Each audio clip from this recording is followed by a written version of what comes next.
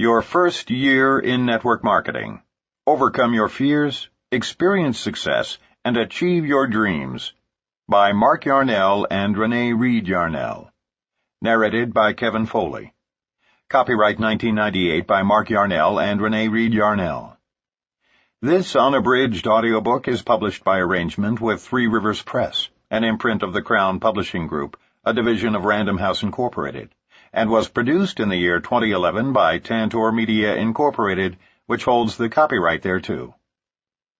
We are at that very point in time when a 400-year-old age is dying, and another is struggling to be born. A shifting of culture, science, society, and institutions enormously greater than the world has ever experienced.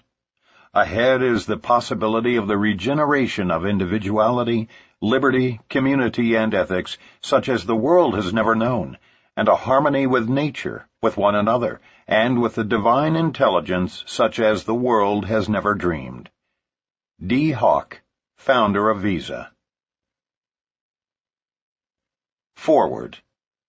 As a business reporter and self-help writer, I have been researching and writing about the network marketing industry for 8 years.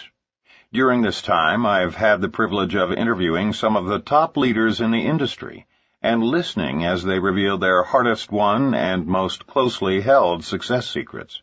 Yet I've never found a richer load of hard-edged, practical information on network marketing than I did between the pages of Your First Year in Network Marketing by Mark and Renee Yarnell. I learned more from reading this book than I have during all the years that I've spent exhaustively researching the MLM industry. Of course, I am hardly surprised by the book's high quality. From the first time I ever spoke with Mark Yarnell, I knew that he was a master communicator. Many of the heaviest hitters in network marketing become surprisingly inarticulate when you try to get them to explain the nuts and bolts behind their success. But Mark has always possessed the unique ability to summarize and encapsulate his business wisdom in easy-to-swallow nuggets, delivered with humor and drama, and honed with a keen and subtle intelligence. The stories and insights that Mark imparted to me, through many fascinating interviews, played a big part in making my book, Wave 3, the success that it eventually became. It is clear from reading Your First Year in Network Marketing that Renee Yarnell is cut from the same cloth as her remarkable and talented husband. Together, they make an unbeatable team. These two have been through the wars together. In Your First Year in Network Marketing, they write with brutal candor of the bad times as well as the good, imparting to readers an unusually balanced picture of what it really means to work in MLM business and what it really takes to succeed. You won't find any loose talk in this book about getting rich quick. The Yarnells made their millions the hard way. Their formula for success is severe and merciless. It demands strenuous work and superhuman persistence. But for those who stick it out, it offers the realistic hope of genuine financial freedom. This is a book that every first-time networker needs to read. It shows you exactly where the pitfalls lie and how to avoid them. And it does so in language that anyone can understand, reinforcing each point with inspiring real-life anecdotes.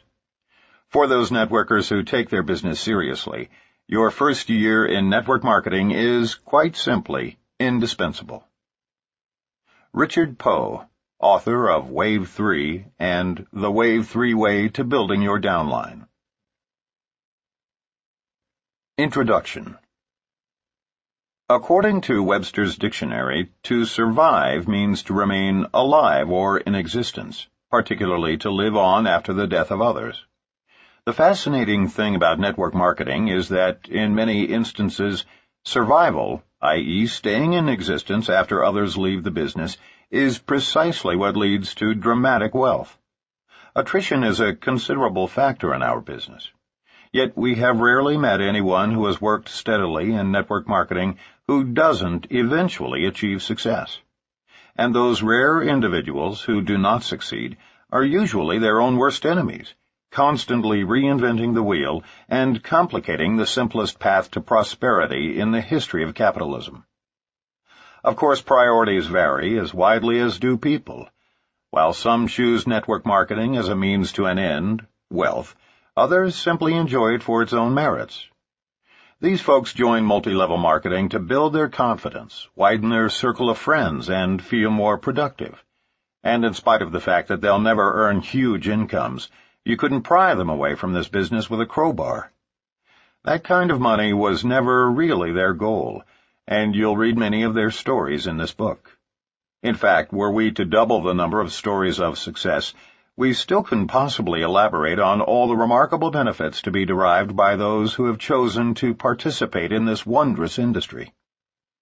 In network marketing, you persevere or you perish. Quitting is the one sure way to fail. Surviving the first year establishes a new distributor with a good basis for success. Our analysis shows that an estimated 95% of those who survive 10 years in network marketing become wealthy beyond their wildest expectations. These survivors have achieved either staggering financial rewards and/or total time freedom, that is, having all the free time to do the things that really matter to you with the people you love most. At this particular time in history, when traditional business offers so little security, network distribution is literally the last bastion of free enterprise. It's a system in which common people can invest a small sum and, through sheer tenacity and determination, rise to staggering levels of financial reward and personal freedom. It's a field devoid of the pitfalls of traditional business. Payroll, employee benefit costs, advertising, overhead, bookkeeping, and accounts receivable. Network marketing has an entirely different set of entrapments of its own. But once understood, these problems are easily overcome. We believe success is critically dependent on awareness from the very beginning of what these hazards are and how to overcome them. Hence this book. The network marketing industry traces its roots to the 1940s, when Nutrilite Products Incorporated launched the sale of food supplement products, and 10 years later, Amway introduced the sale of household products. Over the past 50 years, the industry has matured into a legitimate and efficient channel of distribution, ideally suited for the next wave about to break in the world of business. All we can say is thanks to Rich DeVos and Jay Van Andel for having the vision to pioneer this industry. Network marketing annual sales are nearing $20 billion in the United States alone, being moved by an estimated 8 million people. Worldwide, more than $100 billion of a broad spectrum of products and services are being sold by an estimated 30 million independent network marketers. And keep in mind that we are still a very young industry with an expansive, promising future. Several studies have predicted that a third of all goods and services will be moved via network marketing in Western nations shortly after the turn of the century, and this could be as high as 50% in developing nations by the year 2110. Historically, the industry has been product-driven, selling from the traditional categories of personal care, vitamin/nutritional supplementation, home and family care, leisure, and educational products. Starting in the 1980s, services became a growing component, particularly in the deregulated telecommunications industry. Other services have included credit cards, financial services, insurance, prepaid legal services, travel, self-development, and motivational programming. With the forthcoming deregulation of the public utilities industries between 1998 and 2002, network marketing companies are positioning themselves to enter this market as well. The evolving maturity of our industry is clearly demonstrated by the 20 network marketing companies now traded publicly on NASDAQ and the New York Stock Exchange, and many others are preparing to go public. In order to file an initial public offering, IPO, companies must establish standardized accounting procedures and be open to Securities and Exchange Commission, SEC, scrutiny and control. Therefore, those companies that do go public must establish and maintain high standards of business practices, which elevates the character of the entire network marketing community. Investors' response to the publicly traded network marketing companies has been outstanding. Upline Magazine, an industry trade publication, maintains an Upline Index that tracks the financial performance of these public network marketing companies. In 1996, this index showed an increase in stock market value for the industry of more than 63%, as compared to the Dow Jones Industrial Average increase of only 33% and the Standard & Poor's 500 index increase of 34%. This nearly twofold gain of the network marketing industry over traditional corporations has created considerable excitement among savvy investors. The average person needs as little as $200 or $300 to get started in network marketing. Included in this figure is the purchase of some widely accepted products or services to be personally used and shared with others. Our industry is based on simple word-of-mouth recommendation of products and services. Distribution moves directly from the producer to the consumer, which cuts out all the intermediate agents and dealers who have nothing to do with production or consumption.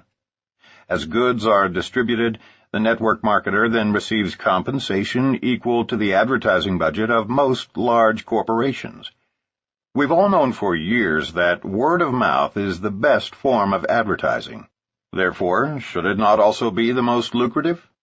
We have recorded a couple of dozen audio tapes during our collective 20 years in network marketing, and the one that is still the most requested is entitled, "If MLM is so great, why am I so depressed?" We think the reason people enjoy that tape is because we dared to tell the truth about the pitfalls in this industry.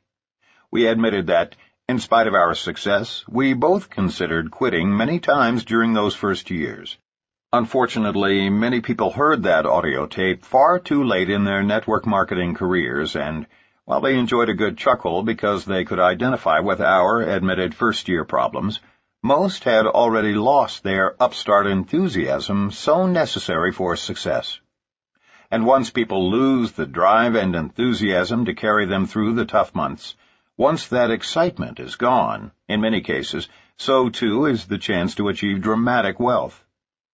There is an often-quoted adage in this business. It's much easier to give birth to a new distributor than it is to resurrect a dead one. And yet, as the stories poured into our Swiss chalet from across the Atlantic, we realized that this book may indeed resurrect thousands of discouraged network marketers once they read some of the truthful anecdotes shared by so many legends of this industry. As a prelude to these stories that we hope will impact your life, it seems appropriate to introduce you to one of the legends, Doug Weed, who is with the oldest and largest MLM company. Before we tell his story, we would like to tell you a little about the man. The night the Gulf War began, you may have seen Doug Weed interviewed on television by Dan Rather. Doug was then serving as Special Assistant to President Bush. He has been quoted in Time, Newsweek, U.S. News and World Report, The Washington Post, The Wall Street Journal, and hundreds of other major publications, and his 26 books have sold over 3 million copies in 15 languages. Except for his 6-year political sabbatical, Doug Weed has dedicated his last 20 years to building his organization, as well as researching and writing about network marketing. Doug has filled auditoriums and soccer stadiums in Poland, Hungary, France, Turkey, the United Kingdom, Australia, Indonesia, and the United States with eager network marketers in just the last year. So what does a legend like Doug Weed do with his money, credibility, time freedom, and power?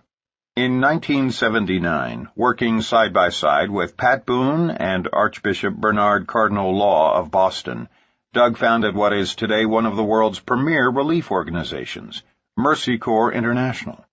Last year, it distributed $73 million worth of medicine and famine relief to the troubled areas of our world. Let's now visit Doug's first year in network marketing through his own eyes, as he writes powerfully and humorously about his life experiences. Most of us involved in network marketing are gluttons for punishment, subconscious sadomasochists. Basically, we hate ourselves. That's why we get into networking in the first place. We see it as almost guaranteed suffering. I need this. This will really make me feel bad, which I so richly deserve. Wouldn't you know that I would end up successful, making money, traveling the world, meeting presidents, feeding the hungry? See? For me, nothing happens the way it's supposed to. I can't even fail right. In that sense, my early anticipated struggles in network marketing were a disappointment. I had no problem with rejection. I enjoyed every one of them. I was much quicker to respect and identify with the people who turned me down than those rare prospects whom I was actually able to recruit. Each rejection was only positive reaffirmation of my own negative self-image. Likewise, going without food or sleep or money was only what I deserved for making such an arrogant assumption that I could survive in network marketing dreamland. No, for me, the very real problem was not physical at all. It wasn't money, it wasn't people, it wasn't product, and it wasn't time. For me, the challenge was entirely between my own ears. It still is, incidentally. For me, the early struggle was only philosophical. Of course I can do it. Anybody can do it. The question, the very real, nagging, haunting question was, should I do it? Is it right? Is this what I'm supposed to be doing with my life? Nothing is more wearisome and draining than self-doubt. Nothing is more effective at stripping off the fine edge from everything you say or do. Nothing can empty your emotional gas tank quicker. In that sense, for the first time in my life, I had met my match. Network marketing, which we see as such a sensitive machine, easily influenced my attitudes, was not a bit impressed with my emotional and psychological drama. It only seemed to crunch numbers like a mindless calculator. The secret for me, I was to learn, was simply to survive and then plod on.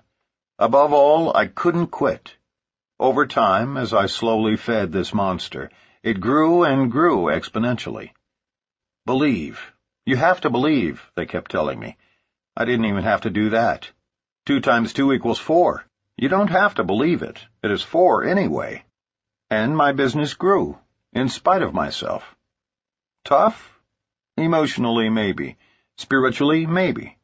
But those battles manifest themselves in failure as well as success. Poverty is no refuge for the war-shocked, weary soul. And so I conquered. And with the money, I co-founded Mercy Corps International. Last year, we gave away $73 million in food and medicine around the world. I found my why. We hope this book will help you find your why, too.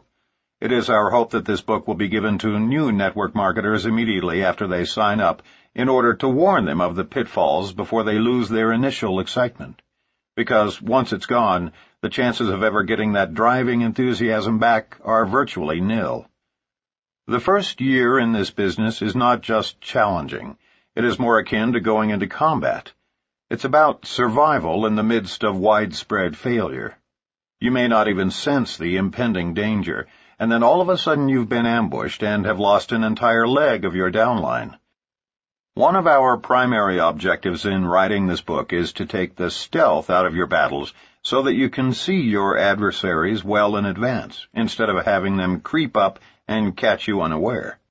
But equally important is that once you see the clash coming, you are equipped with the necessary skills and tools to win each confrontation and thus survive your first year in MLM. Believe us, in year 1, survival is the name of the game. We know this both from personal experience and from statistics compiled by several companies that suggest well over 60% of all new network marketers quit in their first year, during the most important phase in the learning curve. Given the possibility of earning more each month working from home than a pediatric cardiologist with a staff of 10 earns in a year at his clinic, and it is possible, wouldn't any sane person be willing to invest a year or 2 studying MLM? And compared to the 12-year learning curve of doctors, isn't a year more palatable? While our industry's attrition rate is perhaps no higher than other professions involving overrides and straight commissions, it is nevertheless critical that we do our best to help new associates anticipate the inevitable conflicts that will arise, and equip them with the weapons they'll need to win those battles. It has been suggested that every great MLMer was a lousy MLMer first, and we concur. Unfortunately, it's a fact of life that when any of us first begin a new endeavor, we are, at least initially, vulnerable novices.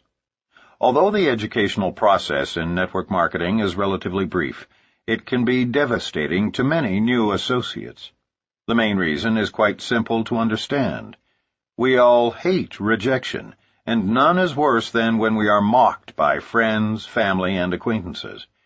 It doesn't take very long for people to become discouraged when every day for the first 4 or 5 months they are subjected to eye-rolling ridicule from everyone they know, love, and respect. However, if you know exactly what to expect, and you aren't forced to appear foolish by cajoling, deceiving, or pestering those close to you, network marketing, even in the early stages, is quite fun and relatively painless. Preparation and anticipation are both critical. In this book, we will prepare you for most of the inevitable first-year challenges. We will teach you how to survive those conflicts by providing you with tactics that work.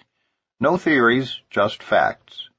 Most importantly, by preparing you in advance and sharing practical ways to survive each of these first-year challenges, we want to assist you in persevering.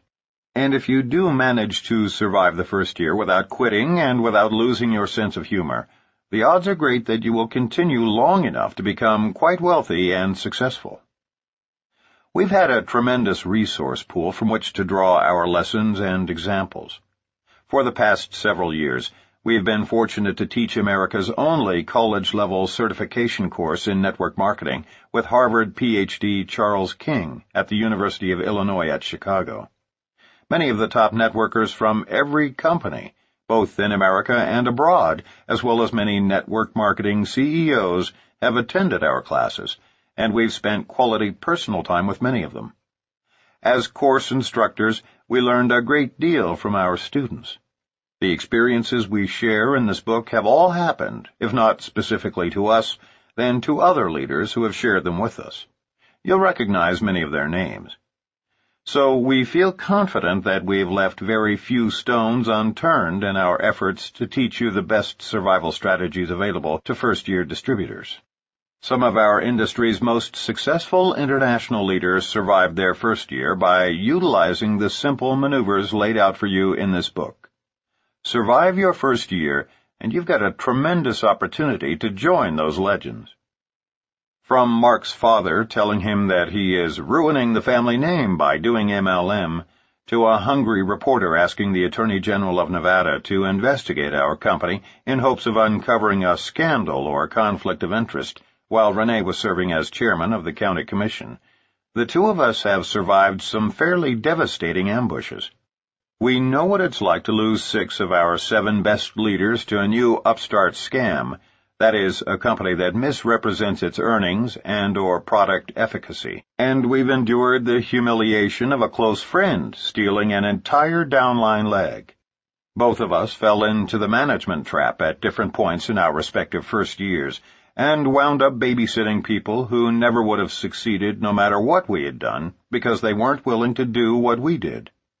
Both of us suffered the misplaced personal guilt of signing up a close friend who just couldn't make it in this business. We'll teach you how to survive all of those booby traps.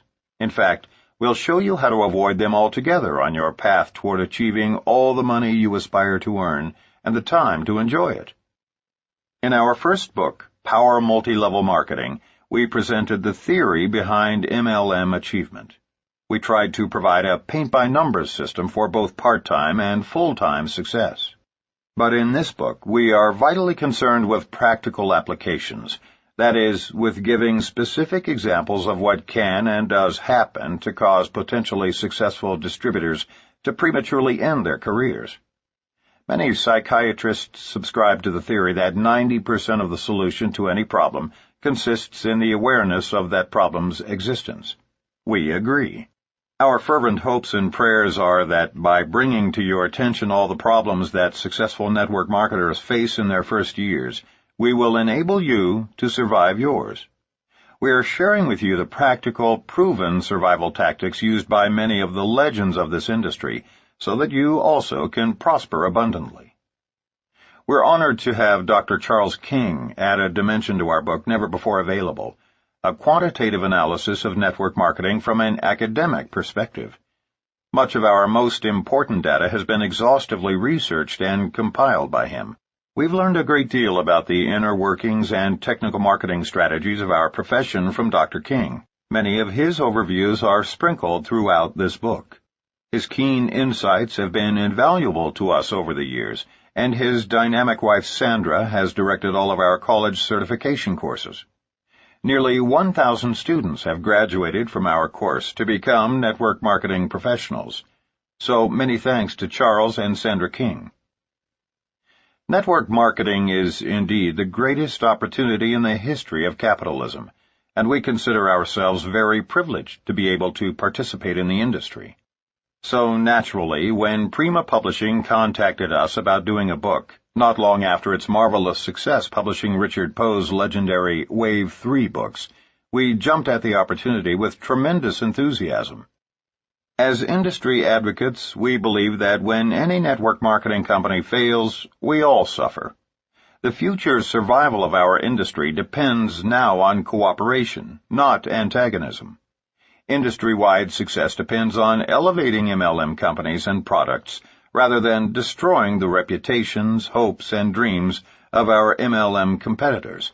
Only then will network marketing become the most lucrative profession in all of free enterprise. Some network marketers mistakenly believe that the systematic ruin of their competitors is their best strategy for success.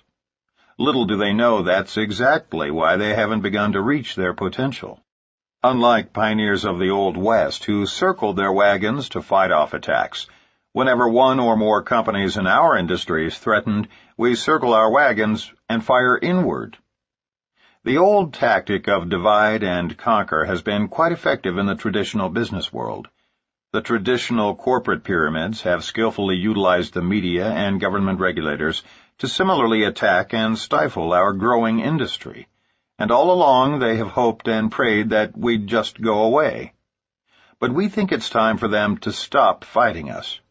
We respect all companies, not just those in our own industry, and we think they should do the same. Spanning our collective 20 years in the field of professional network marketing, we have been blessed to speak to hundreds of thousands of marvelous people in every part of the world. And while we've heard our industry denigrated in a variety of ways, not once have we heard it referred to as the rat race. This graphic description has been used on every continent and translated into every language to depict a traditional business. Rat race literally means a sprint between the world's most deplorable rodents, those who actually wiped out half the population of England during the Black Plague. And what is it they are so steadfastly pursuing? Refuse and rotten grain, in a hopeful pursuit to eat enough to see one more day. If for no other reason than to help people avoid that, we feel that this is a book whose time has come, because the human condition should be a joyous flight among eagles, not a frenzied dash among rodents. Betty Carter, formerly Senior Vice President for the Pacific Stock Exchange, recently shared a graphic comparison between the rat race of traditional business and the freedom of network marketing. In her own words, when traditional business grows, an entire population can be reduced to rats.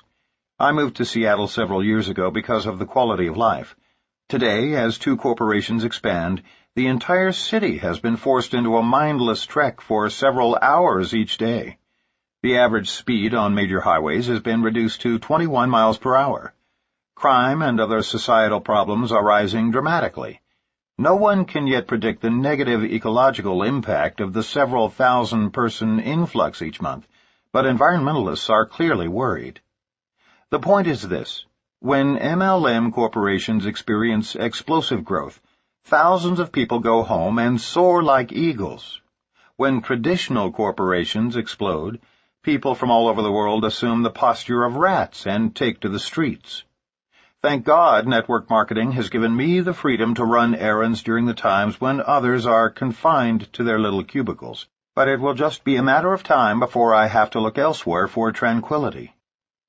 We feel we have an awesome responsibility to educate as many people as possible to the fact that they need no longer participate in the god-awful stress of traditional linear business. We wholeheartedly agree with Art Williams, the author of All You Can Do, when he suggests that we should all become crusaders in an effort to save the masses, at least those who will listen, from their headlong pursuit into 80-hour weeks, mediocre incomes, and stress-induced coronaries. Because the American dream has become a nightmare for so many, and because network distribution is such a viable alternative to more traditional business professions, it is incumbent upon those of us who have reaped so much from this industry to begin to sow seeds for others. The book you are now holding in your hands is the Ultimate Survivor's Manual. Thanks to the hundreds of unselfish leaders from diverse and numerous companies who rose to the occasion by contributing their stories, you will learn how to dramatically alter your life. Knowing full well that they would be educating their competitors, they all dared to tell the unadulterated truth about how to succeed in our industry. That kind of unselfishness alone makes us proud to call ourselves network marketers. If only this book had been written a decade ago, we might not have had to witness the unnecessarily hasty retreat of so many dynamic people from our industry who were simply unprepared for the first year's battles. Because of this book, you won't have to endure the same unnecessary losses we did. And there is one promise we will make to you without reservation. There will be times when your eyes will well up with tears, or you'll laugh so hard at some of these legends' anecdotes about their early challenges that, like us, you will have to put the book down until you can wipe the mist from your eyes. These stories are commensurate with ushering in a new industry. We believe the next decade will bring a noticeable decline in these types of challenges, as new technology and distribution channels make way for network marketing in our world. We received countless illustrations and anecdotes, all of which were heartwarming and inspiring. We regret that, due to editorial restrictions, we were unable to include each and every narrative. We want to offer a special thanks to those legends of network marketing who, by sharing their stories, did something unprecedented in business. They dared to admit, after becoming legends, their innermost vulnerabilities and bouts with anxiety and depression, so that millions of others, including their own competitors, might be inspired to exit the 40-year plan and share in the American dream. Enjoy, and whatever else you do in the first year, just don't quit, because surviving is synonymous with thriving in our industry. Mark Yarnell and Renee Reed Yarnell, Gstaad, Switzerland. Chapter 1. Ignoring the Rejection Rocket. Make rejection your ally instead of your enemy. Network marketing is one of the most fun and rewarding businesses in the world, but eventually all network marketers are faced with certain widespread and universal challenges. No matter how long we participate in multi-level marketing, MLM, and no matter how successful we become, there is always the possibility that we will be shot down temporarily by the most prevalent and dangerous weapon of all, the rejection rocket. It can and will strike any time, rendering us virtually immobile, thus destroying our enthusiasm and excitement, which are the essential qualities for success. Rejection by your spouse.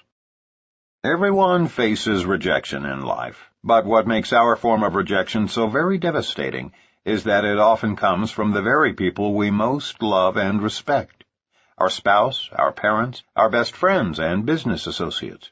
We are convinced that rejection causes more people to fail in MLM than any other factor, and often they fail literally before they ever begin, because their approach is from the head, not the heart. Here's the classic scenario.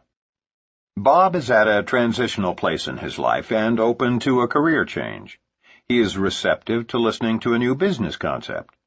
He goes to a network marketing meeting, and for the first time, everything makes sense. He may have considered working in this industry 4 or 5 times before, but he was never in a change mode during previous presentations. Now, because he's about to be laid off, he has a transitional mindset. So not only does Bob begin to see the wisdom in networking, but he actually finds himself enthusiastic about the earnings potential. Throughout the second half of the 1-hour presentation, he begins to make a mental list of the friends and associates whom he knows would be excellent at recruiting. Now, let's look at two possible outcomes. Regardless of whether Bob actually signs up or not, he's about to be attacked by the first adversary in this business. And unless the person conducting the presentation prepares Bob and the others for what is going to occur by presenting certain facts at the end of the first recruiting interview, Bob is going to quit before he ever begins. Later, we'll return to the particular details of this story, but first let's see what happens to Bob once he leaves the presentation. In fact, we'll examine several scenarios. Because the timing is right in his life, Bob is excited. And because Bob knows several people who will be naturals at recruiting, he can hardly wait to break the news to them that he has found the ultimate opportunity. If the person who introduced Bob to MLM is one of those folks who signs people up at the first interview, Bob may actually fill out a distributor agreement, promising to come back on Saturday for training.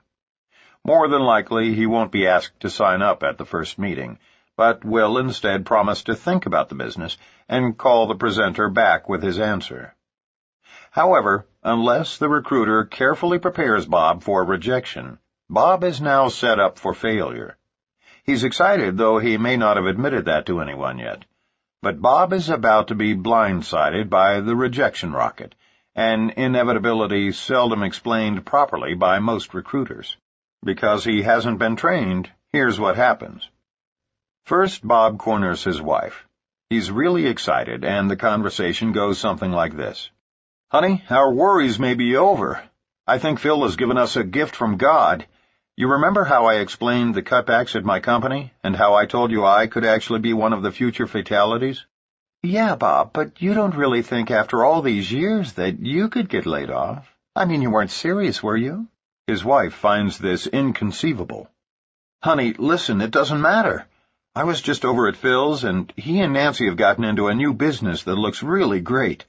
I can't believe how much money there is to be earned and freedom to be gained. Honey, Phil is about to get his first big check. And I brought home some samples of the products.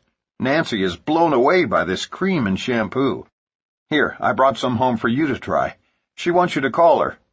The rejection rocket is aimed directly at Bob's head and is about to be launched. Bob's wife takes the 2 packets of moisturizer and shampoo from him, looks at them, then at him incredulously. "Wait a minute, Bob. You're serious, aren't you? Let me get this straight. You've been with your company for 7 years. We have a company car, health insurance, and we just bought our dream home. Your boss loves you like his own son and is about to recommend you to the Golden Acres Country Club. They lay off a few lousy executives, and now you're seriously thinking about giving up a legitimate career and all those years I suffered to put you through your MBA program to do some pyramid scheme. Please, Bob, tell me this is a bad dream. Tell me I'm not hearing you say this." Bob grins and reaches out to touch his wife's arm, and she jerks it away, snarling like a cornered wharf rat. He hasn't seen that look on her face since he accidentally backed over the puppy last summer. "No, honey, you aren't listening. We've got a chance here to get in early. We can be earning over $20,000 a month in a year. Do you realize how many hours I've been working? The baby cries when I pick her up because I'm virtually a stranger. They've laid off 35 men and women this quarter, and I could be next. Honey, look, I'm telling you, Phil and Nancy are our friends. They aren't—" "Oh, come on, Bob," interrupts his wife.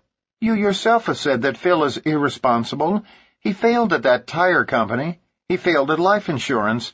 Then he tried that stupid greeting card deal, and we both laughed at how dumb that was. Bob, you're not thinking straight." She softens and launches a new tactic. "Bob, honey, we're set. You said so yourself. And besides, what am I going to tell my parents? That you left your company to sell shampoo door to door?" Bob has just heard the same spousal arguments that countless other men and women have heard over the years. It could easily have been Bob leveling the same objections at his wife, who just returned from her first serious network marketing presentation. Often it's the wife who is bombarded by personal affronts from her husband. Had Bob simply said nothing until he could get his wife to Phil and Nancy's for a legitimate presentation, the rejection rocket would have never been launched. Or, had the approach been emotionally positive instead of intellectually negative, the outcome might have been different. But keep in mind that even if the circumstances differ, the outcome is often the same. This discussion could have happened on a Sunday morning following a Saturday training session in which Bob had already signed a distributor application. It doesn't really matter. The point is this. We are convinced that as many as 50% of all potentially successful networkers fail before ever getting started because their sponsor does not prepare them for the spouse rejection rocket. The tragedy is that those very circumstances could quite easily be minimized, if not completely eliminated, through preparation and proactive measures. It's the responsibility of every recruiter to fully prepare prospects for rejection, then provide them with the tools to overcome rejection. Phil should have insisted that Bob bring his wife to a full-blown presentation, either at this first briefing or at another one soon to follow. In addition, he should have said emphatically, "Bob, don't try to explain this to your wife until you have more information. Or better yet, bring her to us." Rejection by family and friends.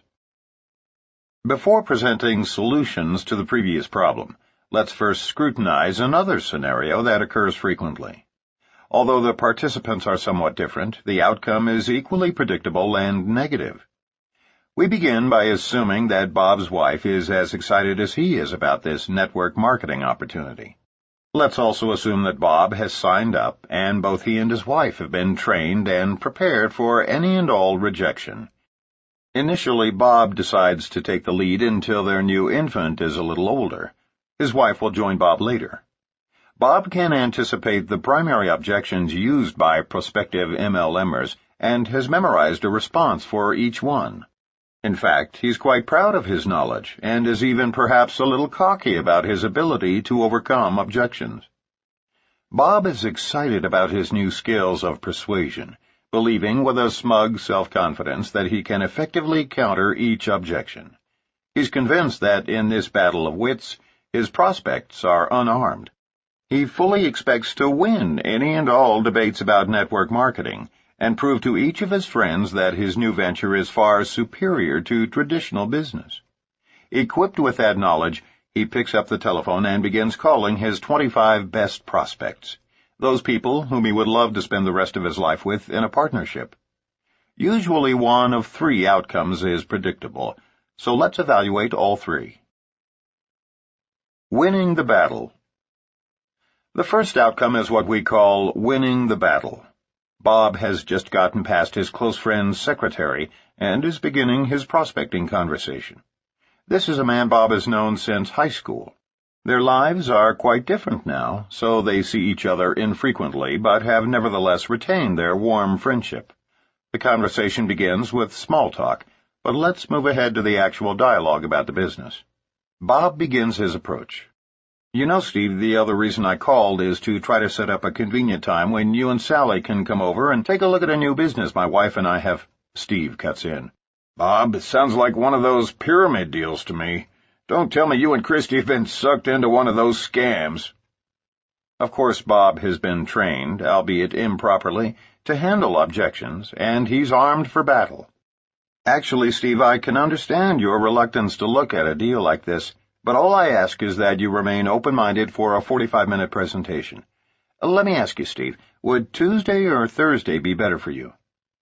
Bob is proud of his canned response, but as we'll see, his pride is very fleeting. "Come on, Bob. You and I go way back. You can cut out the memorized speeches and shoot me straight. Sal and I aren't the least bit interested in one of those deals. In fact, my own father got sucked into some gold scam last summer and put over $5,000 into the deal, never signed up one person, and has a garage full of overpriced gold coins gathering dust," Steve says gently but firmly. At this point, or really before the conversation had even gone this far, Bob should have realized that Steve isn't in the right time in his life to see this opportunity. He isn't the slightest bit open to the business, and anything said from here on will only further alienate Steve, and therefore hurt Bob's chances to approach his friend at a later date when he may be more receptive. In fact, unbeknown to Bob, He may actually do irreparable damage to their friendship by continuing to pursue the matter. There's a specific 6-month rule we'll present later in the book that will help you avoid Bob's dilemma, but for now let's assume Bob is unaware of it. Unfortunately, Bob is relentless. He knows he's in a great business and believes that if he can respond properly to each objection, he can perhaps sign up Steve and his wife.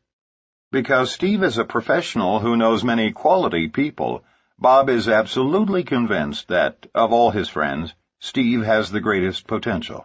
Bob believes that all he has to do is skillfully overcome his friend's objections, and he's got a winner on his front line.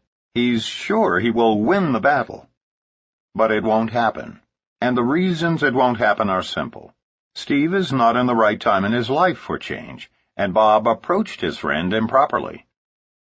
In this particular scenario, the objections and responses to them will probably continue for another 5 or 10 minutes. In a last-ditch effort to shut Bob up, Steve may actually agree to go to a presentation. Of course, the chances that he will actually attend are slim to none. In this winning the battle scenario, more than likely Bob's prospect will be a no-show, and in the long run, he will even lose the war. Unable to apply the 6-month rule, the battle will never again be waged, let alone won. In other words, another potentially great network marketer is history. And you can bet Steve will tell 10 other friends at a future cocktail party just how bizarre and frenzied their former friend Bob has become. Kiss 10 more possible networkers goodbye. Positive-negative. The second outcome is what we call the positive-negative. In this scenario, the very instant Bob mentions his intentions, Steve jumps in and aggressively points out how much he hates business deals with friends, detests MLM or any other home business pyramid, and adds, "By God, it better never surface again in the course of our friendship." Of course, Bob shuts up immediately and changes the subject back to small talk. He feels rejected because his good friend is so positive that network distribution is a rotten industry. And because Steve is so positively negative about network marketing, Bob decides to never again extend the opportunity to his friend. That is a serious mistake, as we'll explain later when we fully define the 6-month rule. The good old boy. The third outcome is what we call the good old boy. An example of this scenario is as follows. "You know, Steve, the other reason I called is because my wife and I have become involved in a business that we want to share with you. It will take about an hour at the most, and we can see you on Tuesday evening at 8 o'clock or Thursday at 7:30. Which is better for you?" Steve answers pleasantly, "Gosh, Robert, it sounds great. Can you tell me just a little about it?" "Well, Steve, I'd rather not discuss it over the telephone, because it's about 90% visual. I'd like for you and Sally to see a brief video, then actually sample some products and take home some literature to examine. But I can tell you that this company is expanding globally, and they're looking for brand new recruiters and trainers who have always wanted to earn over $25,000 a month." "My God, Bob," Steve excitedly responds. $25,000 a month? Phew, I can tell you right now we are always open-minded to new opportunities, especially when there's that kind of earnings potential. I think Thursday would be our best bet. What time? This last scenario is actually somewhat common when new distributors are calling friends. In MLM, we refer to friends as one's warm market, because most family members and close friends do not want to reject you. They will often agree to things they don't want, just to be warm, hence the terminology. But we can assure you that often as many as half of all warm market appointments, and by that we mean friends, family, and associates, who commit to coming to your home for a private business presentation, will not show up. And that can be more devastating than any other form of rejection because you'll feel deceived. So remember, no matter how nice they are on the telephone, half of your family and friends may not show up for your meetings, especially if you tell them about products and brochures, videos and samples. Knowing this fact ahead of time softens the pain. Simply put, all people detest rejection, especially rejection by friends and family. Frank Pinelli of West Lynn, Oregon, had been in the business all of 1 week when he experienced one of the worst rejections of his life. As he explains, "I couldn't wait to meet for breakfast with a man whom I had come to respect and admire. Like me, he was a realtor, and a very successful one. Both of us were in the process of leaving real estate to start our own businesses, and I assumed that would give us grounds for being mutually supportive of each other. As I began to describe my networking business to him, without a moment's hesitation, he told me that even if he was a panhandler on the street, pushing a cart around, the last thing in the world he would ever do is network marketing. I grew numb. My world, for the moment, was destroyed. A respected friend had, in so many words, called me worse than a bum living on the streets. 2 years have passed, and today I truly owe my ex-friend a debt of gratitude. He so enraged me that I vowed to become hugely successful, just to show him how wrong he was.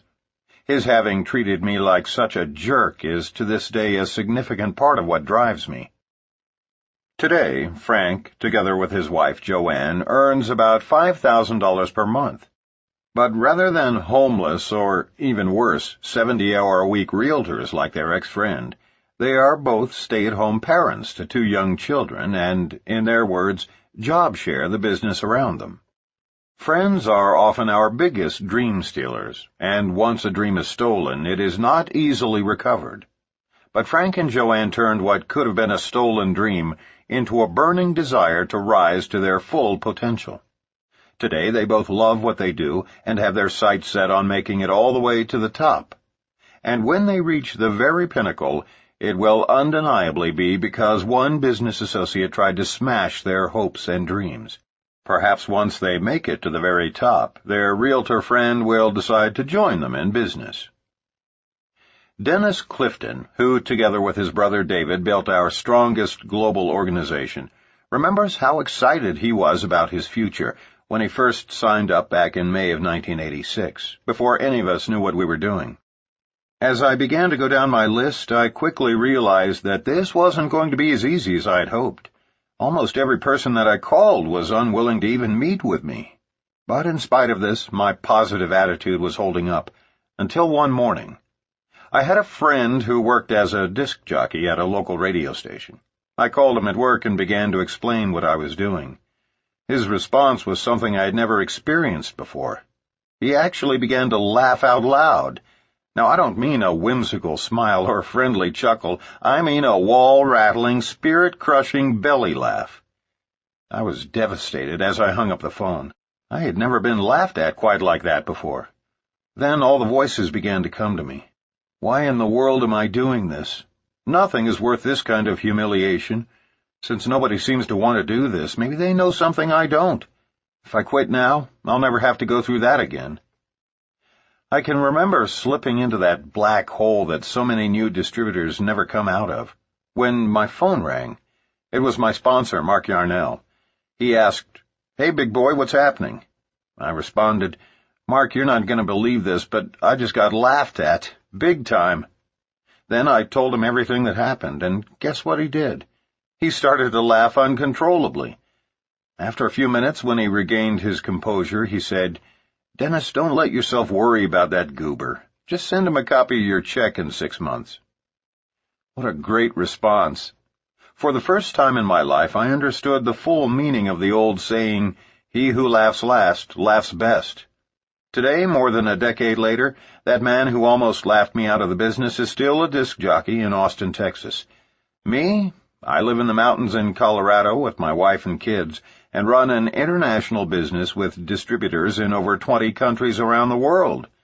I've made millions of dollars since that first laugh, and I can assure you it was worth it. Let 'em laugh. Maria Perkins of Santa Barbara has been with her company for 8 years and has made it to the 3rd level of her compensation plan. She sees her role in network marketing as a conduit or bridge for people like herself who cringe at the thought of sales, and recommends that her associates approach the business like professional consultants. In order to sustain herself through these years, she plays her own mental imagery tape in her mind. No matter if it was my 40-year-old baby brother smirking at my efforts, the people who swore they would show up and didn't, or even the friends who suddenly viewed me as some ex-con about to bamboozle them into my newest scam. They all led me to the mountaintop, and it is here I shall remain. Maria is convinced that we all have to operate on our own agenda, not someone else's. May you be as fortunate as Frank, Dennis, and Maria when you have one of your friends put you down or scoff at you. Later we will discuss the very finest friend approach in order to minimize the rejection like these distributors faced. But we hope that learning of their battles with rejection will assist you in coping with your own. Fine wine can be a byproduct of sour grapes. Turn your battles into a motivational force, and let that force propel you through those early rejections. Dennis is right. It is all worth it. Preparing your prospects for rejection. The rejection rocket can be leveled at you any time in your career, and the problem is that you generally don't see it coming. It's a stealth weapon. It can take many different forms and is frequently unrecognizable right up until impact, and then kaboom! While we certainly cannot help you anticipate every potential kind of rejection, we can definitely prepare you for those forms of rejection which are the most destructive. Avoidance of these dangerous weapons is fairly simple if you begin programming your networking professionals at the very beginning, literally during the close of the first recruiting meeting. Let's set the stage. You have just presented your business opportunity effectively by following a specific format. One we'll explain in a later chapter. And you're convinced that 3 of the 5 prospects sitting in your living room are tremendously excited about the income potential. They've asked all the right questions, and you've answered them to the best of your ability. You've played the video, very clearly and simply explained the numbers during your board presentation, handed them some samples, and finally explained that training is here at your home next Saturday at 10 o'clock a.m. You're ready for the closing comments. Comments specifically calculated to call their attention to rejection and assist them in avoiding it before they are sideswiped. We are irrevocably convinced that most people who leave the first presentation excited but never sign up or return for training are usually fatalities of the easily avoided rejection rocket. Here's how we prepare our unwary prospects. We suggest you memorize or paraphrase this for your own use, speaking in the singular or plural accordingly. Folks, I know some of you are excited about the numbers you've heard today. I realize that you will want to do your due diligence, as would any responsible entrepreneur. But let's face it, if I'm right, if you really can earn this kind of monthly income and semi-retire in 3 to 4 years, or at least have substantial personal and financial freedom, you'd have to be brain dead not to take me up on this deal. But I want to warn you about the 2 primary causes of failure, so you can avoid them while you're doing your investigating. Don't be afraid to use a comment like brain dead on your prospects, no matter how successful or professional they appear. We've never had anyone fail to laugh at the comment. But more importantly, you are asserting your obvious leadership, a quality they desperately need to observe in their mentor before considering joining our industry. The first cause of failure occurs when you network marketers listen to people who don't know what they're talking about. The second cause of failure results from their not listening to those of us who do know what we're talking about. Let me give you an example. It's just human nature that when we get excited about something, we want to share it with others. Whether it's a new flavor of ice cream or a business opportunity, it doesn't really matter. We want to share it, especially with the people we most care about. That's fine with ice cream or a good movie, but it's not right to share this business with anyone until you're completely trained and knowledgeable about our company. Why? Because the primary cause of failure in our profession stems from people getting excited about the tremendous earnings potential and then charging out to tell their closest friends and relatives before having the slightest idea how to do our business. It is critical that you not say anything to anyone until we have taught you a successful approach. If you begin talking to your relatives and friends about this industry, most of them are going to tell you that you've lost your mind. And even though you think you've got all the facts, even though you know the truth about the earnings potential, and even though your friends, neighbors, and relatives know nothing, they will still tell you you're an idiot. And if you have 10 or 20 people in a row question your sanity, especially people you know and love, you will give up before you begin. So don't even attempt to sell your spouse on the opportunity. Simply get him or her back here for a presentation as soon as possible. Now, I know you think you're strong enough to avoid being influenced by people whom you know are completely ignorant about our company. Everybody thinks that. And let's say that you are. Let's say that even if 20 friends and relatives reject you and tell you you're an imbecile, you do not collapse under the weight of their negative attitudes. The real problem is this. Once they've told you not to get involved, even if you later skillfully prove them wrong and answer every one of their concerns, they will not sign up. Remember, once they've ridiculed you for getting into MLM, they cannot afford to sign up themselves because that's tantamount to admitting their own foolishness. And in this era, many folks are more interested in impression management than in taking responsibility for their own lives and creating financial independence and time freedom. So, until you've been signed up, made a commitment, and been trained professionally, do not, and I mean this emphatically, do not approach your friends, relatives, or even your spouse with this business until we have taught you how to share this information with them. Some of your very best warm market recruits will never join you, no matter how successful you become, if you approach them improperly. Years of experience have taught us that the single largest cause of failure results from listening to people who don't know what they are talking about. Here's the problem. New prospects' friends and family don't know anything about your company or the business of networking, and in their ignorance they are certain it must be a scam. Until you are involved financially, they sense you are not really committed, so they will do everything in their power to save you from making a big mistake. When you say, "Hey everybody, I'm getting ready to open a new restaurant," you can count on the response, "Are you sure you want to do that? I've heard most startups go under." However, once you have already made the investment, your family and friends will do everything in their power to support you in your new venture.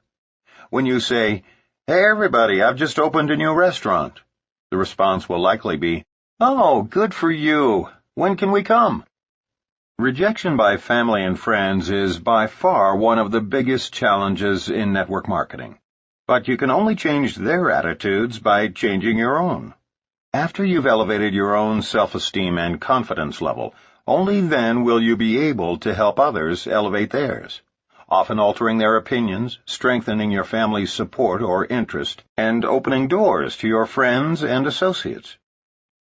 We wrap up our business presentation by discussing the second cause of failure, not listening to those who do know what they're talking about. If any of you do decide to sign up and become my frontline associates, you must also be willing to duplicate exactly what I teach you. This business is totally different from traditional business, and if you're going to sign up and then try to reinvent the wheel, you're going to fail.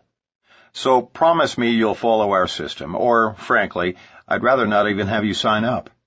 Fortunately, we are in an experienced organization, and we know what we're doing.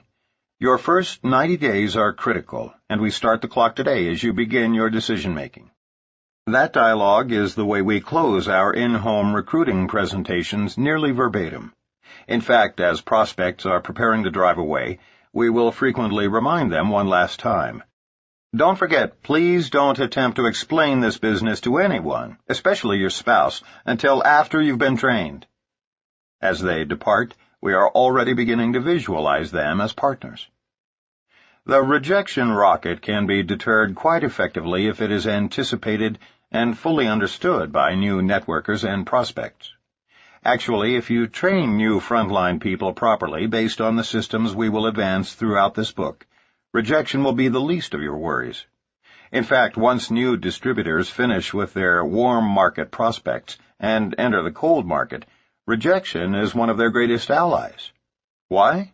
Because the sooner it can be determined that a prospect is not receptive to a network marketing opportunity, the sooner the distributor can file her away for a 6-month follow-up and move on to viable prospects without wasting time.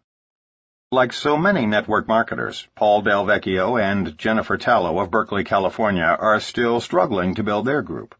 And because of their positive outlook, it is growing, slowly. But rejection has been their single biggest hurdle to overcome, especially that first year. In Paul's own words, "I'm sure there are people who breeze into MLM and skate their way to the top, but this was not my case. I'm a college dropout who spent my young adult years pursuing poetry, the classical guitar, and Eastern philosophy. I had no background in business, spent most of my time in seclusion, and drove an old '76 Chevy pickup with a snaggle-tooth bumper that I couldn't afford to have repaired. Being somewhat introverted by nature, I'd have to describe my first year in MLM like the South American diplomat who, at an elegant embassy function, tried to explain in his halting English why he and his wife had no children. "My wife, she is impregnable." But when that clearly didn't evoke the response he had expected, he tried again. "I mean, she is unbearable." Puzzled by their shocked expressions, he tried one more run at it with, No, what I mean to say is, she is inconceivable." I felt just as inadequate as that diplomat in my communication skills as I loaded up my truck and went down to the business district to approach strangers in suits about big money and free time, and let me tell you, they were not at all amused. And so I systematically tried everything under the sun to avoid the pain of rejection, including the art of managing a non-existent downline, but it always comes back to taking action and maintaining a positive, open attitude. Napoleon Hill, the author of the classic Think and Grow Rich, helped me understand that my state of mind must be one of absolute belief in what I am communicating to others and in my ability to deliver the message, not just a mere hope or a wish. For me, this business has been the greatest self-development course in the world. As I leave the house to prospect, I have learned that I can create one of two mindsets. I can strive to be well received by those I approach, and that is a one-step process called perseverance. Or I can try to avoid the pain of rejection, and that is a three-step formula. Say nothing, do nothing, be nothing. Persistence coupled with absolute belief can never be defeated, and that is precisely why we know that Paul and Jenny will prosper abundantly. Call reluctance. Often the mere fear and anticipation of rejection will keep new networkers at home. Fear of getting started is one of the primary causes of failure in our industry. It is an obvious but unspoken phenomenon. New marketers will hide behind the need to study the products more, or attend a few more meetings, watching how you do it over and over, even though they've already seen it 10 times. They will gladly attend training meeting after training meeting, invest time in their new business by listening to audio tapes on how to prospect and overcome objections, and generally do anything and everything possible to avoid actual prospecting. They will become involved in all manner of unproductive activities just to avoid having to, in the words of the great Nike, just do it.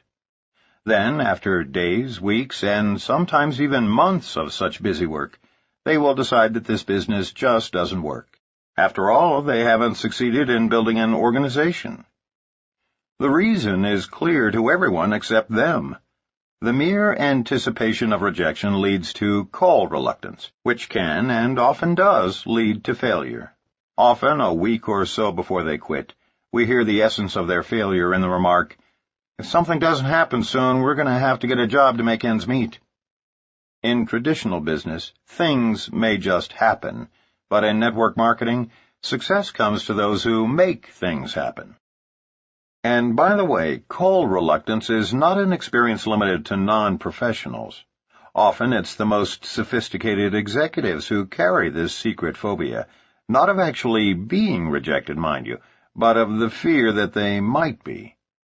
Mark recruited the mayor of a major southern city, and after 6 months of virtually zero activity, he asked the mayor for his warm market list.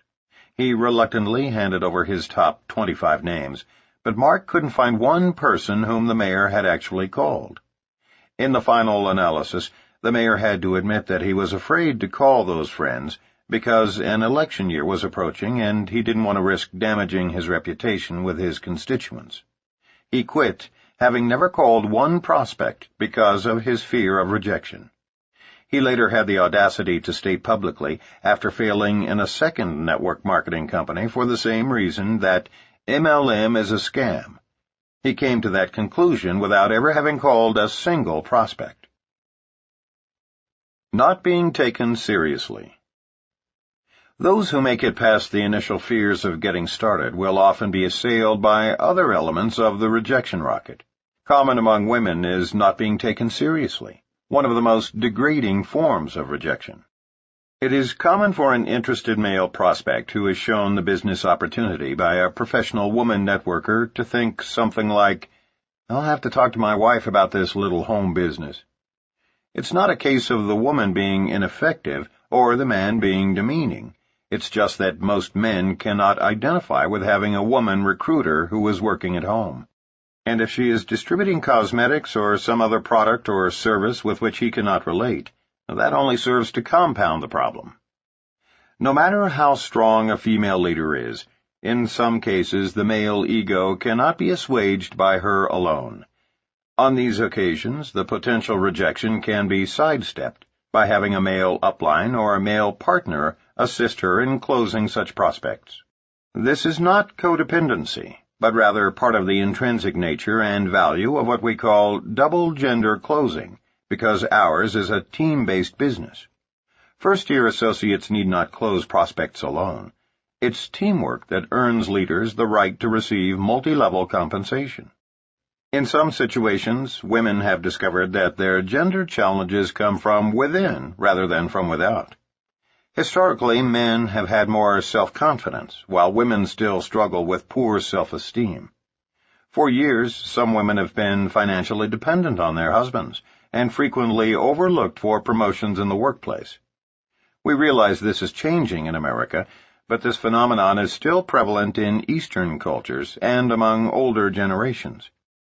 Women have so very much to offer this industry, their companies, their husbands and male partners, and certainly the members of their own organizations. The problem has stemmed from an industry-wide lack of awareness about just how much women have to give and how needed feminine qualities are in today's global marketplace.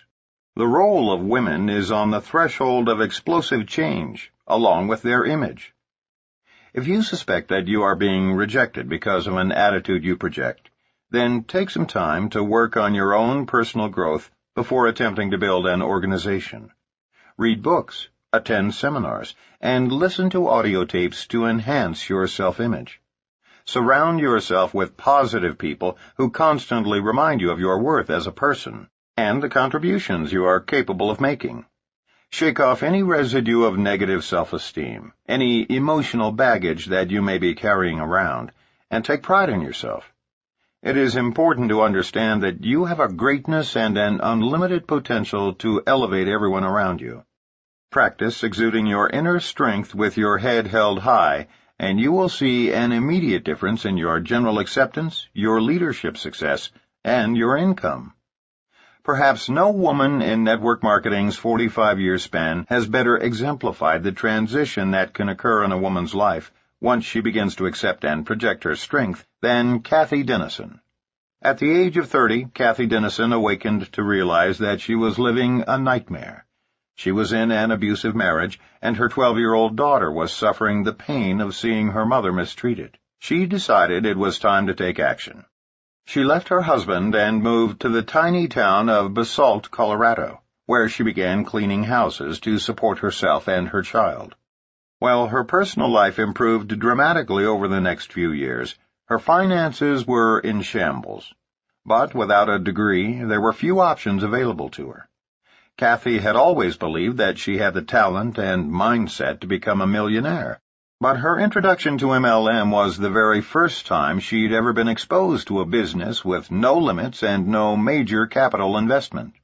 Within 5 years, she would be relaxing on the beach in San Diego in her dream home with a husband, Mark Rogao, who shares her goals and dreams. Many people were first introduced to Kathy Dennison and her remarkable story in Richard Poe's bestseller, Wave 3. But no one can write as dramatically and accurately about Kathy as Mark Yarnell, who personally sponsored her and served as her mentor for her first years in this business. When I first met Kathy Dennison in Aspen, Colorado in 1987, she was a single parent, living in a tiny one-bedroom apartment, doing her best to support her family on her meager maid's income. I had begged our realtor to help me find a housekeeper because we were entertaining so many friends, our home rapidly became like a bed and breakfast. By the way, move to Aspen and you'll learn just how many of your friends love you.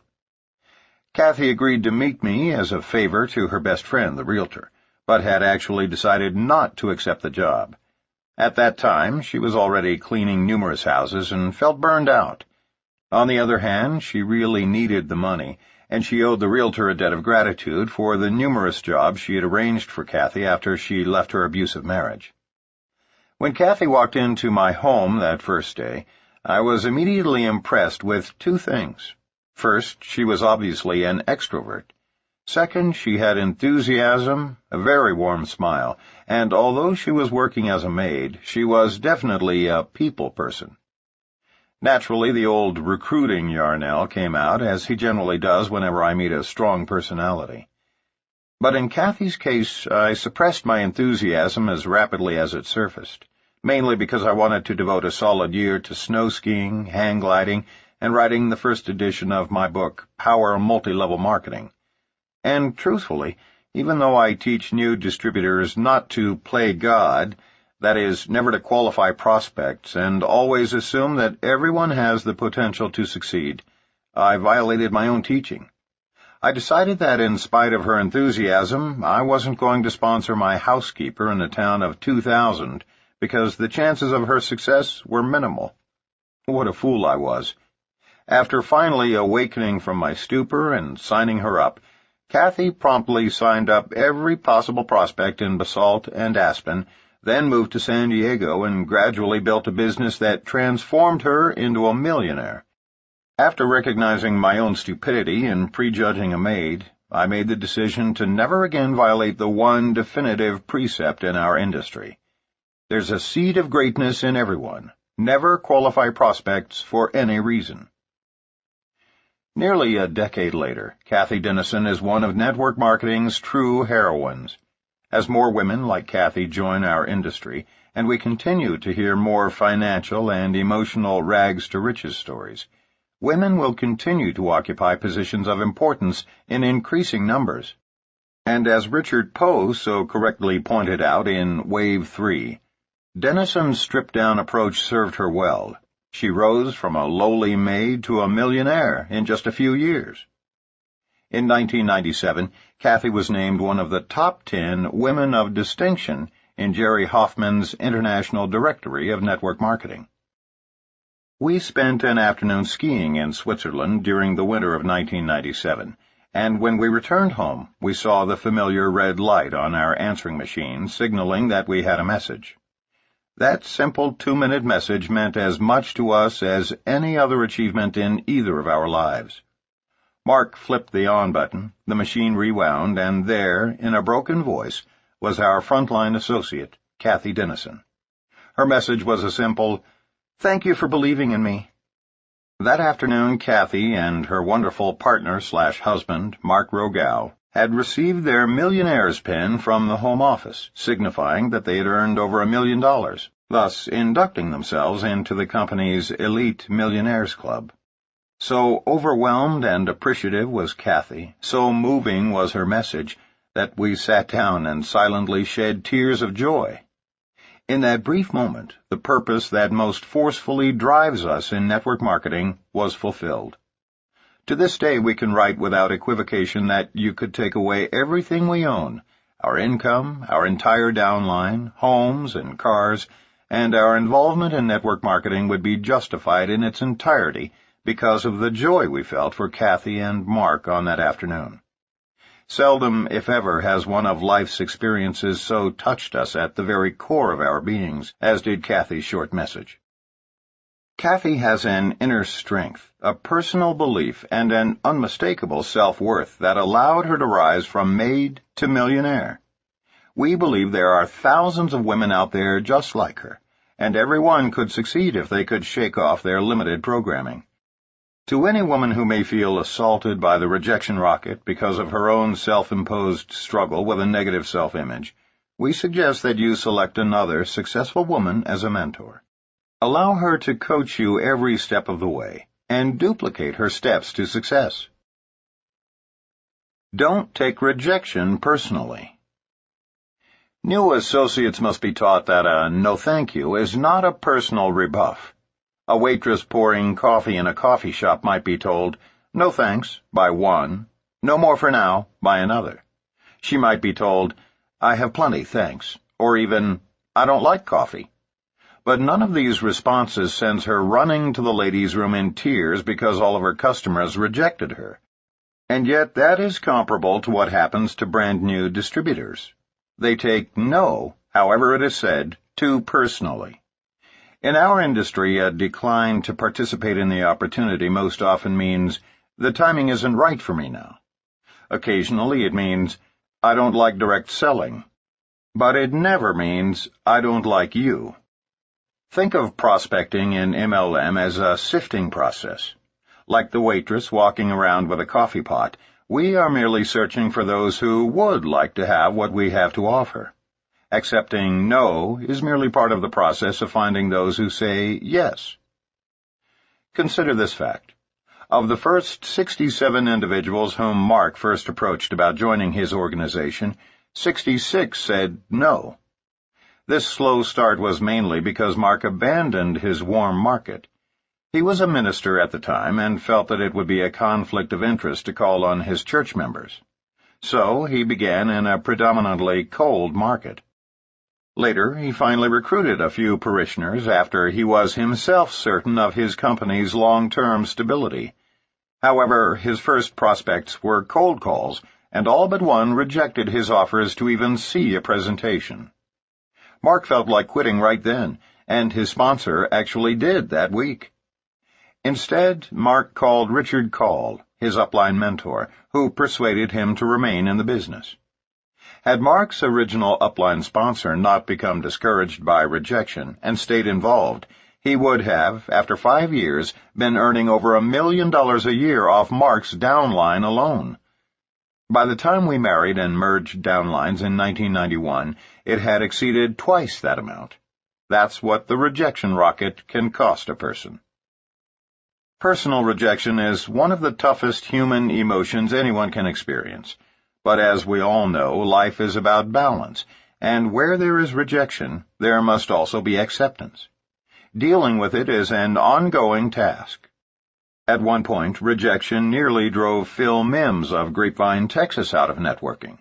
As he explains, "I had a good career with 17 years in the wholesale jewelry business prior to getting involved with network marketing. That career gave me a good lifestyle, wonderful friends, and a professional ego. Making the transition into MLM meant starting over, forcing me out of my comfort zone. As I approached friends, family, and jewelry associates to be either my customers or to join me in business, I watched personalities change. Friends became cold and distrusting. My family began to snicker. Jewelry associates responded with concern for my sanity. It hurt me when they appeared to feel that I was taking advantage of them and abusing our relationships.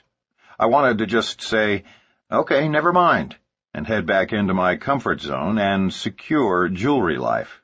I almost quit network marketing entirely. Those feelings continued for my first 18 months in MLM because my friends were important and their acceptance was crucial. Then it hit me. Some members of my downline began thanking me. They expressed their gratitude for my help and for leading them to great changes in their lives. Wow! The acknowledgement made my heart pound and my eyes tear up. It dawned on me that if I were to quit and return to my jewelry business, I would perhaps lose my new friends and business associates whom I really liked better. Networkers are such caring, sharing, giving, and excited people who, like me, are seeking success, peace, and freedom. Traditional business offers these things for a few people, whereas success is possible for so many in network marketing. To remember now that I almost quit because of my wounded pride helps me to understand what my new downline reps face. Shedding my old self and becoming a new person was indeed a painful transition. The hardest thing I ever did was to leave the comfort zone of my jewelry business. But as a result of my newfound personal freedom, personal growth, and feelings of appreciation, I found a bigger and better comfort zone. I'll always be a networker, thankful that God opens doors, provides the courage to go through them, and furnishes the light to guide my way. Not talking to enough people. If we only talk to a dozen people in the course of a week, the art of rejection by those few becomes bigger than life. If we contact a few dozen people each week, rejection is no problem, because a few will always get involved.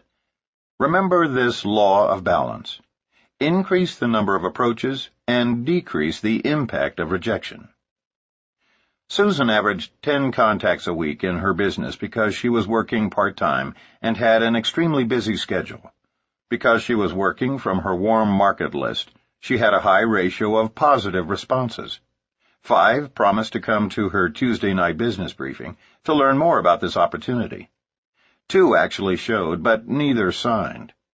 All she could think about were the 3 who didn't show, and the fact that they didn't even have the courtesy to call and cancel. 4 more weeks of that kind of rejection, and she will be out of the business. Why? Because her prospecting numbers are too small. Susan may be a hypothetical prospect in our example, but such low-number prospecting can, and indeed has, forced would-be legends right out of business, shot down by rejection. Unless, as a part-timer, you are approaching at least 5 to 10 prospects per day, you're not serious about succeeding in this business. As a serious part-timer, those numbers should increase, and as a full-timer, they can grow to 30 or more per day once entering the cold market. Meeting attendance and brochure reading doesn't count as real-time. When first launching your business, if your goal is to build an organization, 80% of your time should be spent prospecting. All other activity is busy work until you have achieved a certain level of success. Do not become a professional audience participator. Get out of the bleachers and onto the field. In contrast to Susan, the 2 of us prospected huge numbers of people when first building our individual organizations. Before marrying Renee, Mark's biggest rejection rocket was launched when 6 of his 7 frontline executives bailed out and went into a vitamin deal back in 1986. He didn't just lose 6 out of 7 distributors, he lost major leaders. That is the ultimate rejection. Again, he leaned on Richard Call to keep him focused on the importance of perseverance. Consider the impact of Richard's inspiration. There were 2 major triumphs. First, the one remaining executive distributorship today earns us more than 50% of our income. Second, because Mark continued to approach large numbers of prospects, he had 7 more qualifying executives who would soon take the place of those who left. Remember, it is the sheer magnitude of the numbers of prospects we approach that keeps us from overreacting to those who do reject our approaches. Prospecting small numbers makes the rejection bigger than life. Prospecting large numbers focuses our attention on those who say yes.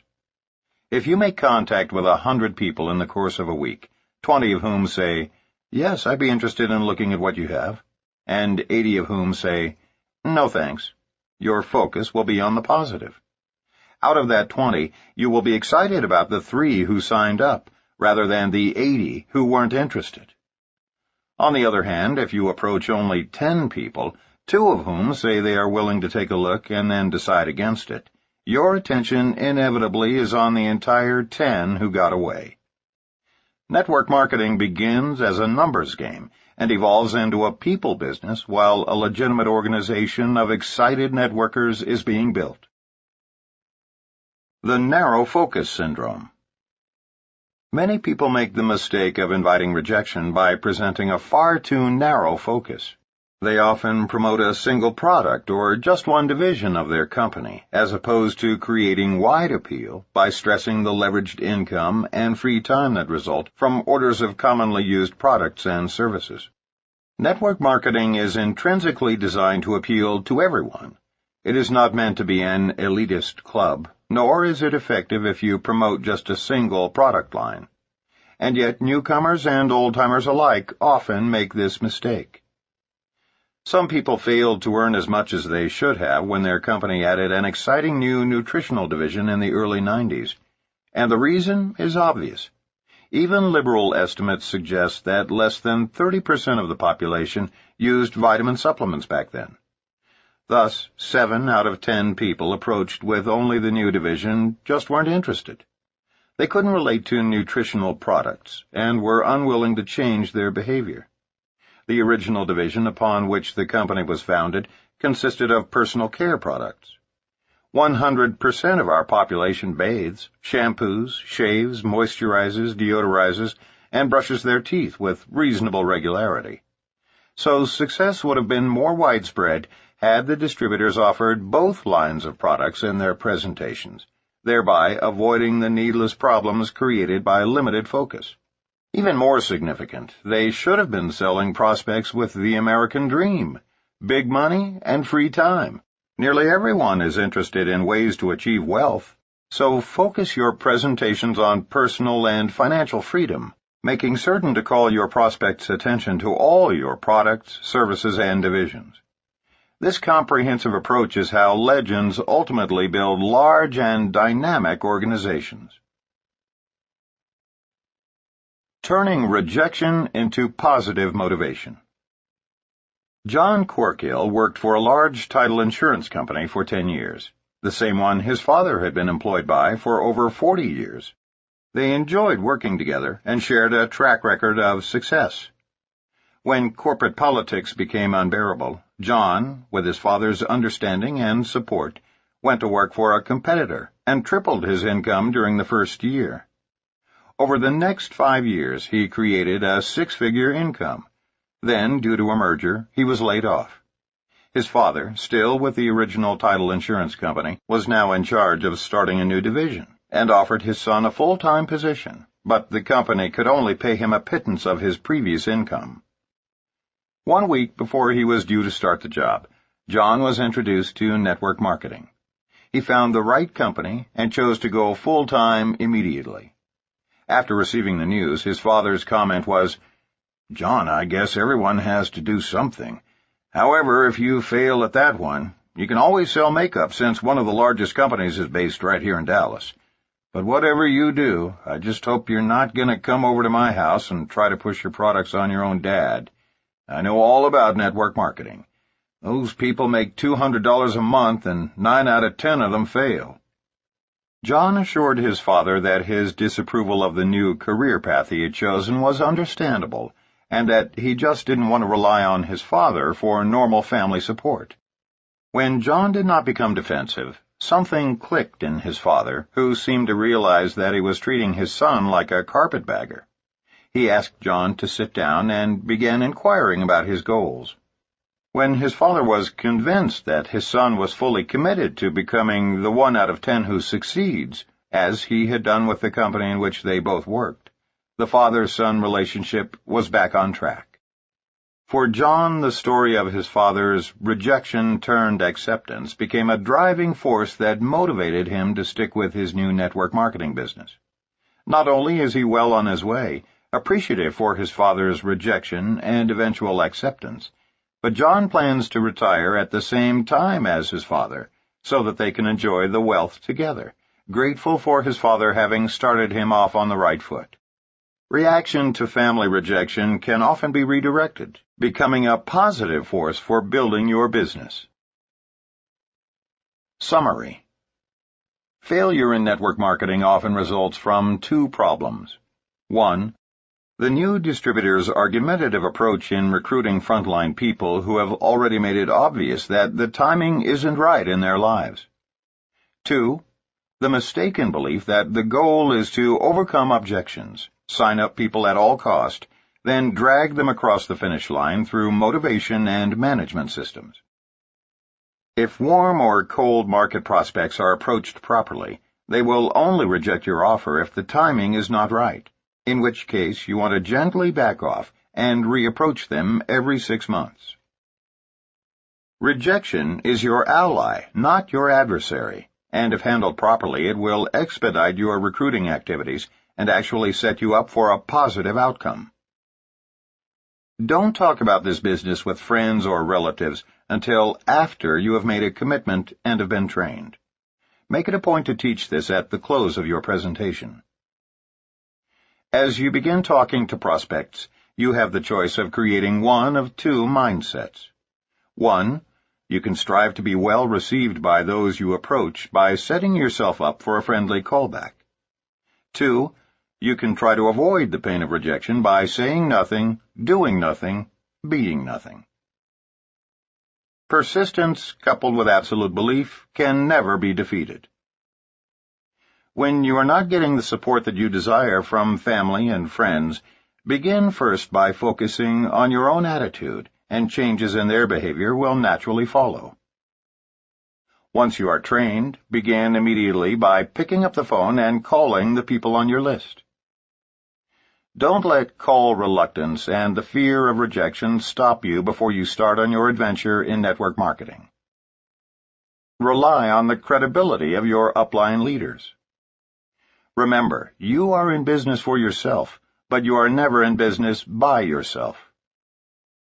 As their sponsor, prospects look to you as their mentor and leader. If you are feeling low self-esteem, read, study, listen to tapes, attend seminars, and do all that you can to continue working on your personal growth.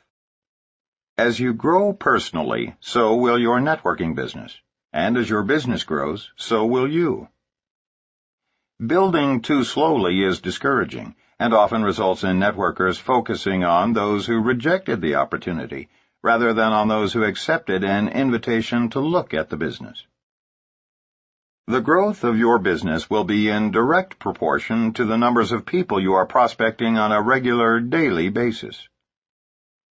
Network marketing is a numbers game after the first 90 days of warm marketing. It becomes a people business once distributors begin interacting with their sponsors to build their organizations. Rejection is not to be taken personally, but merely as an indication that the timing isn't right in people's lives. Persevere with every ounce of enthusiasm in order to give yourself the necessary excitement to do this business correctly. Prospecting small numbers makes the act of rejection bigger than life. Prospecting larger numbers focuses your attention on those who said yes. Don't make the mistake of presenting too narrow a focus, that is, by promoting a single product or just one division of your company. Create wide appeal by stressing leveraged income and time freedom based on generating orders of commonly used products and services. When retailing, 1. Offer your customers the opportunity to redirect their spending on commonly used products they are already using. 2. Educate your customers about all your new products or services, thereby undertaking to change their behavior. Rejection can be redirected to become a force for good in building your business. Chapter 2. Avoiding the Management Trap. Reinforce self-sufficiency rather than dependency. Network marketing is based on a team-building philosophy rather than a supervisory one.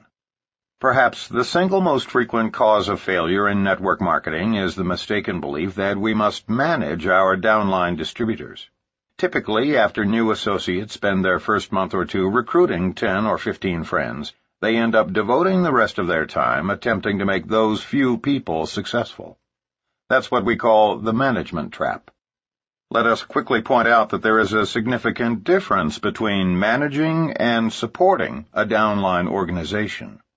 Playing caretaker to their organization causes new networkers to spend a disproportionate amount of time on a particular leg or legs of their downline, to the exclusion of everyone and everything else. It creates a false codependency, doing for others instead of teaching and encouraging them to do for themselves. The management trap creates two serious problems for a business builder. First, it produces weak and lethargic distributors because someone else is doing their work for them. Second, while managing others, that networker loses valuable time that could be more wisely invested in prospecting and recruiting new frontline distributors. And remember, new blood is the lifeblood of any organization. Continually sponsoring new associates adds vitality to an entire business. If you stop recruiting before you are earning enough to live comfortably, then you lose valuable ground. And worse, since our business is a business of leading by example, your leaders will emulate you so that everyone ends up managing and no one is prospecting or recruiting. Supporting an organization, on the other hand, is part of the team approach inherent in network marketing.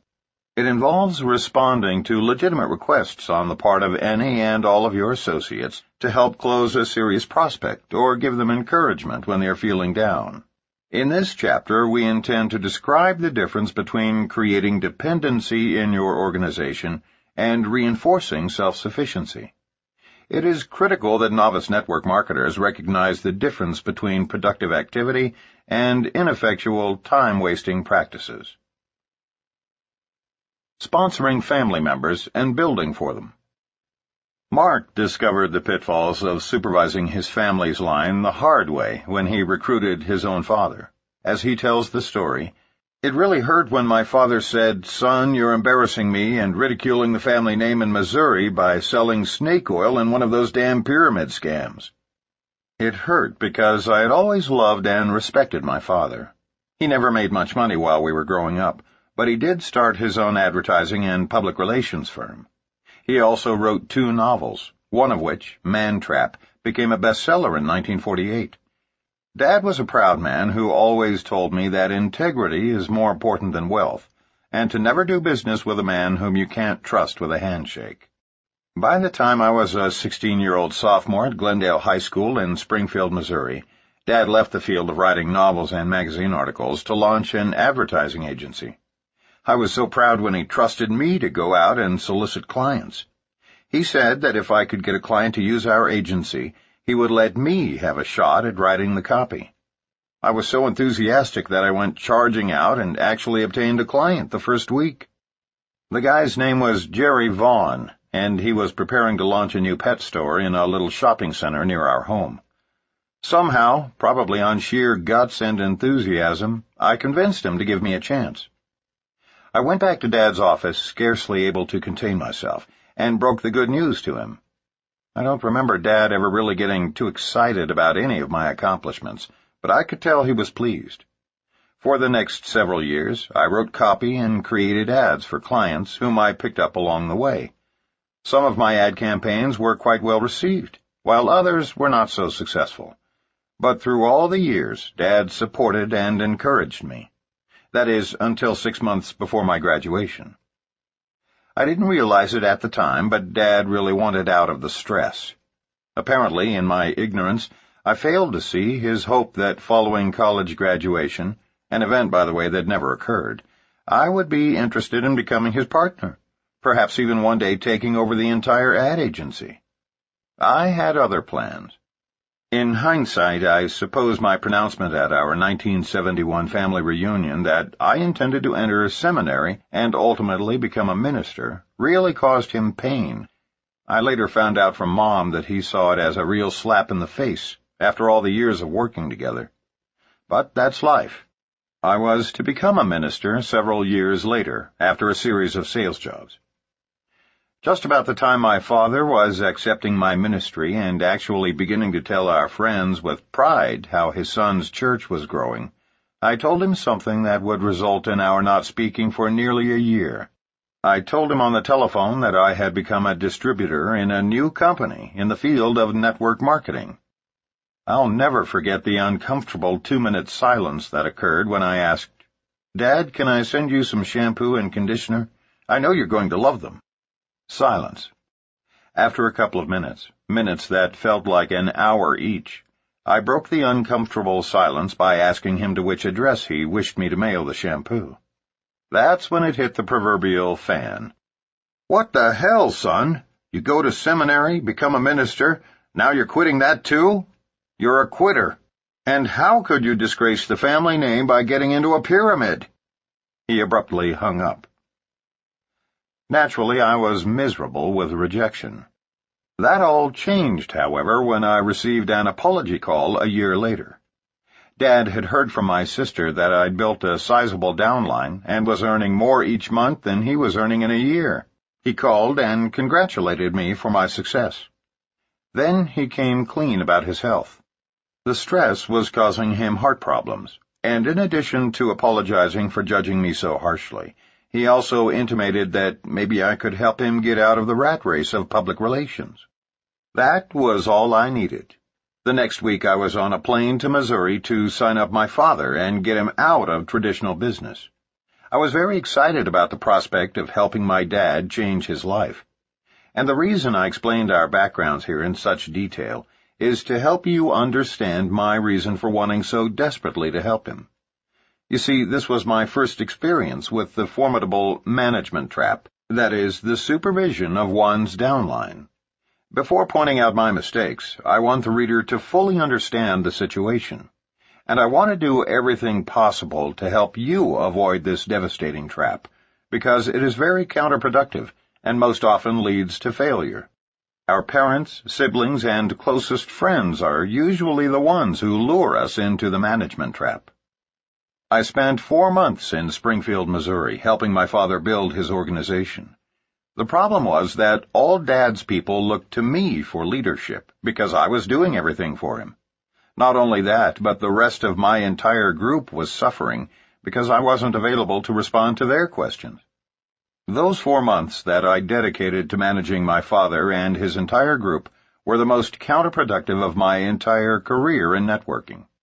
The only real value to come out of it was that I learned about the devastation of playing nursemaid to one leg of my downline, and began immediately to incorporate it into our training sessions in order to keep others from making the same mistake. When I left Springfield, everything I had built began to crumble immediately. The new people on my father's front line regarded me as their mentor, and when I no longer had time to support them as effectively as I had while living in Springfield, several became despondent and quit in the first month. Dad was frustrated because he had no idea how to lead his people, and they didn't look to him for leadership anyway. I created a cripple of my own father because, for all practical purposes, I became the director of an adult daycare center. But here's the real tragedy. Dad had the ability to succeed dramatically in network marketing. He had great communication skills, loved working with people, and had the overall competence in business that would have allowed him to build and run a quite successful organization worldwide. But I ruined it for him. You see, I loved him so much and was so committed to his success that I inadvertently created a weak person out of a strong one. My father's gone now. He passed away last year. And sometimes while sitting in the solitude of my study thinking of Dad, I secretly wish an angel would appear and wave a magic wand, leaving behind a tiny golden plaque above his ashes which reads, "Here lies a great man, Dwayne Yarnell, who could have been greater had his son not loved him too much." But because I didn't know then what I know now, I feel no real guilt. Dad and I had a great friendship to the very end. Next, I headed straight to Orlando, where my sister Melissa was a very successful executive analyst for the Tupperware Company. With my sister, I had a legitimate reason to enter the management trap, or so I then mistakenly thought, because I felt that she had a personal conflict of interest. Because Tupperware is a direct sales company, Melissa felt that for her to build a network in another company would be entirely inappropriate. I admired her decision and decided, once again, to manage my sister's entire downline.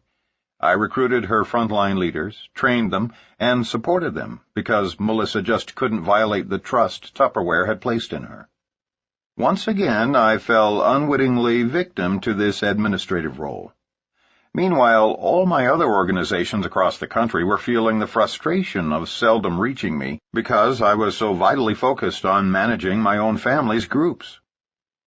To make a long story short, when I went back to my own home in Aspen, Colorado, I had successfully wasted over 8 months building my executive downlines for both my father and sister. Within a year, both relatives had quit, and virtually everyone in both of their organizations had either quit or become wholesale buyers of the product. I had wasted so much time, and worse, by loving them too much, had unwittingly stripped them of their leadership roles. Fortunately, Dad had managed to recruit a couple of my old high school and college buddies, Gary Turner and Jim Grundy. Over the years, they did quite well, but in the end, both opted to pursue other avenues, and today we earn not one penny from the efforts of extensively working with relatives. Taking on the position of caretaker to my group served to lower my income, spoil both my father's and sister's chances to succeed, and throw me off track for nearly a year. The truth is, I should have spent only 1 week in each city training Dad and Melissa. Then they might have both been prepared to build their groups. If you find yourself alone in network marketing, with none of your family members supporting you, there are better ways to transform them than trying to coerce them into the business, and then doing it all for them. If we want to change others, we begin by changing ourselves, and alterations in their behavior will naturally follow. The truth is that we are empowered far less by heredity, luck, and circumstances than by our vision of what we believe is truly possible for ourselves.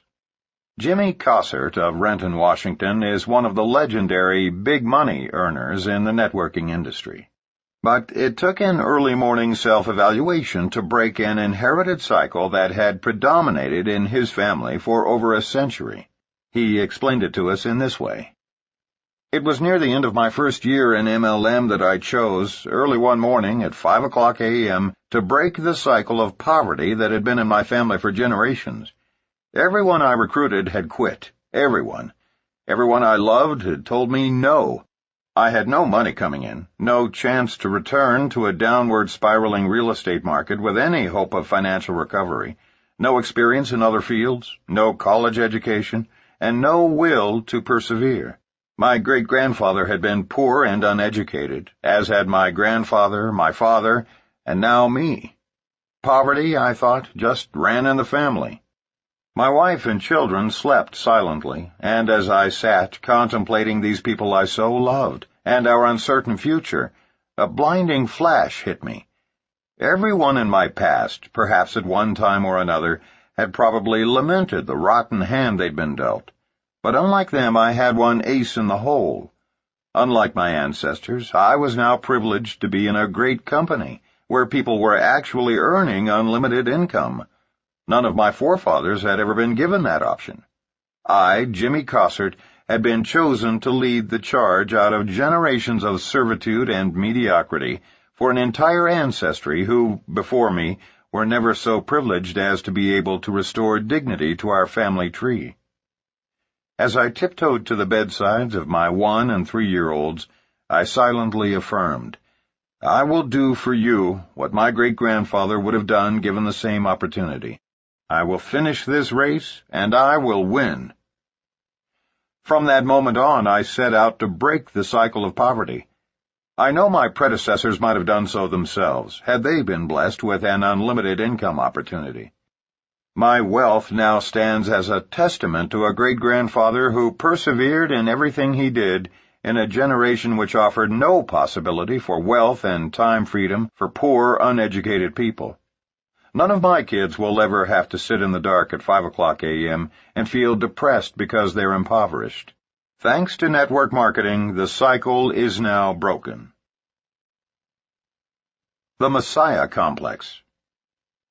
With both of us coming from theological backgrounds, we know what it's like to be victims of the Messiah Complex, which is very similar to the management trap, but with more emphasis on saving people. Given our backgrounds, at one time or another, we wanted to save the entire world and every single person we sponsored.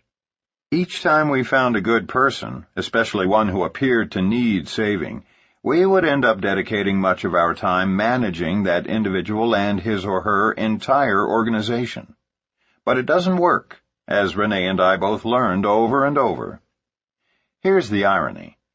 Those frontline recruits who demand the least attention are usually the ones who become the most successful. For example, let's consider Dennis and David Clifton, brothers from Texas. At the time, Dennis was a student in the doctoral program at the University of Texas, and David was a detective with the Houston Police Department. After only about a month in the business, Mark recruited Dennis and taught him everything he knew, and Dennis then taught David what Mark had shared with him. Mark initially thought he had offended them somehow when their phone calls ceased to come daily, but he discovered that they didn't need him like they did in the very beginning. They had their serious prospects call him to confirm the authenticity of this business and to be closed, but otherwise they understood the simplicity of recruiting and training others, and they just did it. If there's one primary lesson we learned during our first few years in networking, it's that those recruits who need us the most usually succeed the least, and those who prosper self-sufficiently deserve all the credit. Mark recalls, "I remember it feeling like a real slap to my ego the first time Dennis Clifton went an entire month without calling for help.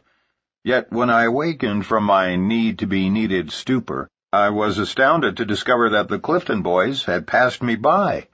Only in MLM is it rewarding to have our downline members reach the very top level of our compensation plan before us." Kathy Dennison and Terry Hill needed no messiah either. In spite of the fact that neither had ever participated in MLM before, even as frontline distributors, they simply didn't need Mark to save them. Except for a few telephone calls their first month or two, and some help closing prospects in their first years, they became totally self-sufficient immediately. The new people who whined and moaned and complained were all out of the business in a few months. Those who have become millionaires did it primarily on their own. Mark gave them the support and the duplicable system Richard Call taught him, and they proceeded to successfully accomplish great things. They are all winners. The last thing a winner needs is a manager or a savior. Remember, if new recruits finish their training and go to work without calling you every day and asking you to do everything for them, don't be offended. Be joyous. In this business, everyone has the ability to do great things, but those who lean on their uplines for everything are usually the ones who fail the most rapidly. What makes our industry so much grander than traditional employment opportunities is the fact that we are compensated for our productivity. We aren't like some traditional corporations, such as TWA, who, at the time of this printing, haven't given their hardest-working employees a raise in 10 years, while their CEO allegedly continues to earn $3,000 a day. If new associates want to earn more than a particular leader above them, they just need to be more productive, i.e., find more frontline distributors and customers who will use and share the products. That's what we love most about our business. While we can never actually lose our downlines, unless we stop ordering products, our downline leaders can certainly pass us in earnings. And some of ours have, especially since 1992, when we chose to dedicate ourselves to enhancing this industry's image through positive articles and media reports, lectures to universities, clubs, and organizations, and books such as this. We haven't actively pursued frontline recruiting nearly to the extent we did our first few years because we've elected to use the freedom earned for other causes. Additionally, we are upline leaders to some very sizable international organizations, all of which expect us to be present in their cities at least once a year. We travel extensively in some 20 countries. From Tokyo to Dallas and Sydney to London, we love to spend time with our friends and associates throughout the world. And even now, while we conscientiously avoid sinking into the director's seat, we do nevertheless feel a definite desire to spend quality time in each leader's city. Due to our travel agenda, several key players in our downline, some who have been in the business half as long as us, have become more prosperous. Why? Because they kept on frontline recruiting. That's the primary way to increase income. Yet we still have a significant number of people who deserve to earn more but don't because they are bogged down in the management trap or caught up in the Messiah complex. To be frank, there have been times when people earning $1 million a month, far more than us, question our sanity for choosing to try to elevate the entire industry instead of becoming gazillionaires by continuing to frontline recruit globally. Our response to them is simple. Read Living with Passion by Peter Hirsch. We found our passion.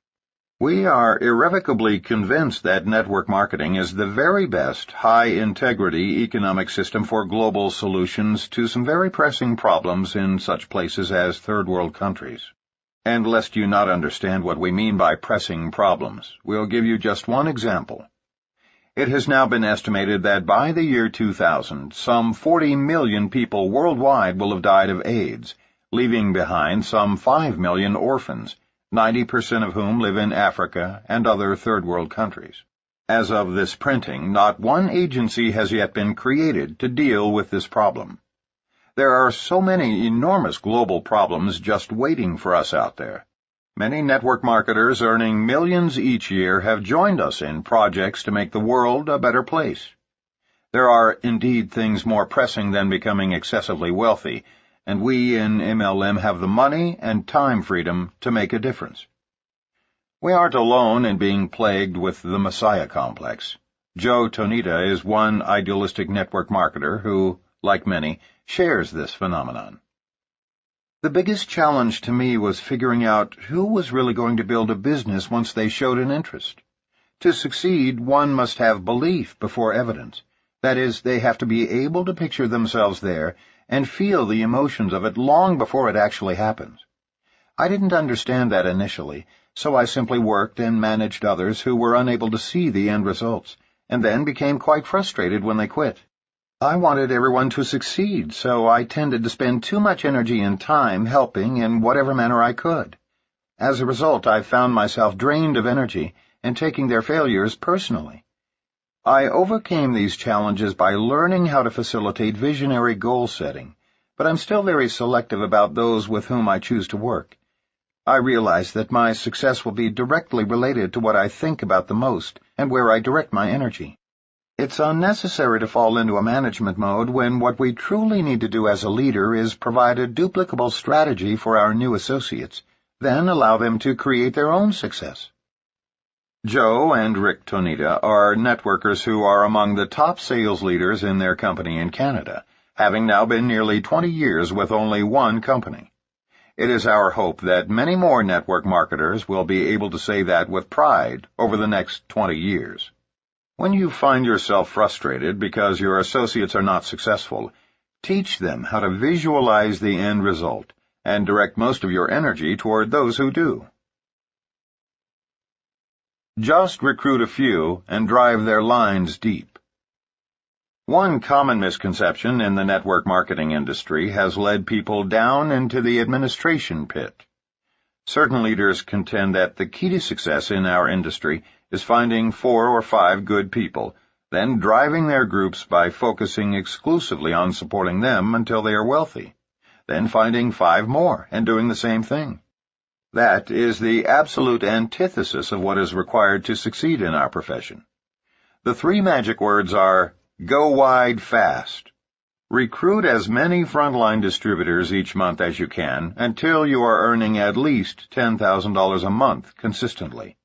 Then you can relax a bit until you feel refreshed, only to run right back out there into the frontline recruiting trenches. Unfortunately, some well-meaning authors and leaders have done a horrible disservice to our profession by misleading new distributors into believing that success in our industry requires less effort than it really does. People who teach this philosophy do so innocently, because that's what they've been taught through their upline leaders, who learned to do this through books and tapes. The first 90 days of warm market prospecting are much more personal and support-intensive, since new distributors are focused on their friends and families. We will discuss this more in later chapters. But the truth is that you cannot hope to achieve a tremendous income, like those huge figures the legends in our industry earn, unless you play it as a numbers game, especially once you enter the cold market.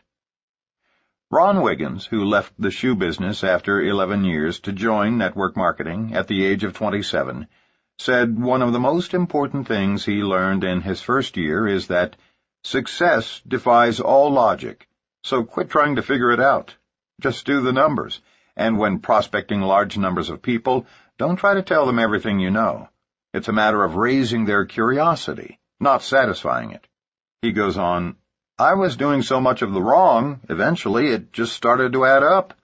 From all the mistakes I made, I learned and now teach from experience to eliminate logic in your own mind and simply do what's been done by the experts and authorities of the industry, who have already made all the mistakes themselves.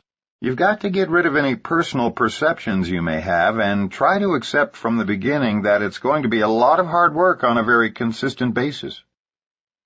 After a year of hard work, Ron had matched his previous income. Shortly thereafter, his wife, Chris, also left her job, and together, working full-time, they have become one of the top network distributor teams in Dallas. It took Ron and Chris 4.5 years to reach the very pinnacle of their company's compensation plan. Today, they earn a 5-figure monthly income. They have utilized their experience to become experts at training and have learned to keep it simple so that their system can be easily duplicated. If network marketers were truly doing the numbers that it takes to succeed, no one would have time to fall into the entrapment of administration. Human nature looks for the line of least resistance, and clearly, it is much easier to work with existing distributors than it is to face the daily rejection that occurs when recruiting new people. Because this is a business of duplication, your people will do what you do. If you manage your downline, so will they. If you spend most of your time prospecting and recruiting, so will they. The secret is not managing your organization. Rather, it's finding leaders who will, in turn, find other leaders. Generally, leaders must be found. They cannot be created. But many people have untapped leadership skills that do not manifest themselves until the timing is right. In order to find those leaders, you must keep prospecting and recruiting, realizing that new blood is the lifeblood of any network marketing organization. Recruiting is the only viable way to offset the inevitability of attrition. This is a numbers game that inevitably becomes a people business once distributors are sponsored into the business, often forging lifetime bonds. It would indeed be wonderful if we could all skip to the bank each month with checks for $10,000 after merely working with a handful of frontline leaders. It is human nature to want to believe that there is an easy way to achieve this goal. We warn you against leaders and authors who grossly and unfairly mislead people by projecting concepts that feel easy and effortless to everybody, yet don't work. Don't be taken in by those who teach management as a philosophy of success, because it is indeed the very cause of as much as 50% of the failures in our industry. Here's the scenario. A new associate is exposed unwittingly to this system, spends a few weeks talking 5 friends into signing up. Then the rest of his or her short career consists of attempting to drag those 5 people over the finish line.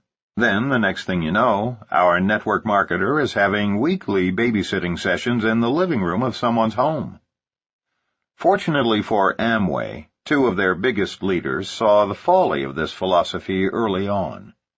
Because, as leaders, they command so much respect and loyalty from their downlines, they were able to immediately replace this concept with more realistic guidelines by replacing one best-selling book from their sales tool repertoire.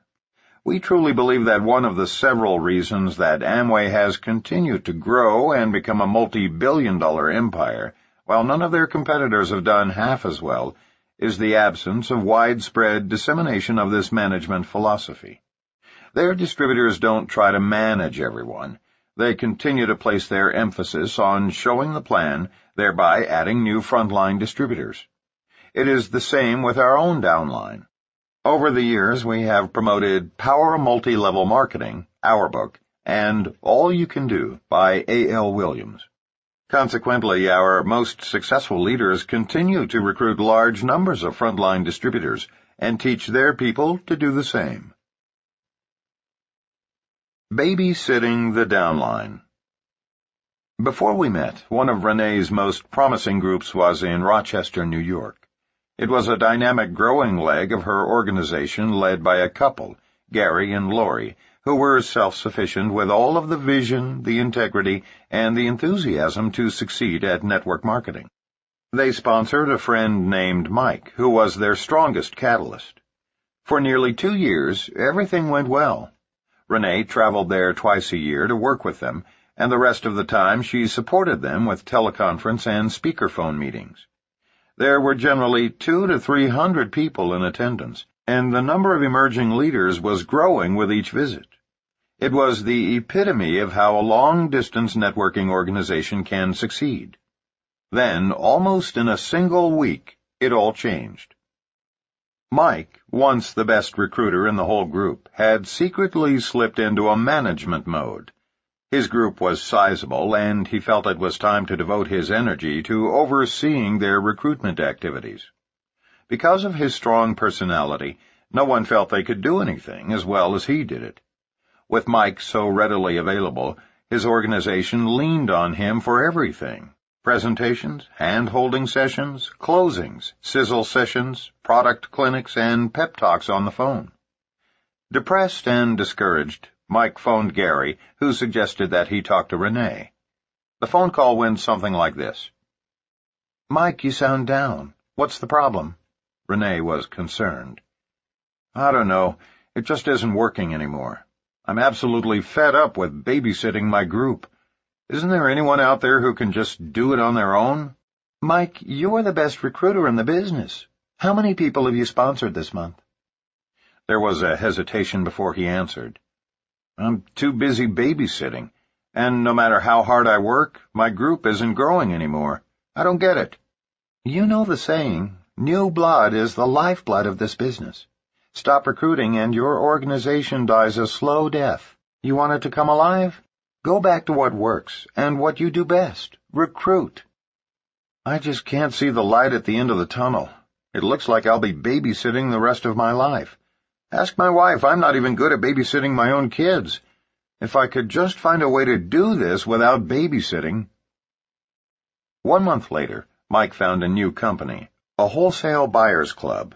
It was exactly what Mike was looking for: a deal with no inventory, no product information to learn, no training required, and no babysitting a downline. Just sponsor people, and when they order anything, the upline gets a cut. Or so he thought. He told everyone in Rochester about this great new company. Gary and Lori were horrified, but fearing that they would lose out, they also signed up in the new company, just in case. Nearly all the leaders followed Mike into this new deal, but only as a backup to our company, of course. Yet because of this distraction, many of Gary and Lori's downline lost focus. The last time Renee went to Rochester, Gary and Lori were out of the business, and the number of serious players had dwindled from a few hundred down to about 25. 6 months later, the Wholesale Buyers Club was out of business. When we stopped to analyze what happened, we realized it all started when Mike stopped recruiting and became discouraged with babysitting his group. This was the time to give extensive support to the Rochester group, a time for new leaders to emerge. Had Gary and Lori been able to stay focused themselves and not let Mike divert them and their entire organization, this group could have become one of our largest legs. If the clock of time could be rewound, Renee would love to have them all back. I'd built a close relationship, both upline and downline, to Gary and Lori, and I miss these friendships that were once a regular part of my life. But once an organization has fallen apart, it is far easier to give birth to new people than it is to try to revive the dead. Experience abroad. One of our most graphic examples of the management trap occurred when we opened a foreign market. We sponsored one couple, taught them everything we knew, and worked through them to build a dynasty in the new country. We developed a friendship and found that we shared many things in common, including similar life values. Prior to the official launch, we did weekly teleconference calls, which is both a legitimate and efficient way to build a new market prior to a company's opening. Through our mutual effort, and to our delight and surprise, we had more than 1,500 serious prospects attend our opening day celebration at a private location hosted by us. For us personally, it was the single largest launch of a foreign market in which we had ever participated. And yet, a year and a half later, Our frontline couple's income continued to drop below their first executive check. How was this possible after such an awesome beginning? Prior to the official launch, everything was kept to a simple system. No hotel meetings, just friends telling friends. No literature, not even products, because they weren't allowed to be sold yet. But almost immediately after the opening, the couple we sponsored stopped building their frontline and started managing their group.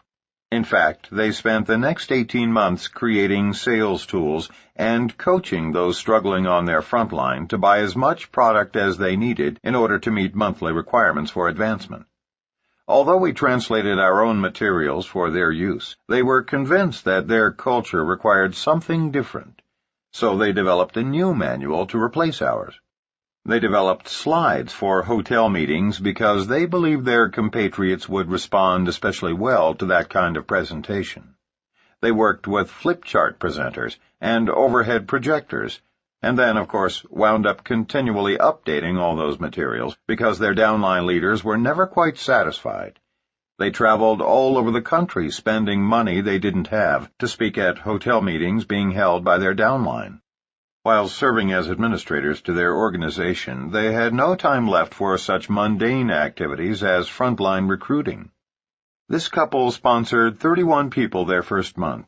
They sponsored an additional 19 people over the next 4 months. But both of them working full-time sponsored only 6 new distributors over the next 15 months.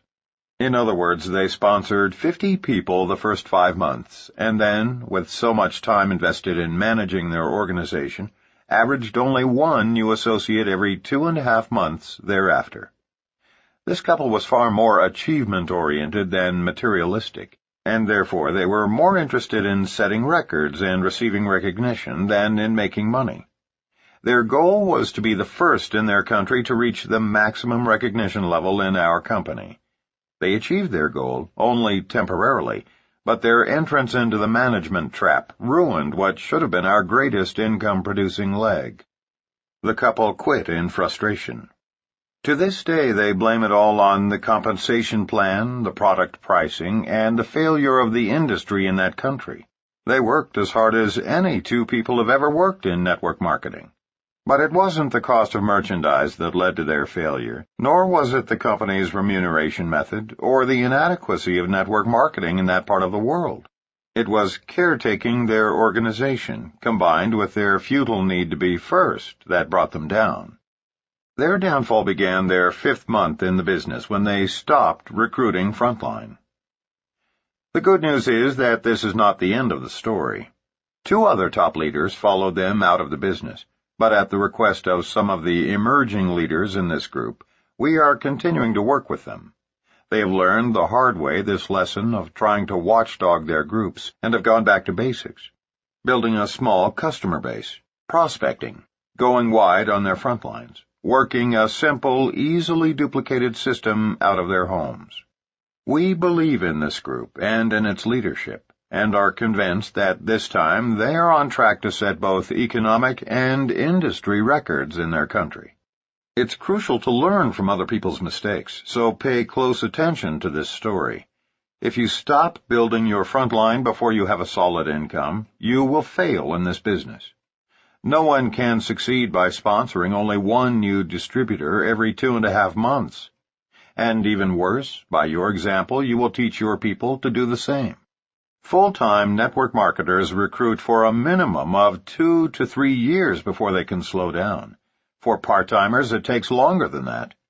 Set your sights on the goal, strive consistently to meet the steps outlined in your business plan, and don't look for excuses. Whatever it takes, just do it. The Piano Story. We have a story we like to share with people early in their careers. It's a great illustration that may help you in training and supporting your own organization. Imagine an audience of 500 people seated before a stage with a grand piano. Suddenly, out walks a person who has never had even 1 lesson and knows nothing about music. After the applause dissipates, he very aggressively begins to bang out horrible combinations of sounds that literally hurt one's ears. At first, the audience glances around the room in utter shock and disbelief. Following a full 10 minutes of pathetic piano beating, the audience begins to boo and hiss. Within a couple of minutes, their boos drown out the performer, who calmly stands, bows, and walks off. As the hacker exits, a pianist with 30 years' experience enters from the other side of the stage. He methodically and flawlessly plays a beautiful Mozart concerto. When he's finished, the crowd leaps to its feet and gives him a thunderous ovation as he bows 2 or 3 times, then exits the stage. In the dressing room, the expert pianist notices that the first performer is gently humming to himself and adjusting his tie before leaving. Although the expert pianist is somewhat embarrassed to bring up the subject, his curiosity finally gets the best of him. He smiles in the mirror at the first performer and asks a question. "Forgive me for intruding, but I notice you aren't particularly offended by what just happened out there. I have to ask you, what's it like to be booed off a stage? I mean, isn't it horribly degrading?" The gentleman turns around so that he is facing the pianist, and with all seriousness responds, "Oh no, I didn't take it personally. It was the piano." Perhaps one of the most interesting elements of human nature is our tendency, and to a greater or lesser degree we all possess it, to place blame elsewhere. The truth is, while many people criticize our industry after they fail, it's not the fault of the industry. As in the preceding story, a poor musician can't legitimately blame the piano for his lack of talent. You may want to remember this story and share it with new distributors. The buy-in. Of all the possible fiascos stemming from the management trap, buying in for your downline or teaching them to do this for their distributors is the worst. Marketers who get caught spending more time managing than recruiting often get snared into this trap, which has serious legal consequences. And when law enforcement goes after a buy-in pyramid deal, we all look bad by association. Success in network marketing results from the creation of real volume as opposed to promotional volume. Real volume is produced from orders of satisfied customers and distributors who use and love the products or services, ordering them month after month, thus creating long-term stable sales volume in that organization. It is the most important type of volume because it represents money spent by bona fide customers for items that their families consume and then reorder. Promotional volume results from multiple product packages that are ordered by distributors who may be attempting to buy their way to the next level, or intend to use these packages to get their new distributors started in the business. Buying in will always backfire with distributors who simply cannot afford it and have no legitimate outlet for moving the products. When new associates join your organization and have definite prospects to whom they know they can sell their starter packages, promotional volume can be a valuable tool for creating the often needed initial volume swell to get distributors through qualification requirements. But first-year networkers often get confused by this sudden spurt of success and start thinking that they have created a solid flow of volume throughout their organization. Promotional volume does not result in a stable organization. Both types of volume serve their purpose in network marketing, but the majority of new distributors will benefit from being introduced to a low-cost product starter package consisting of products, training, or services they will personally use, which is the essence of starting people in our business. Some people caught up in supervising their groups who are simultaneously working toward promotions and higher rankings within their companies will often purchase unneeded products and then teach their personally sponsored frontline distributors to do the same thing in order to meet requirements for advancement. However, if distributors are doing this business right, they will be recruiting enough new people each month in order to advance through the ranks properly.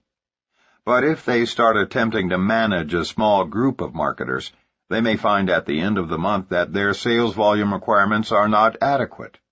So they simply call in an order for products they don't really need or intend to sell in order to meet promotion requirements, hence the name promotional volume. Front-end loading is forbidden by state and federal regulators who believe that such activities are pyramid-like in nature. We agree. In fact, we have a term for this kind of activity: garage qualifying. We sometimes wonder how many American garages are crammed to overflowing with non-run pantyhose, 3D cameras, home insulation, videos, and other non-consumable products. If all of America's garage products were put together for one big flea market, we're sure it would stretch from Missouri to Maine. Don't ever allow yourself to be duped into believing that you can buy your way to the top of a company. You can't. And if for any reason your company's compensation plan is set up to reward those who buy in, it's just a matter of time before some Attorney General or Federal Trade Commission representative slams the regulatory cease and desist order on the company. The process of buying in never leads to long-term success. It only serves to bridge the gap between levels in a compensation plan. We do not know any distributors earning big money who bought their way to the top.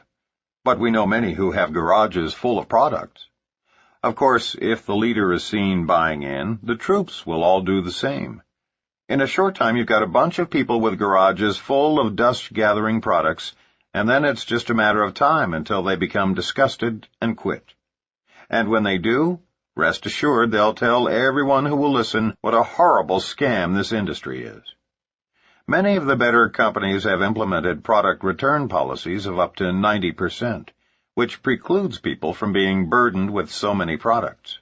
It can be a rude awakening for a buy-in leader when his check arrives and it's minimal because his company has charged back all returns from the very angry distributors whom he front-end loaded. Some network marketers, in their eagerness to get off to a fast start, simply don't understand this philosophy and will make the mistake of skipping over the critical step of creating real volume in their organizations. It is vital that all new distributors begin with a solid commitment to use as much product as possible, share the product personally, especially among close family and friends, and teach everyone in their organization to do the same. As simplistic as this may seem, it must be done before beginning the more dramatic and gratifying process of creating large recruiting volume through your power players and teaching them to duplicate the process.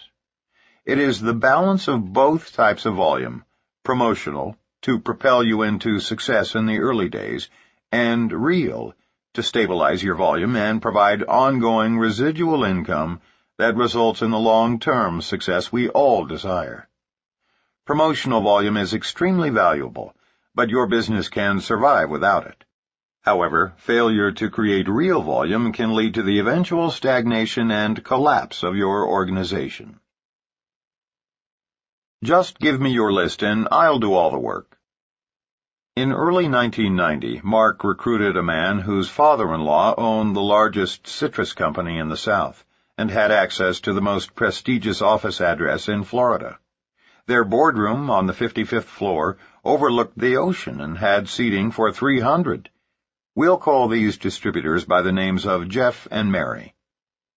Jeff and Mary had a Rolodex of over 5,000 people, many of whom were small business owners and most of whom were entrepreneurs. Although Jeff and Mary had thousands of people to prospect, they fell victim to running an adult daycare center to which anyone in their organization could send prospects. Mark didn't fully understand the whole problem until it was too late. All he saw were the numbers, and their volumes looked great. Unfortunately, Jeff and Mary began managing their organization prematurely, and the group decreased in size from 3,000 to 500 people. Here's what went wrong. Never tell people that all they've got to do is sign up, give you a list of potential distributors, and then you'll do the rest. It doesn't work. Jeff signed up 10 people on his front line, then immediately told these men and women, some of Miami's real movers and shakers, to start sending prospects to his weekly meetings conducted exclusively on the top floor of their corporate building. He explained that he and Mary had the time to do the meetings and train the distributors, and that his people would merely need a wheelbarrow to take to their mailbox each day in order to carry all the money. For 2 months, everything went fine. Every one of the noon meetings on Tuesdays, Wednesdays, and Fridays were filled with curious prospects sent by bosses or close, wealthy friends to investigate this business opportunity. By the middle of the second month, Mary also had to launch Monday and Thursday meetings, and by the end of the next month, those too were filled. Many prospects were signing up, and their weekly volumes, in starter kits alone, were going through the ceiling. But everything changed the Monday that they announced that people were going to have to start doing their own presentations at their own homes in order to take care of the spillover. Just imagine the chaos. To begin with, Jeff had trained no one to do anything except send him leads, and none of the frontline people who had signed up under his 10 personally sponsored folks had been trained to do anything but send in their prospects. Simply put, in month 3, Jeff and Mary were so caught up in the muck and mire of the management trap that they couldn't move in any direction. Some new distributors were saying they'd been misled and demanded their money back. Some were angry that they hadn't yet met qualification requirements. After all, they'd been sending Jeff and Mary leads for 80 days. Where was this $15,000 a month they'd heard about? One small group revolted and went to another office complex to begin their own meetings, but no one wanted to go there or send their people because the leader wasn't as good a speaker as Jeff, and they complained that the office wasn't as attractive. 2 couples got together and hired an attorney on a contingency basis and filed a misrepresentation/fraud case against Jeff, who then had to spend countless hours preparing for depositions. Mary and Jeff, without Mark's presence in Florida to supervise what they were doing wrong, purposefully hid from him the system they were using. They knew he deplored big recruiting meetings, that he spoke against offices, that he taught everyone to avoid babysitting distributors at all costs. They fully understood his go wide fast advice, putting as many people on one's front line as possible until wealth had been achieved. Yet they fell victim to the management trap. Had Mark been in Florida instead of Austin, Texas, he might have been able to steer them right. Or, had they been honest about their methods, he could have salvaged the situation. All he heard about were the many great people they were recruiting and all the great volumes being achieved. By the time he discovered the truth, it was too late, for they had both mentally and emotionally burned out. Within 5 months of the day that Mark sponsored Jeff and Mary, they were selling everything but their clothes and leaving town humiliated. Mary's father had virtually disowned the 2 of them for embarrassing an old-money family in the Deep South, where image is everything. And we can tell you unequivocally that with their talent and with all the names in their Rolodex of reputable entrepreneurs whom they knew on a first-name basis, all they had to do to succeed was teach the big hitters to begin with their 25 prime contacts, do in-homes, and go wide fast. Those 3 magic words are synonymous with building your front line, not your depth, as quickly as you can. The depth takes care of itself with sufficient numbers and width. Jeff and Mary needed to do only 2 simple things in order to avoid their problems and ultimately become successful. First, look for close friends who were entrepreneurial types, ready for change and fed up with stress, and then show them by example the wonderful simplicity of in-home recruiting meetings. Second, do the first couple of meetings for each new distributor, then cut the cord, thus enabling their distributors to become leaders themselves. Ours is a business of leaders building their front lines and teaching their people to do the same. Those with leadership ability will seek out other top leaders to mentor them and give them help in closing serious prospects. It is in this way that genuine support is given. Rather than working your new associates list, teach your distributors how to work their own. They can come to you for support, that is, assistance in closing, after their prospects have been shown the presentation. How do you support a large group, you may ask? By teaching them 3 words. You call me. And when those calls come, be there for them. Be there to render moral support, coaching assistance, help in closing prospects. But don't do for them what they must do for themselves. They must prospect, recruit, and train their own frontline associates. Quit or take it to the moon. The truth is that success in our industry does not result from extensive management.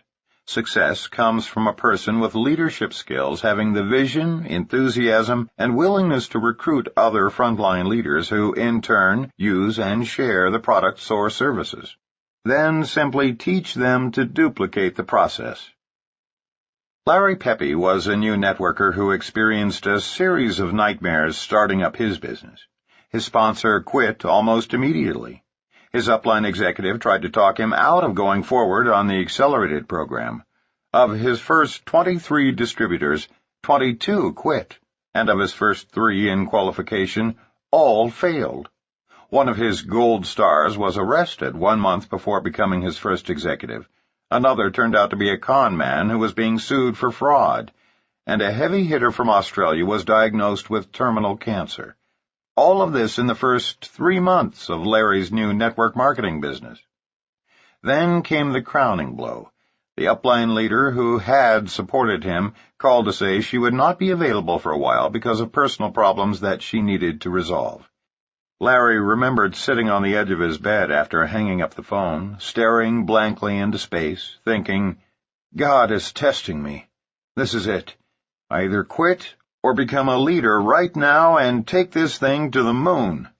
A few minutes later, his mother called and said, for the life of her, she couldn't understand why a talented young attorney with a master's degree in clinical psychology, who owned a successful business, would give all of that up to be a vitamin salesman.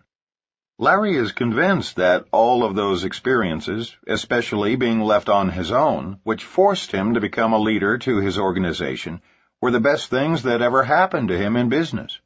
He went to work frontline recruiting and refused to slow down until he achieved his first goal. Today, he and his upline leader work closely together, and she fondly refers to him as Hercules. And the best part, says Larry, is, my mom doesn't think of me as a vitamin salesman anymore. Thank God for small miracles. This story teaches us that we need not be managers, and demonstrates that people who have the will to succeed will succeed, regardless of the circumstances. Summary. Managing an organization is a time-wasting practice that does for others what they should be doing for themselves, thereby creating codependency. Supporting the members of your group means being there for them when they call to ask for guidance, moral support, or request that you talk to one of their serious prospects. Managing organizations for our families and friends often causes the very people we love most to fail.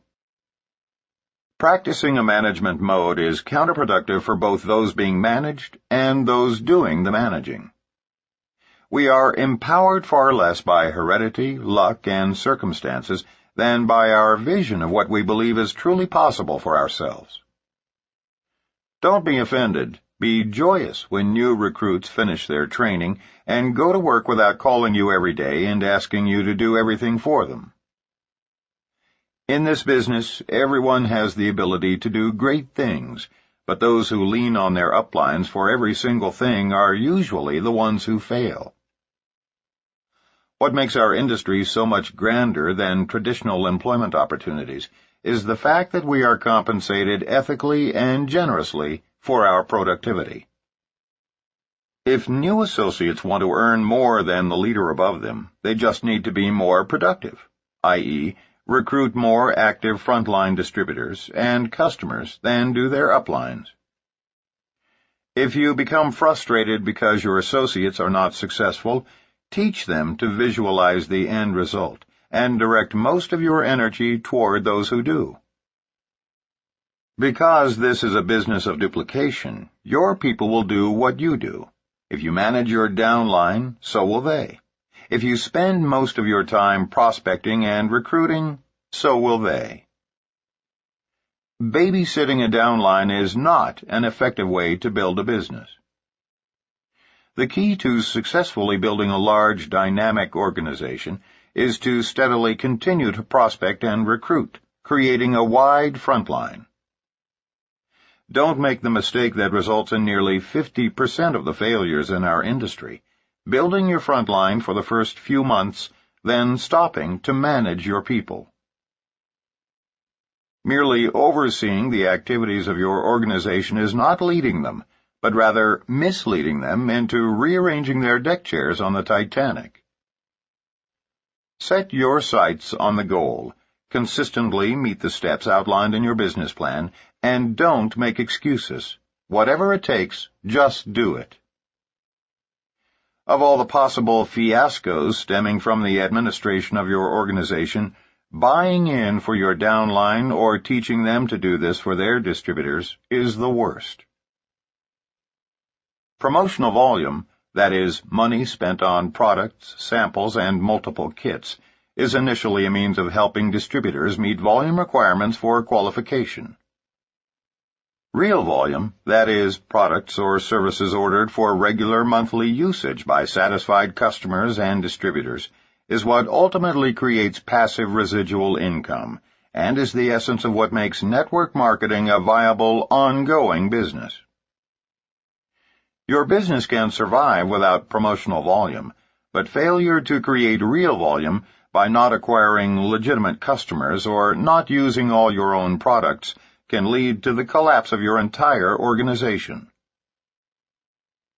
Network marketing is a business of distributors building their own front lines and teaching their people to duplicate that process. If each network marketer builds his own front line, following the advice, "Go wide fast," the depth will take care of itself, and the cream will always rise to the top. Support a large organization by teaching them 3 words: "You call me." Be there for your downline to render moral support, coaching, and assistance in closing their prospects, but don't try to do for them what they must do for themselves. Success comes to people with leadership skills, a sound vision, enthusiasm, and the willingness to put forth the effort to build an organization and find others who will do the same. Chapter 3. Dodging the Depression Torpedo. Maintain enthusiasm in spite of the inevitable setbacks. Although this business is 90% fun after the learning curve months, the Depression Torpedo is among the more difficult challenges facing new and seasoned network marketers alike. Of necessity, successful recruiters must be enthusiastic, sincere, articulate, and believable. A depressed person cannot survive in this industry. Thus, we need to prepare our newest associates by warning them of the most common causes of depression, beginning with an open admission of our own personal struggles with this formidable adversary. As previously mentioned, one of our all-time best-selling sales tools is an audio tape entitled, "If NLM is so great, why am I depressed?" There are probably several reasons for its popularity. Obviously, it's one of those titles that grabs people, and the content was quite humorous as we presented anecdotes from our first years in the business. But the primary reason it was so well received is because everyone can relate to it. In this chapter, we will discuss depression using the image of the Depression Torpedo, so named because it seems to come out of nowhere, and after it hits, can sink a person rapidly. One prerequisite for success in network marketing, often not as critical in traditional business, is the appearance of being emotionally charged. Every weekday, millions of people climb into their cars in a state of semi-depression and fight traffic on their way to jobs and professions which, simply put, do not require emotional energy. Some people are computer experts who are involved in data entry. The computer doesn't care if they're depressed, and since their supervisor is often more despondent, there's no need to be overflowing with joy. In fact, we could probably list hundreds of examples of boring, routine jobs that require nothing more than one's semi-conscious attention. Remember the saying, "Oh, I can do this in my sleep." In the world of traditional business, that's not just a saying. Success in network marketing, however, depends on one factor perhaps more than any other, a positive, uplifting personality and demonstrable enthusiasm and exuberance.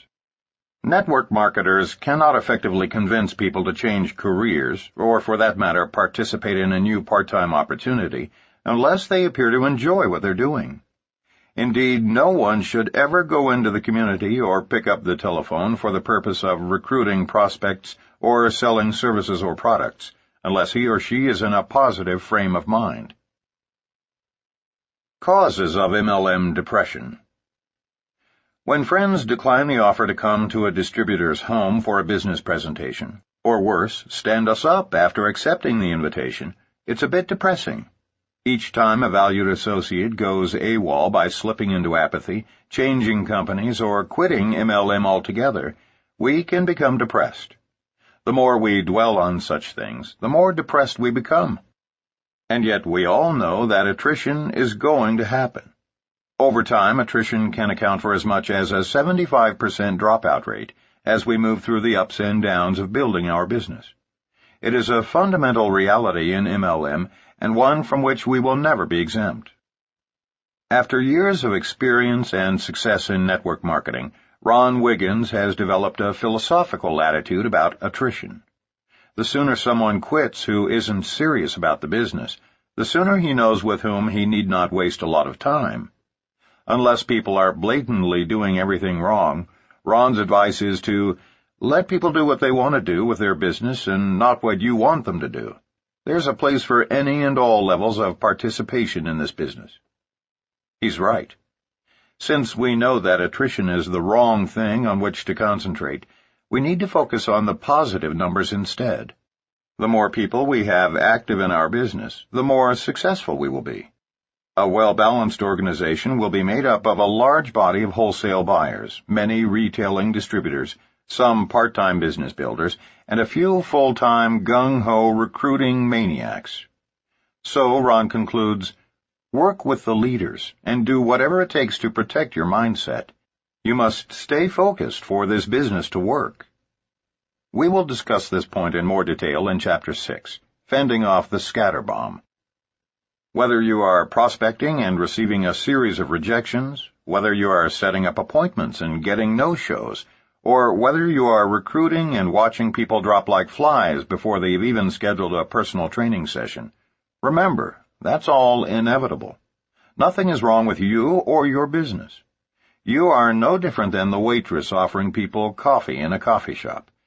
Some people just don't care for any. You are merely sifting for those for whom the time is right. Depression results not from attrition or even rejection. Depression ensues from dwelling on those factors and taking them personally. Learn to be as philosophical as Ron Wiggins about the disappointments. All right, I just got 9 no's today. I'm that much closer to a yes. Or, thank God John quit before I invested any more time in him. Attrition happens. People lose their initial enthusiasm. Some people are not coachable. So move on and start working with the new people who are coming on board. And if you don't have any new, enthusiastic associates, go find some. If you spend too much time trying to boost up people who don't want to be in this business, it will drag you down. And the deeper you sink, the more vulnerable you become to the depression torpedo. It is much more energizing to look for new people who are excited, interested, and willing to learn. When you're down, go up line. We have an age-old adage in our industry. If you are up, go down, and if you are down, go up. Each of us has upline leaders who are, theoretically, more experienced than we, and who have a vested interest in our success. We should turn to them when we are feeling concern, anxiety, or depression. Hence, when down, go up. David Dryden from Dallas, Texas, learned this lesson just in the nick of time. About 2 years ago, my wife Terry and I were looking for a way to bring her home from corporate America so that we could raise our kids instead of some daycare doing it for us. I decided to work harder and start my own business, but it wasn't working out. One day my wife came home after being prospected by a young man named Al Hewitt. After sitting in a meeting with my arms crossed and my mind closed, I gave her the okay to do the business, as if she needed my permission. Before I knew what was going on, we had products all over our home and a house full of people curious to see what we were doing. Without realizing it, I was hooked on the business, that is, until I met my first and biggest adversary, no-shows of people whom we considered good friends, folks who had promised to come to our meeting. I was so discouraged I was ready to quit. But I had thankfully heard the adage, "When we are down, go up." So I decided to call and introduce myself to my upline. I left messages for almost all of them, not fully convinced I'd receive any calls back. Then one day something happened to change my life.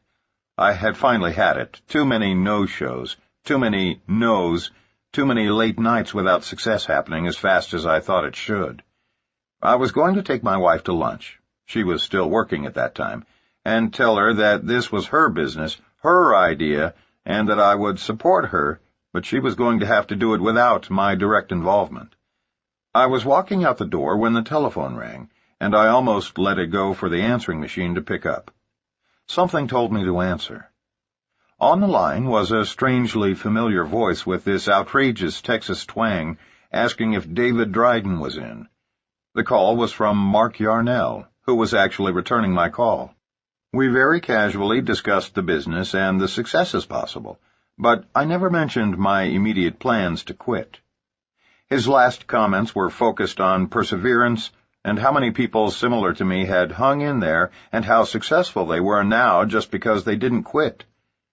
Well, this obviously changed my plans for our lunch conversation, and it goes without saying that Terry and I are still working our way toward our goals. Thanks to upline support from Al Hewitt all the way up to Mark Yarnell, we now know that we will achieve our dreams. David added as a postscript that it took him nearly 2 years to figure out why he didn't quit back then. It was only while writing out this story from his heart late one night that he completely understood why he is still in this business, and how it changed from his wife's way out of the corporate world to their shared dream. We must always remember to return calls to our downline. A simple 5-minute conversation can often be the only thing necessary to protect them from vulnerability to the depression torpedo. Upline support can make or break a new networker's early months in this business. Vera Holub of San Diego, California, has relied heavily on her upline and, in turn, tried to emulate them in working with her downline.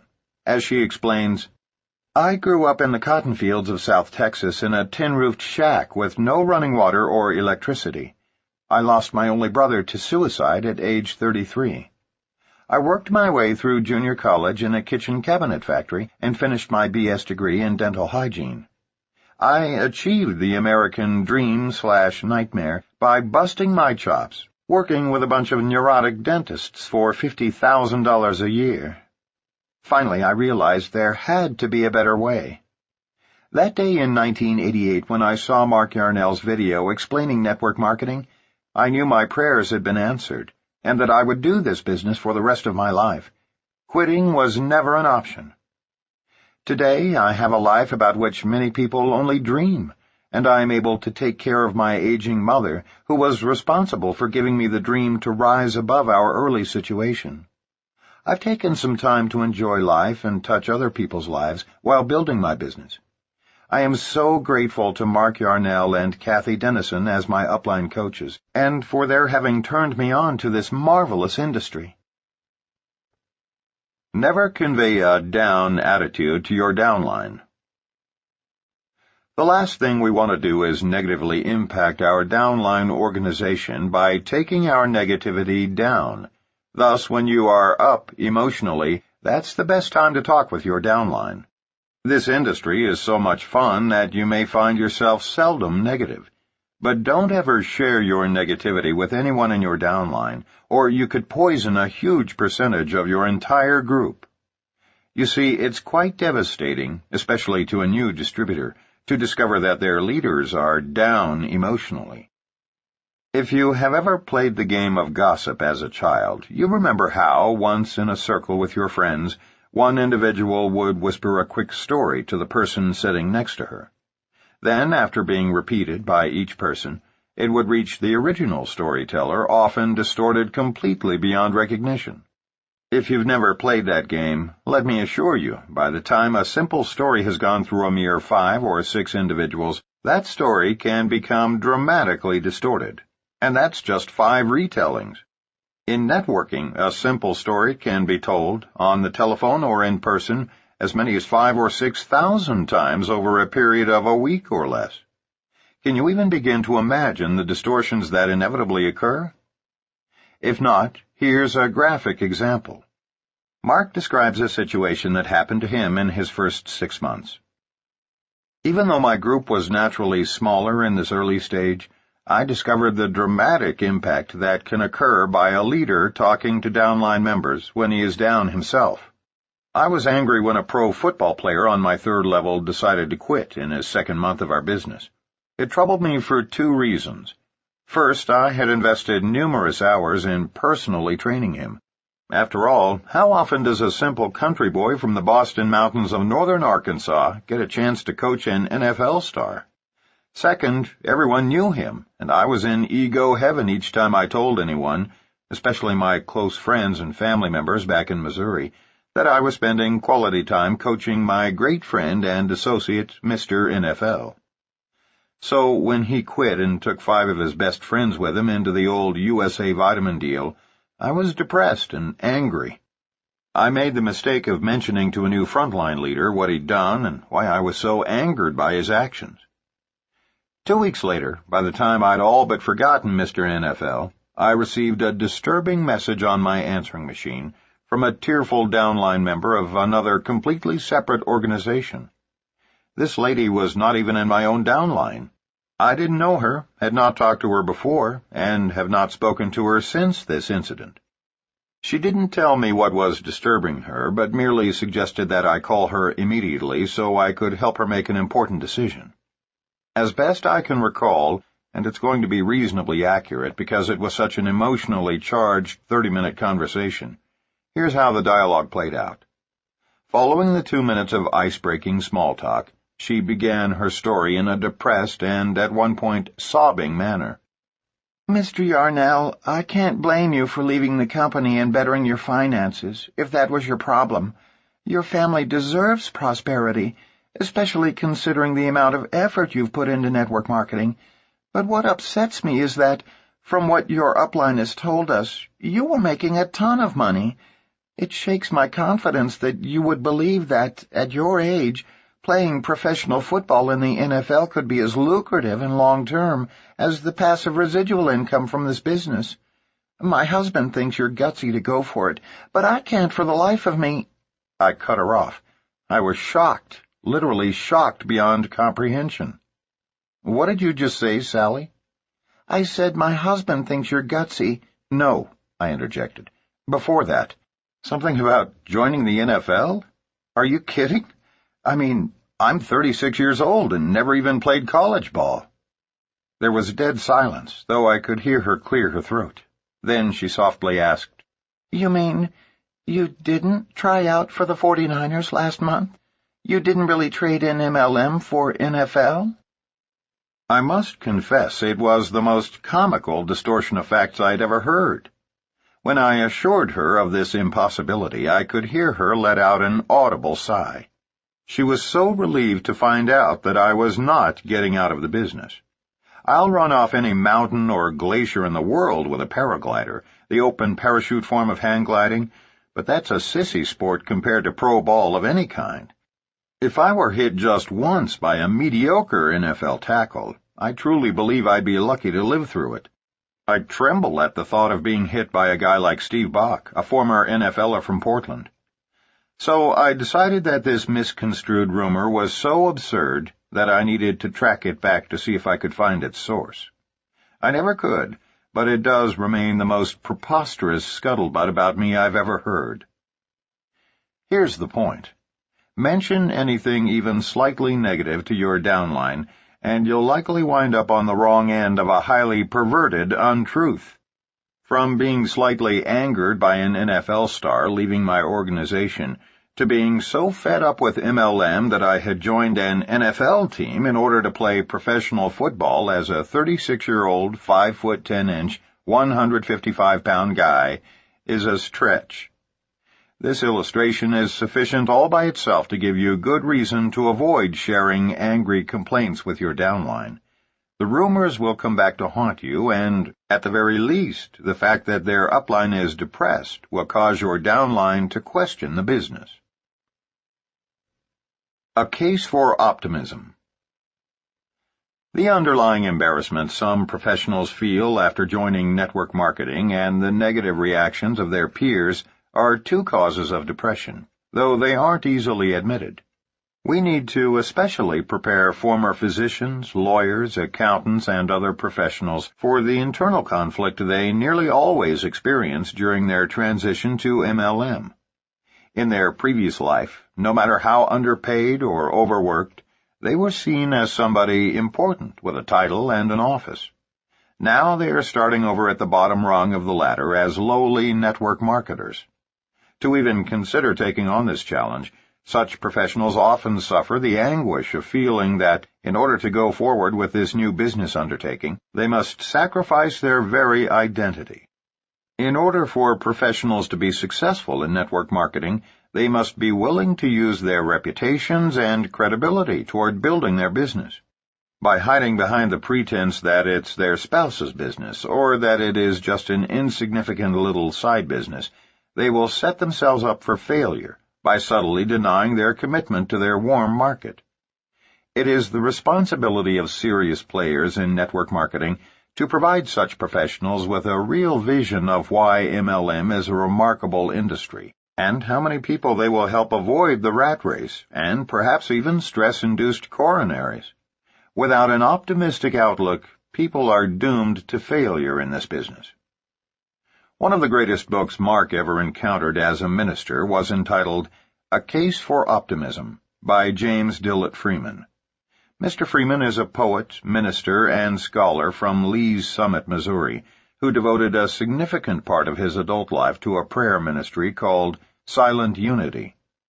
As a part of the worldwide unity movement, Silent Unity receives thousands of prayer requests each day by telephone and mail, and has a vigil of quiet prayers 24 hours a day for those who request them. Who better than a man devoted to prayer and meditation to write a book on optimism about our often pessimistic species? Read any chapter and you will feel just a little bit better about yourself, your life, and your world. We've come to realize that in network marketing we have literally the greatest case for optimism in the history of free enterprise. We want to share a few of the reasons for stating this and encourage you to mark this place in the book. When one of our reasons for optimism is particularly relevant to you, underline it, then come back to it when it's necessary to lift your spirits. First, we have the only entrepreneurial home business with literally no downside risk. You see, most businesses require significant capital before you can even hang up a sign. Not network marketing. So we are, first of all, extremely pleased with the fact that anyone can get involved with us for the nominal price of a few products and sales aids, and even that is optional. Thus, in the competitive world of home businesses and franchises, we have no equals. Second, there is literally no ceiling, no limits on earnings. A lawyer can only bill so many hours in a day, and a doctor can only perform a handful of surgeries a day. Some great people working in traditional business haven't had a raise in 10 years. But in our case, we can create a raise for our family every day if we choose. Since we can recruit an unlimited number of people who each can do the same, we are ultimately paid on the efforts of hundreds of thousands of individuals. We can't speak for you or any other, but we can tell you this. We absolutely love the fact that it's possible to earn $1 million a month. There's just something appealing about life when you first catch the vision that, if you apply yourself, your grandchildren will be considered old money in your town. Third, and most exhilarating of all, in network marketing, time freedom is directly commensurate with wealth and prosperity. In our opinion, nothing in life equals the joy of spending quality time doing the things we most enjoy with the people we most love. In traditional professions, small businesses, sales, or corporate management, everyone is struggling through 80-hour weeks doing mundane, boring work in order to have, maybe, a Sunday afternoon with their family. Nothing is more precious than free time, and those of us who have achieved it are optimistic about an industry that offers this precious commodity to others, thereby improving the possibility of family values throughout the world. Fourth, there need not be any stress at all in MLM. According to a late 80s cover story in Georgia Trends magazine, the #1 trend in America is stress-induced coronary. And as the article suggests, it's no longer just a risk for men. Death from coronary disease has increased 100% among women since 1980. In network marketing, if you aren't having fun, you aren't doing it right. We've had a blast the last few years in spite of the fact that our business required large-scale recruiting and a lot of good old-fashioned rejection. So, like us, if you pay the price in the first few years, stress need no longer exist in your life. That brings us to our fifth reason for optimism, the 4-year plan. The 40-year plan is the best that folks can hope for in traditional businesses. So, what's the 40-year plan, you ask? By age 25, most people have an idea of what profession they'll enter, anything from a fishing guide to a surgeon. But 40 years later, out of a typical 100 people, 5 are still working, 36 are dead, 54 are dead broke, or at least earning far less than when they were employed, 4 are well off, and 1 person is wealthy. Thus, the 40-year plan means that for 4 decades, most of us go back and forth from home to work, back and forth, like a silly, sick, caged lion. And yet, at the end of that time, only 1 out of 100 persons has something to show for it. In stark contrast is the 4-year plan. Work diligently for one MLM company for 4 years, build an income based on the honest movement of products or services, and you're set for life. Even more exciting, so are your heirs. Every person's MLM business is fully inheritable. If trading the 40-year plan for the 4-year plan doesn't get your heart pumping, you may need to be checked for Alzheimer's. It is said that recognition is our most sought-after reward in life. Babies cry for it, and grown men die for it. We are convinced that this adage is right, and no other business can hope to provide all the recognition we receive as leaders in the networking industry. The only times either of us have broken down and cried publicly in front of large audiences have been on 2 occasions when we were presented with recognition plaques from our downline. Such recognition awaits all those who become reasonably successful in network distribution. Nothing in life so pleases us as when other human beings, with tears of sincerity and joy, thank us for giving them the opportunity to make their lives work. Finally, the joys of travel and stimulating cultural experiences await everyone in this business. Work hard, succeed, and then fasten your seatbelt and be prepared to see the world and enjoy new adventures while cultivating international friendships. There is nothing we human beings detest more than boring routine work. In MLM, we have a ball traveling, learning about new cultures, visiting major museums, and sampling new and unique meals from entirely different worlds. Network marketing is an incredibly diverse and lucrative profession. So, as you can see, there are many reasons for optimism in network marketing, and we highly encourage you to periodically review this chapter and, in particular, these ideas, should the depression torpedo catch you unaware. To become involved in network distribution is to become one of the luckiest people in the world. Controlling our attitudes. Our attitudes are among the few possessions that are totally ours and can never be taken from us. Houses and cars come and go, but our values and attitudes are with us forever. It is only when we continually exercise control over our own attitudes that we can manage external circumstances.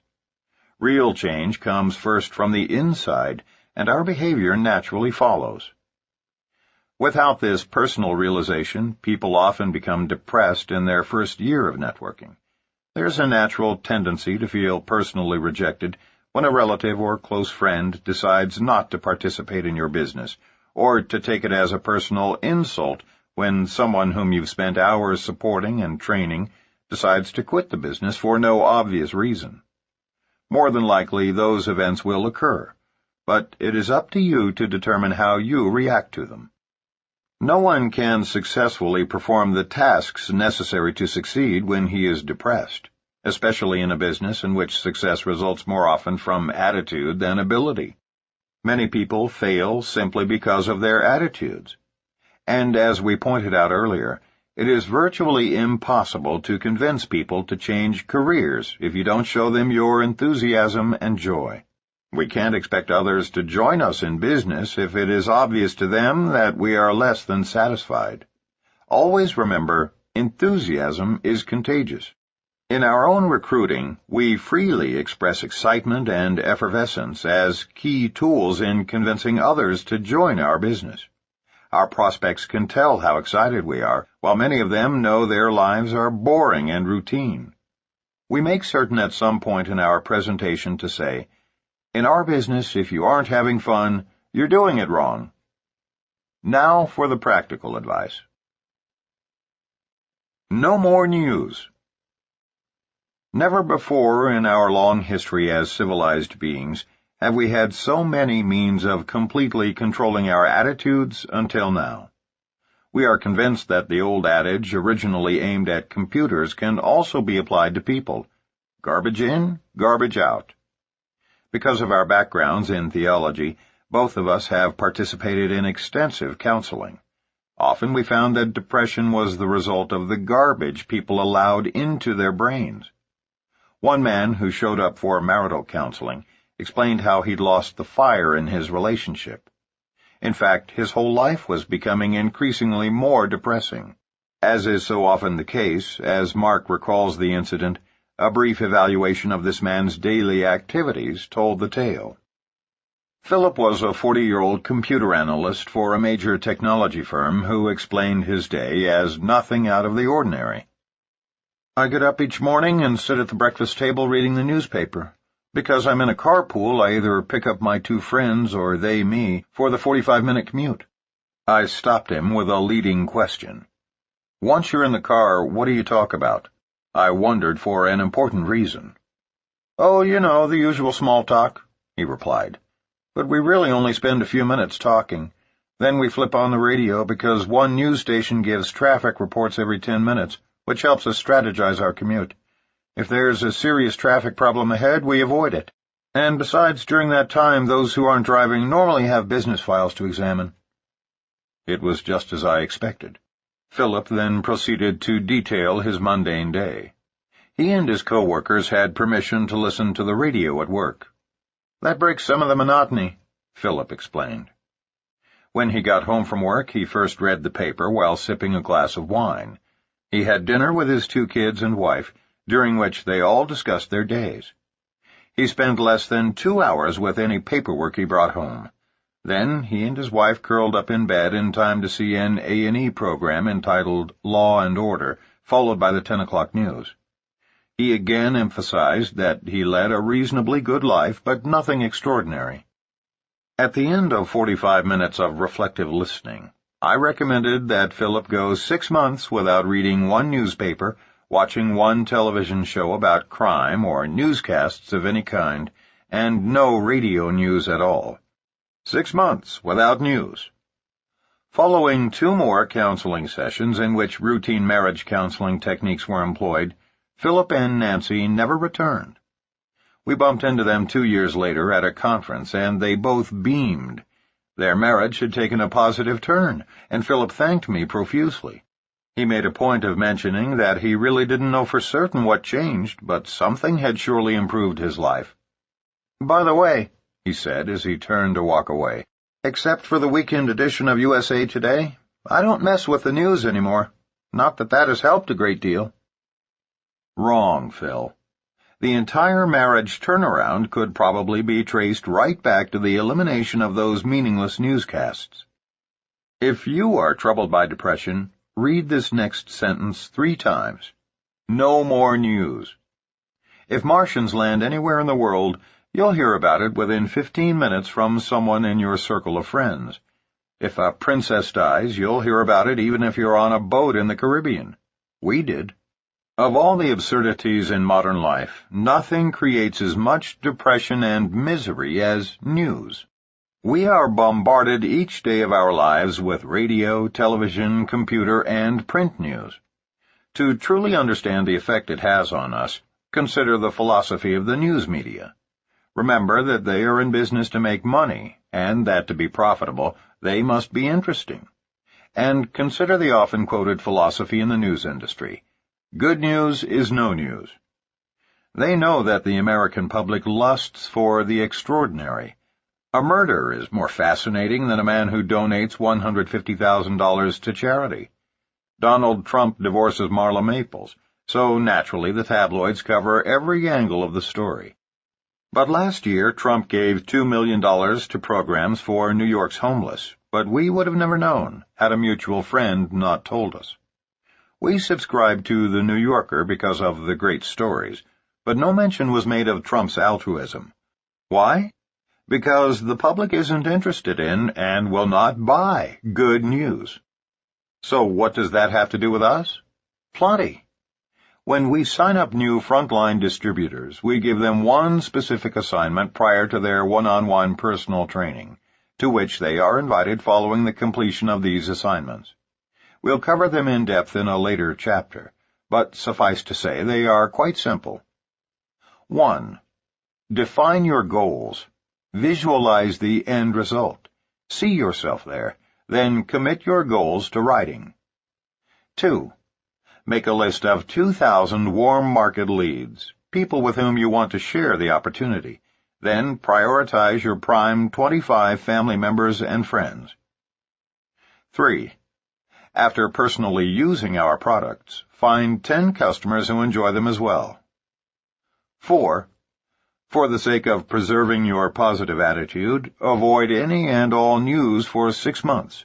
Except magazines which are 75% literature and 25% current event news. It's very easy to enforce the first 3, but not the last. However, a cursory evaluation of your distributor's attitude will reveal a great deal. If he's bouncy and sincerely exuberant, he's probably not watching the news. Create a positive environment from the inside out. We are irrevocably convinced that putting positive information into our brains is essential to success. We do that by reading uplifting books and articles, listening to inspiring tapes, and practicing daily affirmative communication with ourselves and others. Read books that motivate you and share them with others. Uplifting materials need to be spread like wildfire. Here are just a couple of our recommendations. First, make note of the telephone number for the American Youth Foundation, 314-772-8626. They distribute 2 of the most important, yet seldom read books that we encourage each new distributor to order and read. Both books were written by the late, great William H. Danforth, founder and former CEO of the Ralston Purina Company in St. Louis, Missouri. He was a wealthy, rags-to-riches entrepreneur who had a genuine interest in the personal development of men, women, and children of all ages. Although today very few people have heard of him, Mr. Danforth was a champion of human potential who wrote books with this timeless message. Any person, regardless of age, color, sex, or inexperience, can rise to the same levels of success as the most renowned entrepreneurs. Mr. Danforth challenges all adolescents to become the world's greatest in whichever field they choose. It is absolutely impossible to be discouraged after reading either of his books, Action and I Dare You. And you don't need to read them from beginning to end. You can start reading any place in the material and skip around. While they are targeted at young people about to embark on adulthood, they are critical for adults about to launch new entrepreneurial careers. Similarly, the story of A.L. Williams is about a relatively impoverished high school coach who had a dream. His dream was to create an unlimited opportunity in which ordinary people could rise to extraordinary heights. He founded a network marketing life insurance company comprised of former teachers and coaches that became so successful that in just their 7th year, they sold more term life insurance than New York Life, Metropolitan, and Prudential combined. Yet those companies were, at the time, over a century old. How? Simple. Mr. Williams did it through boosting people's self-confidence. We recommend you read his books, Pushing Up People and All You Can Do. Both books are remarkable, but pay special attention to his chapter in All You Can Do about having a cause and being a crusader. During many days when we were convinced that the difficulties of network marketing would defeat us, the words of A.L. Williams touched us and wiped out our depression. There are hundreds of inspirational and motivational audio tapes available today. Put one into your cassette player at every possible opportunity, during drive time or when doing menial work at home, for instance, to continually absorb positive messages. These tapes will assist you in achieving your full potential, expanding your belief in yourself, and achieving your highest goals. 50 to 60,000 thoughts a day go through each of our minds. 95% of them are about the past, and frequently it is the past that holds us back. Dwelling on negative events from the past that cannot be changed will only limit our possibilities. Do you know what happens when you play a country western song backwards? You get your dog back, your pickup back, your girlfriend back, and you're right back where you started. In order to move forward, we must spend more time, 1, recalling positive emotional experiences from the past, or 2, focusing on the future. The moment you feel yourself spiraling downward, play some music from your past that conjures up happy days. You can't help but feel good. Think about past situations that turned out perfectly. Just those thoughts give you warm feelings. Then take those feelings and emotions and inject them into the present moment. When a husband walks into his house and sees the girl he courted, rather than the wife with whom he now lives a routine life, he will behave differently. His loving actions toward her will often cause similar reactions from her. This example is just one way to use the past to change our emotional responses to the present. The depression torpedo may be looming out there, but we don't have to be struck by it. We are 100% in control of our own mindsets. When working on personal development, putting more energy into thinking about the future is equally effective. This takes effort and determination, because our natural tendency is to dwell in the past. Striving to visualize ourselves as we want to be is the first step toward change and growth. If we can't picture ourselves in a positive future, we may never get there. Too often, people limit their goals by what they know to be true at the moment, but breaking out of those boundaries allows what seemed impossible to become possible. Goal setting is simply the process of adapting to a new reality, beginning from the inside out. To gradually turn those dreams into reality, begin to visualize them long before they ever happen. Start saying to yourself, "It is possible," even though it isn't happening now. Think in the future tense and visualize goals as already accomplished. Allow yourself to feel as if your dreams were happening now. Successful people always concentrate on the end result, while others get stuck focusing on the process, the how. People with limited thinking ask, why? Those with unlimited thinking ask, why not? The skeptics among you may worry about setting unrealistic goals or an inability to make them happen. If you believe in the value of your goals, trust us, you'll find the resources to make them happen. Set big goals and then strive to meet them. Whatever you do, don't ever give up on your goals. Just change your attitudes. When the belief that we are locked into our present reality is stronger than our vision of what we really want, our growth becomes stifled. Think about what's coming in order to effect change. Use affirmations. An affirmation is a trigger tool, a statement of belief, written and repeated as if the goal were already an accomplished fact. Affirmations have the power to effect that outcome. Many prominent behavioral scientists have documented in several landmark studies the effectiveness of autogenics. We can now state to the most cynical, conservative pragmatists that self-talk, affirmations, visualization, and autogenic programming work. Prior to the release of Dr. Bandura's studies at Stanford and those of Dr. Charles Garfield at the Performance Sciences Institute at Berkeley, California, as well as the pioneering human potential research of Lou Tice at the Pacific Institute, we would lose some of our audience when we got into affirmations and autogenic commands. Now only those who have been living in a closet could doubt the effectiveness of visualization and daily affirmations. Today, we know that one of the best defenses against depression or any other form of mental anguish is the daily process of drafting and repeating positive statements about yourself. Write a few down on a slip of paper and keep them in your wallet or day timer, or on your bathroom mirror for daily recitation. Here are a few affirmations that seem to work for everyone, but we encourage you to write some of your own, related specifically to your wants and needs. Read them silently every morning when you wake up, and every night before the lights go out.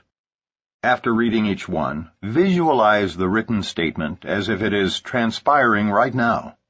Read the words, picture them happening, and feel the emotions that go with the vision. As the affirmations are gradually assimilated into your daily life, creativity, positive decision-making, and goal-setting become free-flowing events. I am powerful, knowing that I alone am accountable for the results of my decisions and actions. I enjoy every facet of life because I easily and enthusiastically create fun, joy, and adventure. I feel supported working with a team of positive people who share my values. People listen to me when I talk because I have something of value to say. I clearly communicate my business vision to others in such a way that they are inspired to join me and become a part of it. Because of my high self-esteem, I feel enormous satisfaction reaching my goals. I value myself as a person, and I know that I am worth at least $50,000 a month and more. I am proud to be building an MLM dynasty as I recruit dozens of excited people who rapidly duplicate my success. What you'll notice about this exercise is this. As you visualize the new, you gradually begin to shed the old, believing with every fiber of your being that what you visualize is happening to you at that very moment. That is when change begins to occur. Change is often 2 steps forward and 1 step back. When you do well, say to yourself, "That's like me." When you make a mistake, say, "That's not like me. I'll do better next time." We have used each of these affirmations repeatedly and have shared them with many other people who have seen dramatic results by repeating them regularly. Dr. Bob Sharp, a dentist from Big Rapids, Michigan, fell on tough times back in 1989. Divorce, dissolution of my professional corporation, the premature death of my partner in my new dental practice, an office building project gone sour, and finally, my wife's 6-month battle with cancer had left me over $1 million in debt. By January of 1996, the IRS was threatening to seize what assets I had, until $90,000 in back taxes were paid in full. The moment the IRS actually withheld payment from my major insurance vendor, the situation finally looked hopelessly bleak to me. I had recently attended a vision workshop with the president of my network marketing company and came away reading and repeating the following affirmations every morning and every night. I am sitting on my deck overlooking my pond stocked with bass, pike, and bluegill. My wife, Susan, and I are free to travel wherever and whenever we wish. People seek my advice because of my talent and religious conviction. I have the time and money to help my children as they begin their careers, etc. Almost immediately, things started to change. My builder loaned me $200,000 to pay all my past due debts, including the one to the IRS. My dental practice began to prosper. My network marketing business, which had been stagnant, began to grow. I regained my personal confidence and self-esteem. Within 5 months, all short-term debt was current, and all long-term debt was being paid on schedule. Most exciting of all, in October, Susan and I bought and moved into our dream home. It is a 51-acre farm, complete with a fishing pond and a swimming pool, a lighted tennis court, a barn for our horses, a 10-acre hayfield, driving range, and a guest house that we rent out. We have deer, geese, ducks, turkeys, and thousands of birds as our guests. My relationship with my company and the industry is much more than just making some extra money part-time. It is about personal development and the freedom to lead a life of choice. It is about being content with what you do every day and helping other people lead the lives of their dreams.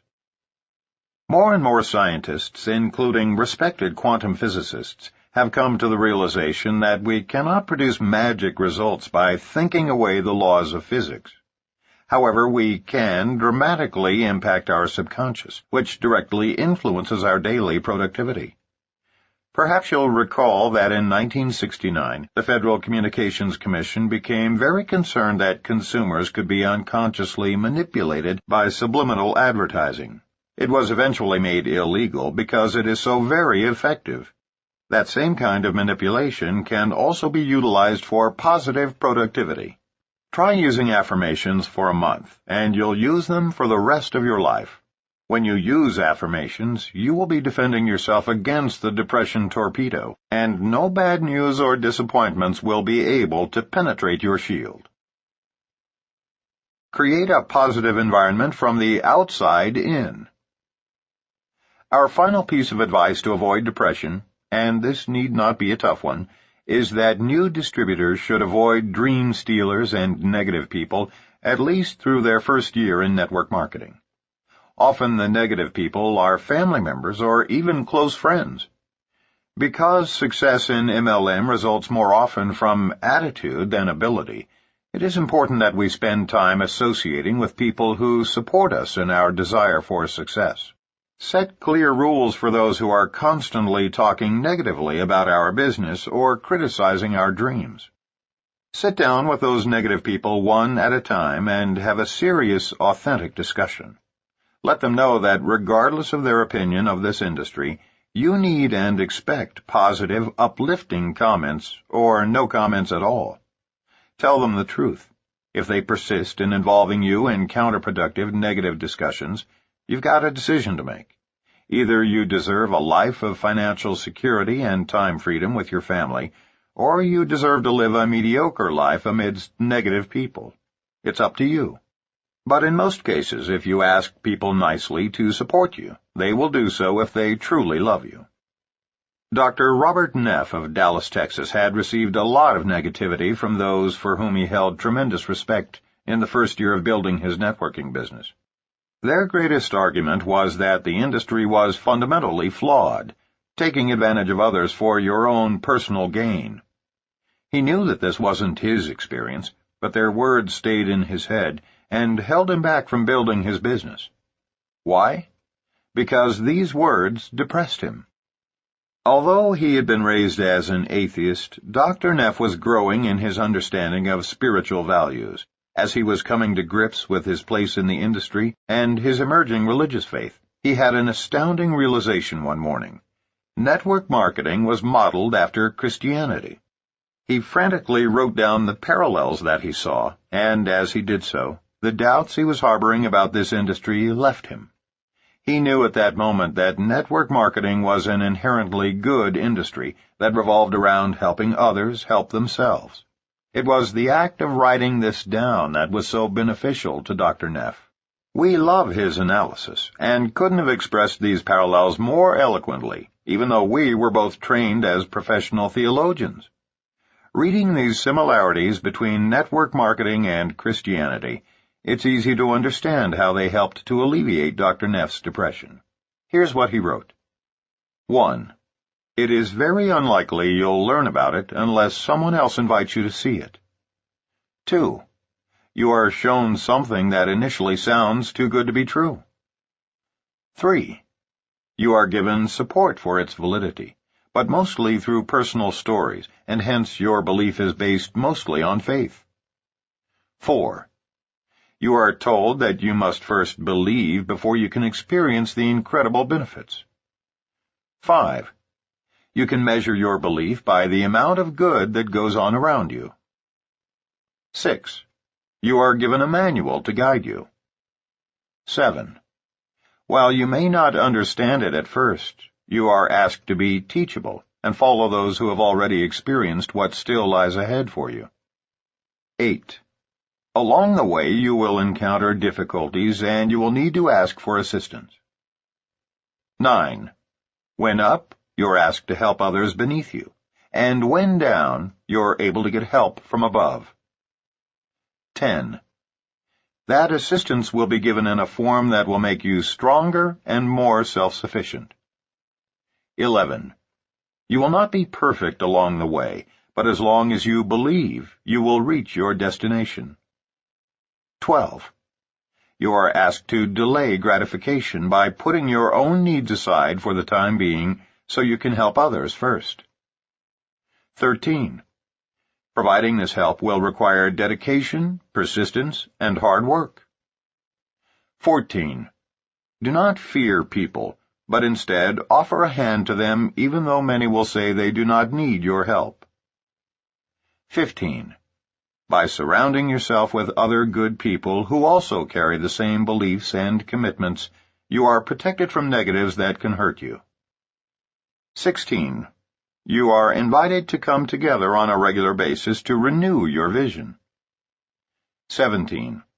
As a result, you will learn more about yourself, about others, and about life. 18. In the end, you will have directly or indirectly helped thousands of people to live better lives and move on to a better place. Network marketing is the great equalizer because it is built on attitude. Charles Swindoll, a minister and best-selling author, wrote, "The longer I live, the more I realize the impact of attitude on life. Attitude to me is more important than facts. It is more important than the past, than education, than money, than circumstances, than failures, than successes, than what other people think or say or do. It is more important than appearance, giftedness, or skill. The remarkable thing is that we have a choice every day regarding the attitude we will embrace for that day. We cannot change our past. We cannot change the fact that people will act in a certain way. We cannot change the inevitable. The only thing we can do is play on the string we have, and that is our attitude. I'm convinced that life is 10% what happens to me and 90% how I react to it. And so it is with you. We are in charge of our attitudes." Programs that support personal growth through attitudinal changes are on the rise. The EDGE curriculum, Increasing Human Effectiveness, and the Pacific Institute's Investment in Excellence are two such programs.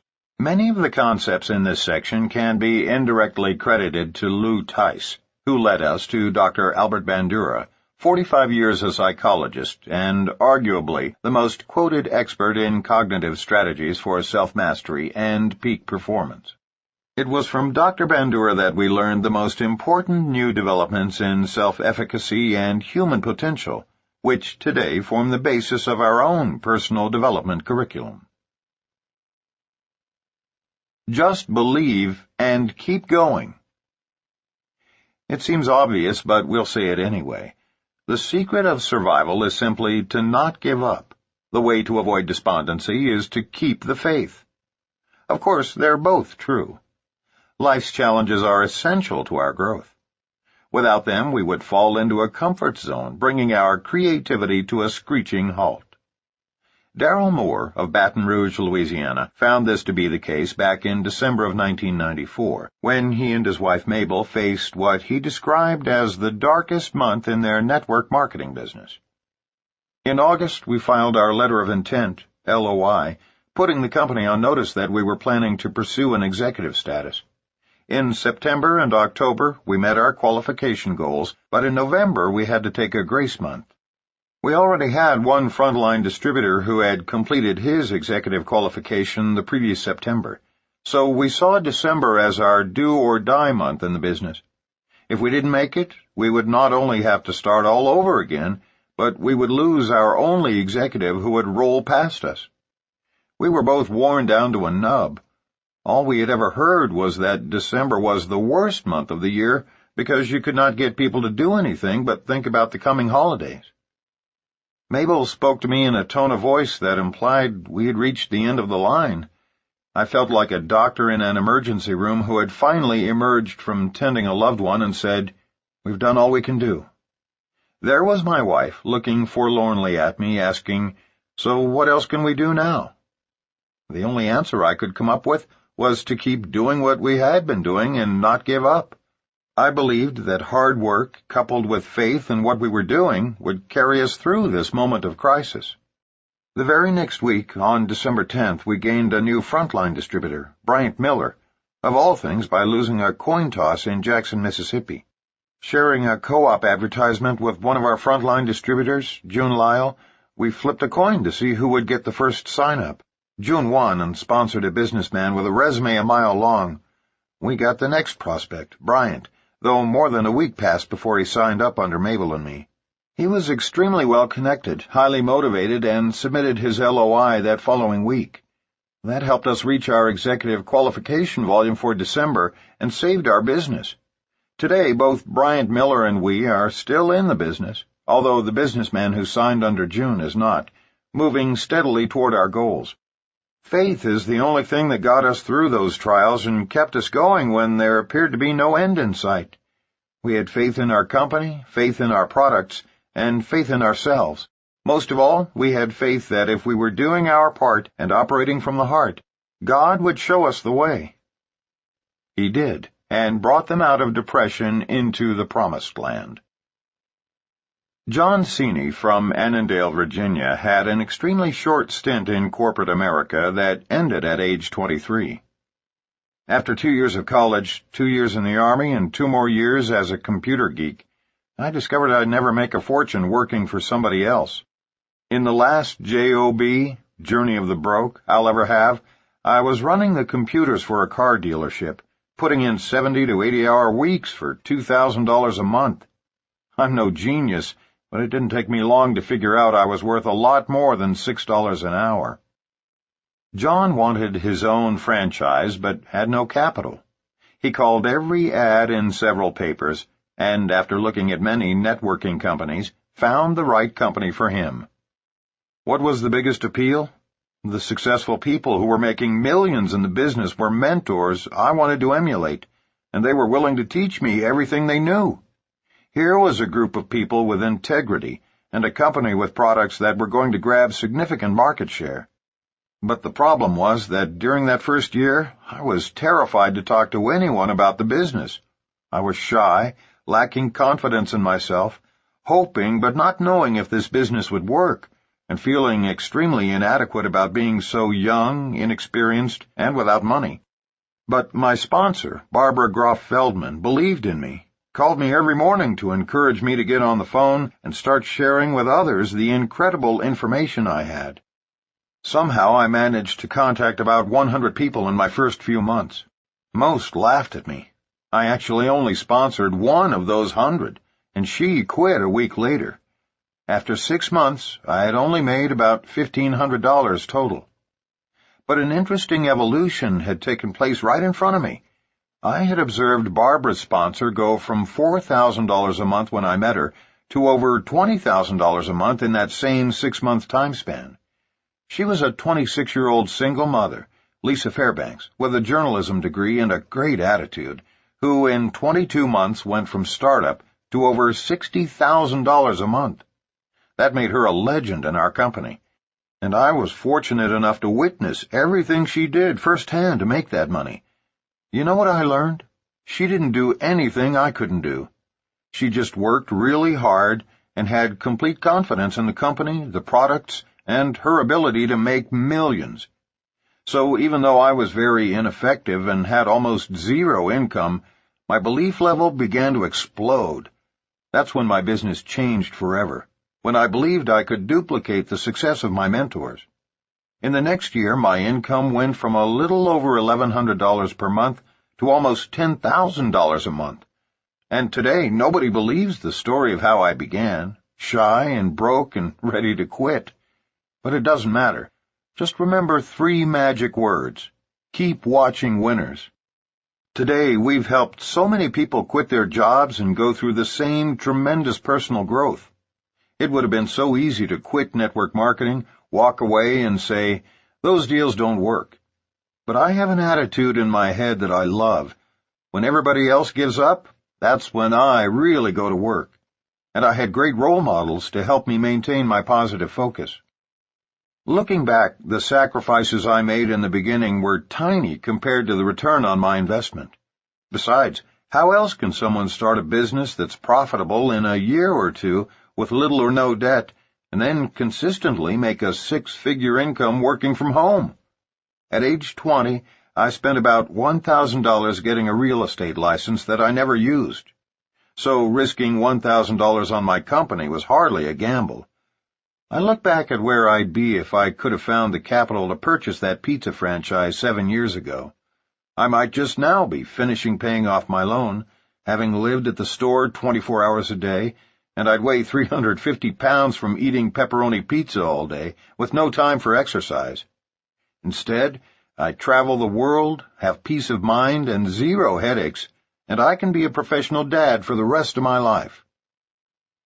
At a young age, John has made it to the top of his company, all because he found an abundance of belief instead of the abundance of investment funds that he thought he needed to make his life work.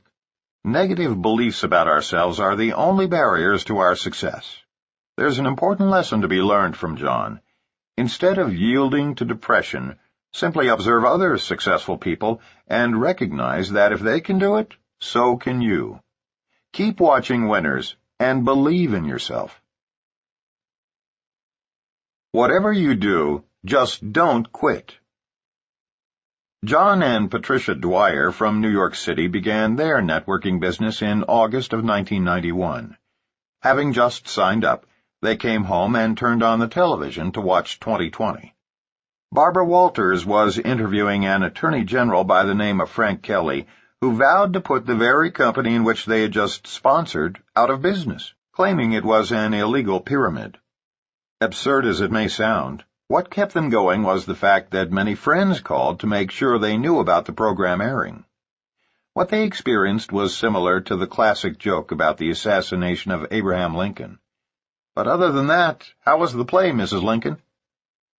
Fortunately, what stuck with many of their friends was not the attack on the Dwyers' company, but rather Barbara's closing comments. "But I hear the products are good." Patricia continues the story. "With all the publicity, this was not the most enjoyable time to build a business. We could have said, 'Yes, they are right. This is too hard. Nobody wants to join our business.' And believe me, they didn't join. As far as they were concerned, it was a pyramid. We felt we might as well quit. No one would blame us. But that would have been a terrible mistake. We would have missed all the great friends that we've enjoyed meeting over the 6 years of building our international business. One of our turning points was attending the network marketing certification course offered by the University of Illinois at Chicago. It is the first ever of its kind, taught by the Yarnells and Dr. Charles King. We met marketers from so many different MLM companies, making friends with them, and coming away knowing with certainty that this industry was going to be the business of the future. Today, Patricia and John have an international business with over 8,000 distributors worldwide. Network marketing has enabled them to get out of their former restaurant business and enjoy the rewards of working together. It has given them unlimited free time as well as financial freedom. They travel the world and support their associates along the way. They are especially grateful that, like so many others who bailed out at that time, they didn't listen to the media expose attacking their company. Rather, they used their own good judgment and, in spite of very rough beginnings, just refused to give up. Remember, depression can't win if you are constantly learning, bettering yourself, and associating with other positive people. Steve and Cynthia Rose of Colorado Springs, Colorado, had a similar experience. They first heard about this industry in 1987 when they were living in Austin, Texas. They were invited to meet Mark Yarnell, who they heard was very successful with an upstart MLM company. Because of busy schedules, they passed on the opportunity. After a series of failed businesses, 4 years later, in 1991, a young attorney and his wife from Albuquerque, New Mexico, again offered them the same opportunity. Hearing that Yarnell was still involved in the industry, and with their backs against the wall, they took a second look. Selling a sofa to gather the cash to buy their starter kit, they took off like a whirlwind, only to be thwarted by the same media attacks and regulatory scrutiny with which the Dwyers had to contend.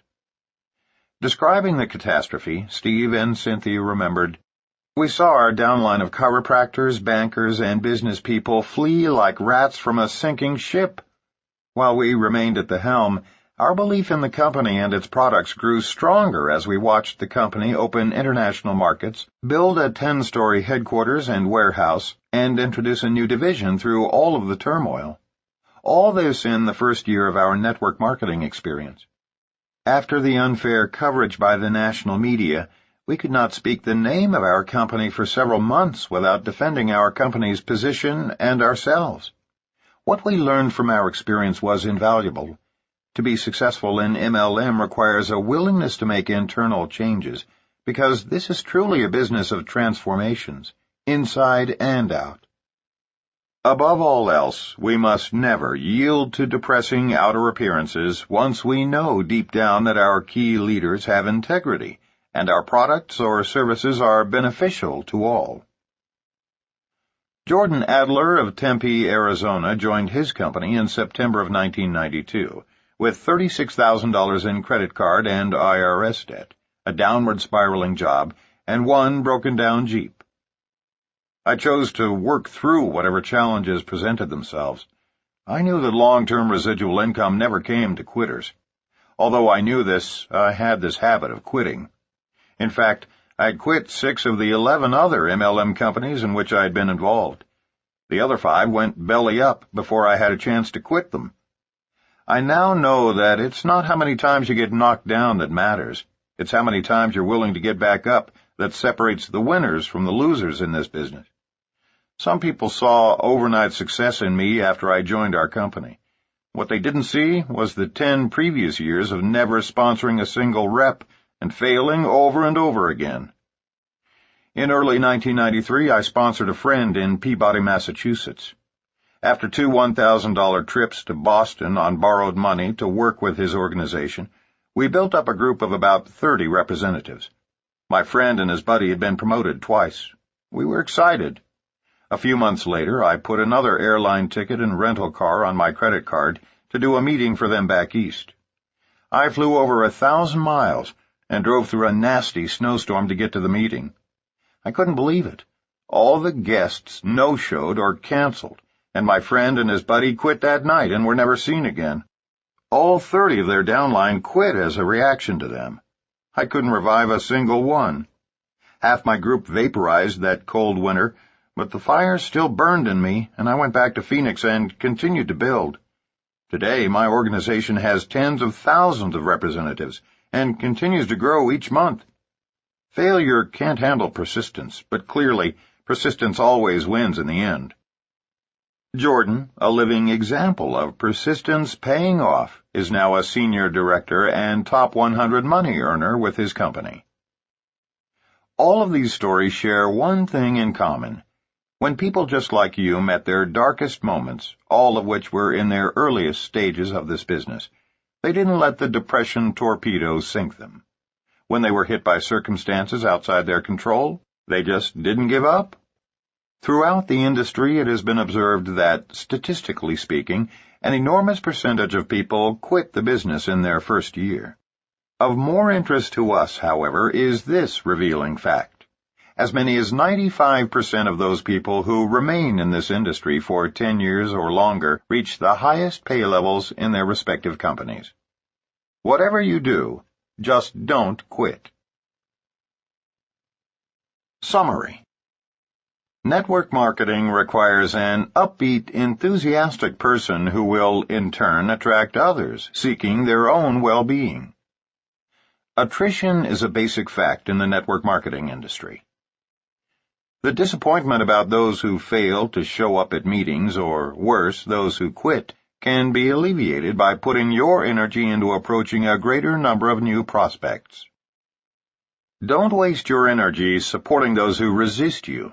Just think, next, and move on. Work with people who show an interest and will keep your spirits up. If you feel like quitting, call Upline for support and encouragement. Share your enthusiasm, never your negativity, with your downline. In order for professionals to be successful in network marketing, they must be willing to use their reputations and credibility toward building their business. Denying their commitment to their warm markets will only set themselves up for failure. These are the reasons to be proud and optimistic about sharing our business with others. 1. We have the only entrepreneurial home business with no upside limits and no serious downside risks. 2. Total time freedom goes hand in hand with the wealth and prosperity we achieve. 3. By working diligently in the beginning, we can ultimately have a stress-free life. Better to trade in the traditional 40-year plan for a new 4-year plan. 4. Recognition and travel await all those who are successful in building a network organization. 5.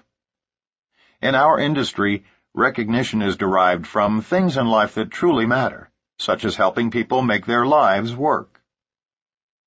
6. Global travel often involves bonding with new friends and sharing exciting cultural experiences with them, adventures beyond the grasp of those caught in the 40-year plan. If you attempt to recruit others while in a state of depression, your efforts will be futile. You alone have control over your attitude. If you exercise that control, adjusting your attitude from the inside, then your outward behavior will naturally follow.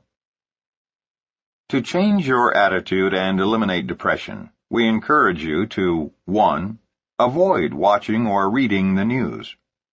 2. Read uplifting books. 3. Listen to inspiring tapes. 4. Only speak and think to yourself in a positive, uplifting manner. 5. Recall positive emotional experiences from the past. 6. Focus on the future, not on past disappointments that limit your possibilities. 7. Set goals and use affirmations to reach those goals on a regular basis. Striving to visualize ourselves as we want to be is the first step toward change and growth. 8. Avoid negative people, or at least negotiate with them to avoid acting negatively around you. Don't ever give up on your goals.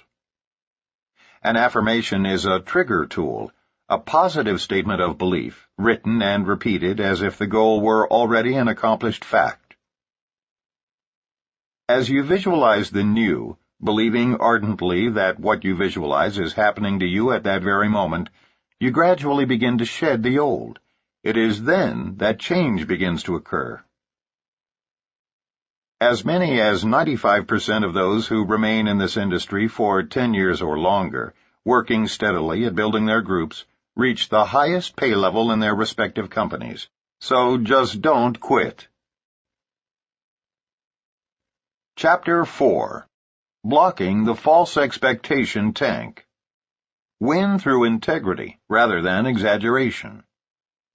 Ours is an industry that has acquired a reputation for producing millionaires. As a result, people feel they've somehow failed if they aren't earning $100,000 a month during their first year. Even worse than this false expectation of premature wealth is the notion promulgated by a number of misguided distributors that success in MLM requires no significant effort and no major time investment. The truth is, this is a work industry. Those of us who have achieved high incomes have applied ourselves diligently to succeed, and we have stayed with it for a number of years. Equally wrong is the idea that you need not do anything except send people to a weekly hotel meeting, and the leaders will do all the rest. In those meetings, some leaders have been known to indeed do it all, including signing up your prospects for themselves. This is a home-based industry where rewards are commensurate with effort. In this chapter, we will take a close look at what we call the false expectation tank, by exposing and carefully refuting many of the myths used to recruit unwitting distributors. We will replace them with the actual facts about your first-year efforts. An analogy. Imagine the following scenario. Basketball superstar Michael Jordan just happens to be sitting in a coffee shop in Chicago, where you and a friend have chosen to eat breakfast. You recognize him immediately, of course, but the last thing you want to do is pester him on a Sunday morning. The table next to him is vacant, so you sit at that one to be near him. As you are sitting down, you notice that Michael's two companions are both in wheelchairs. One of them is a paraplegic, and the other has a metal brace on his leg, probably indicative of multiple sclerosis or some other muscle disease. They are both in their late teens. You sit down with your back to Michael, but you're so close you can hear his dialogue. You don't mean to eavesdrop, but you can't help but overhear the conversation. Jim, Danny, I know you both may not believe me, but many of us in the NBA earn over $30 million a year because we were willing to pay the price of hard work and countless hours of effort. I started practicing when I was your age, and I never stopped believing that one day I'd make the team. You owe it to yourselves to look at this. Michael, you notice out of the corner of your eye, hands one of the boys a piece of paper.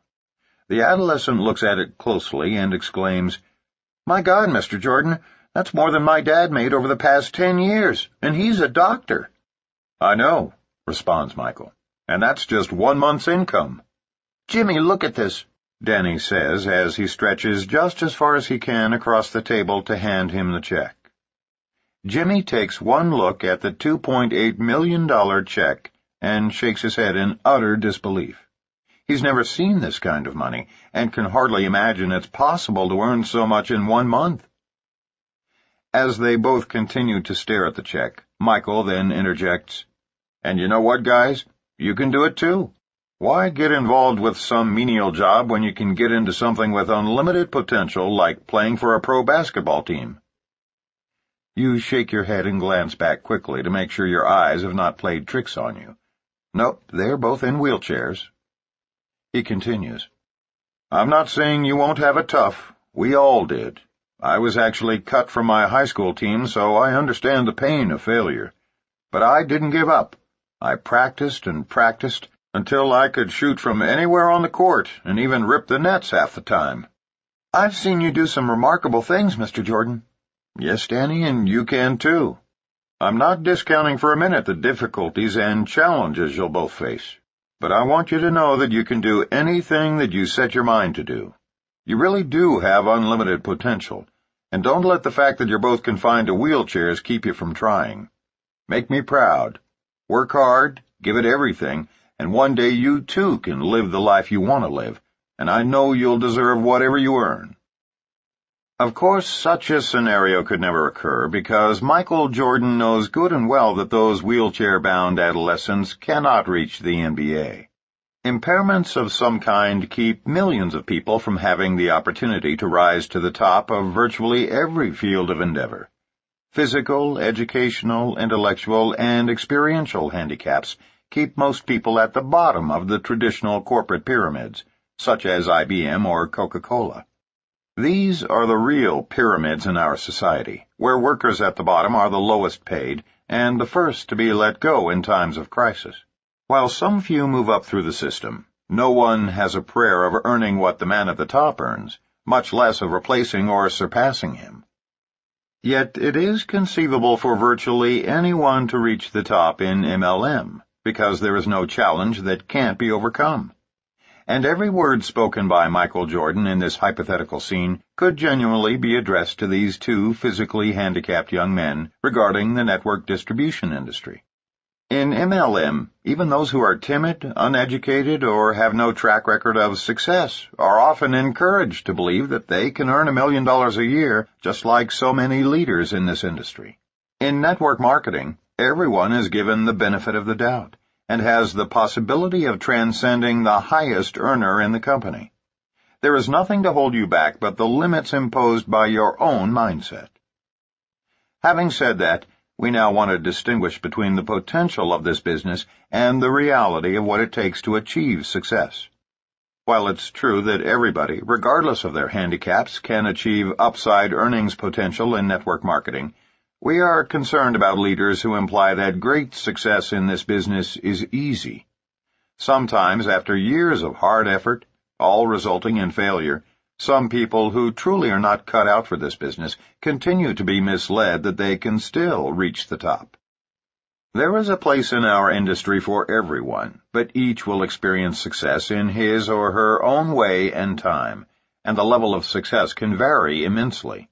And success need not only be measured in dollars. Some will develop solid, lifelong friendships, and that alone makes it worthwhile. Some introverts will come out of their shells and feel they have gained immeasurably by what this industry has done for them. Others will earn a few $100s a month and be thankful that they have something of value to do, and a little spending money besides. Some impoverished ministers will earn $15,000 as early as their 4th month. Most everyone will experience personal growth through this industry, and unquestionably, that is priceless. What better way to achieve such positive outcomes, all from home at such a low cost? The two of us met each other through this business and later fell in love and married. If you take everything else away from us, that alone would have made our time in network marketing invaluable. There is nothing of greater significance than finding your soulmate. So, by all means, show prospects the inherent potential of this business, but allow all distributors the right to discover their own levels of success. And by success, we mean having worthwhile goals and taking the necessary steps to achieve them. As long as you are taking a step forward, you are successful. Balance upside potential with the realistic picture. Incomes in MLM can become quite dramatic. We believe that anyone who has reasonable self-confidence, enjoys communicating with small groups of people while sitting at home, is coachable, and has a sincere desire to make a difference in people's lives can potentially earn $100,000 a month. However, it is important to paint a realistic picture of just how much hard work is involved in achieving financial security and time freedom. Too many distributors fail to tell the truth about the necessary effort. A recent advertisement in USA Today offered the following description of an MLM opportunity. No sales, no inventory, no monthly quotas, no personal or group sales volume requirements, no meetings, just call, phone number, to get started. This ad was intentionally misleading. We called the number to check it out and discovered that while no purchases were mandatory, in order to receive full compensation on several levels, substantial sales volumes were required. Here's the question. If a leader is going to advertise in the business section to find other entrepreneurial leaders interested in big money, why imply that no inventory or monthly sales are necessary? That's not only misleading, it's fraud. And we believe the Federal Trade Commission and other regulatory agencies are correct to go after such marketers and companies. They deceive innocent people into believing that MLM, like the lottery, is getting something for nothing. And in case you think most people are smart enough to avoid such preposterous claims, take a close look at how many men and women bet family food money on a 1 in 10 million chance lottery. Let's examine what is required to earn big incomes. Network marketing income is a direct result of the amount of wholesale products and/or services purchased by those individuals in your organization. Since most families only purchase as much as they need and use, a sizable organization is necessary to provide a large income. Lots of people ordering and using a little bit. Huge organizations are developed by individuals who personally recruit large numbers of frontline distributors and, as capable educators, teach them to duplicate their process. Our industry's leading company built a multi-billion-dollar global empire, one person at a time, over a 4-decade period. In essence, MLM is much more a teaching profession than a sales profession.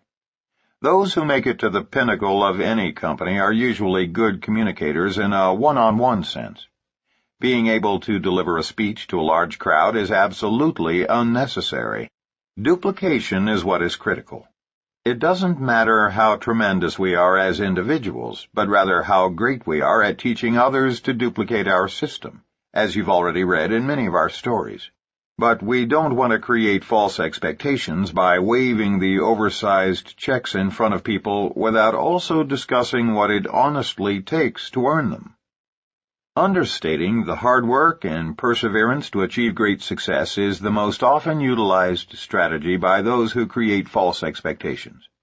Most people will quickly see through the false promises in a very short time and then quit.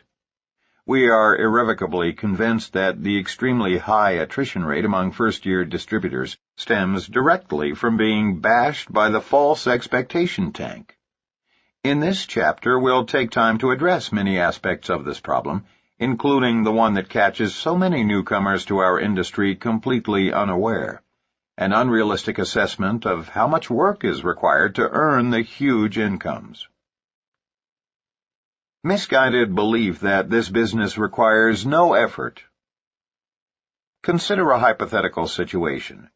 Steve goes to his first network marketing presentation and is immediately struck by the exponential growth potential.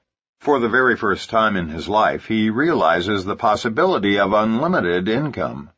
But here is his problem. Even though Steve knows literally hundreds of excellent prospects, he is currently earning $100,000 a year in a management position with a software firm and is spending as much as he makes. So the thought of quitting before he has replaced his income is simply irrational. During the question and answer period of the presentation, Steve asks if he can stay behind and visit with the presenters, Bill and Angela. Of course, they agree to speak with him privately. After everyone is gone, Steve explains his money situation to the successful couple. Instead of telling Steve the truth, namely that he is going to have to work very hard for a year full-time, or perhaps for 2 or 3 years part-time, in order to replace his income, they create false expectations. Bill says, "No problem, Steve. You've got a Rolodex full of high-caliber prospects, and Angela and I can work those people for you and then stack them on your front line." Of course, that will never work because Bill and Angela already have their hands full building and maintaining their own front line. They might try, but experience has taught us that no one can do this business for anyone else. And we all know that friends respond best to hearing about a business opportunity from friends first. Then a successful sponsor or upline can reinforce what the curious prospect has learned from his friend. The power of networking is at its highest peak when it is friend telling friend. But Steve cannot possibly know all of that at this stage, having just been introduced to the industry. So, to him, it sounds good. Based on what Bill has told him, he signs up, makes a list of his top 200 prospects, and turns it over to his sponsor. The false expectation tank hits Steve hard and fast. It doesn't take very long for him to realize that he is not going to get something for nothing in this business. Even if Bill makes good on his promise and signs up a few quality distributors on Steve's front line, Steve will still have to roll up his sleeves and work extremely hard, or the people beneath him could roll past his pay levels. But what ordinarily happens is that Bill can't convince Steve's friends to do something when Steve is not actually approaching them himself. Here's the point. Rarely, if ever, has a person in network marketing had the time and energy to recruit, build, and train more than one large frontline. We have not met anyone who has done so. Typically, after half a year of little or no activity, Steve quits. But he doesn't really go away. From that day forward, whenever network marketing is mentioned in his presence, Steve remarks, "Yeah, MLM is such a scam.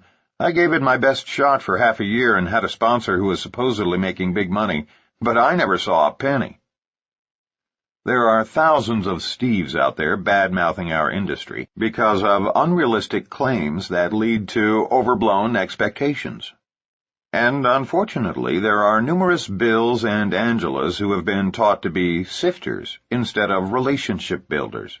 Their underlying motivation is to simply blast through Steve's Rolodex, hoping to find one winner, instead of helping Steve build a business based on his close relationships with friends. So what should have been done? Well, Bill and Angela should have been honest about Steve's chances. Not only would Steve have respected them more, but he would have fully understood how much effort it would take to make the business work for him. Here's how it should have been handled. Bill sits down with Steve and looks him squarely in the eye. You know, Steve, I can appreciate your dilemma. I know you still need an income while you grow your business. But if your corporation was to decide to enhance their profit structure by downsizing and you were targeted, they wouldn't even consider keeping you on salary until you found a replacement income. You'd be gone overnight with some severance package designed to placate you, but not meet long-term needs. The truth is, in our business, it's only those of us who treat it like a profession who get to the big money. Give it all of your energy and you'll naturally get there sooner. Undertake it part-time and stay with it steadily and you'll get there eventually. But there is no way for you to earn big money by exerting only minimal effort. That is, by simply turning all your prospects over to your sponsor. Steve listens but still doesn't fully understand. He responds, "Well, how do guys like me do this business? How does anyone ever get to the kind of money I've been hearing about?" Steve, it's true that many leaders in our industry earn over $50,000 a month, and most could afford to retire on that income in half a decade. Compared to retirement on a little pension after 40 years in your profession, our offer is very attractive. But I'd be doing you a disservice if I didn't tell you the truth. And the truth is, to hit those numbers, you would have to tighten your belt and do this business full-time. The other option is to work very aggressively part-time until you've replaced your income, and then go full-time. If you decide to do it either way, great. Angela and I will work with you side by side until you reach your goals. Otherwise, let's just sign you up so your family can use our products and services at wholesale prices, and I'll touch base with you again in 6 months to see if your circumstances have changed." Can you guess what Steve will do? He's going to go home and give this business serious consideration. He has no illusions about how hard he's going to have to work, and, frankly, he respects Bill immensely for his honesty. Bill shot him straight, thereby preventing Steve from being a target of the false expectation tank altogether. He's going to carefully think it through.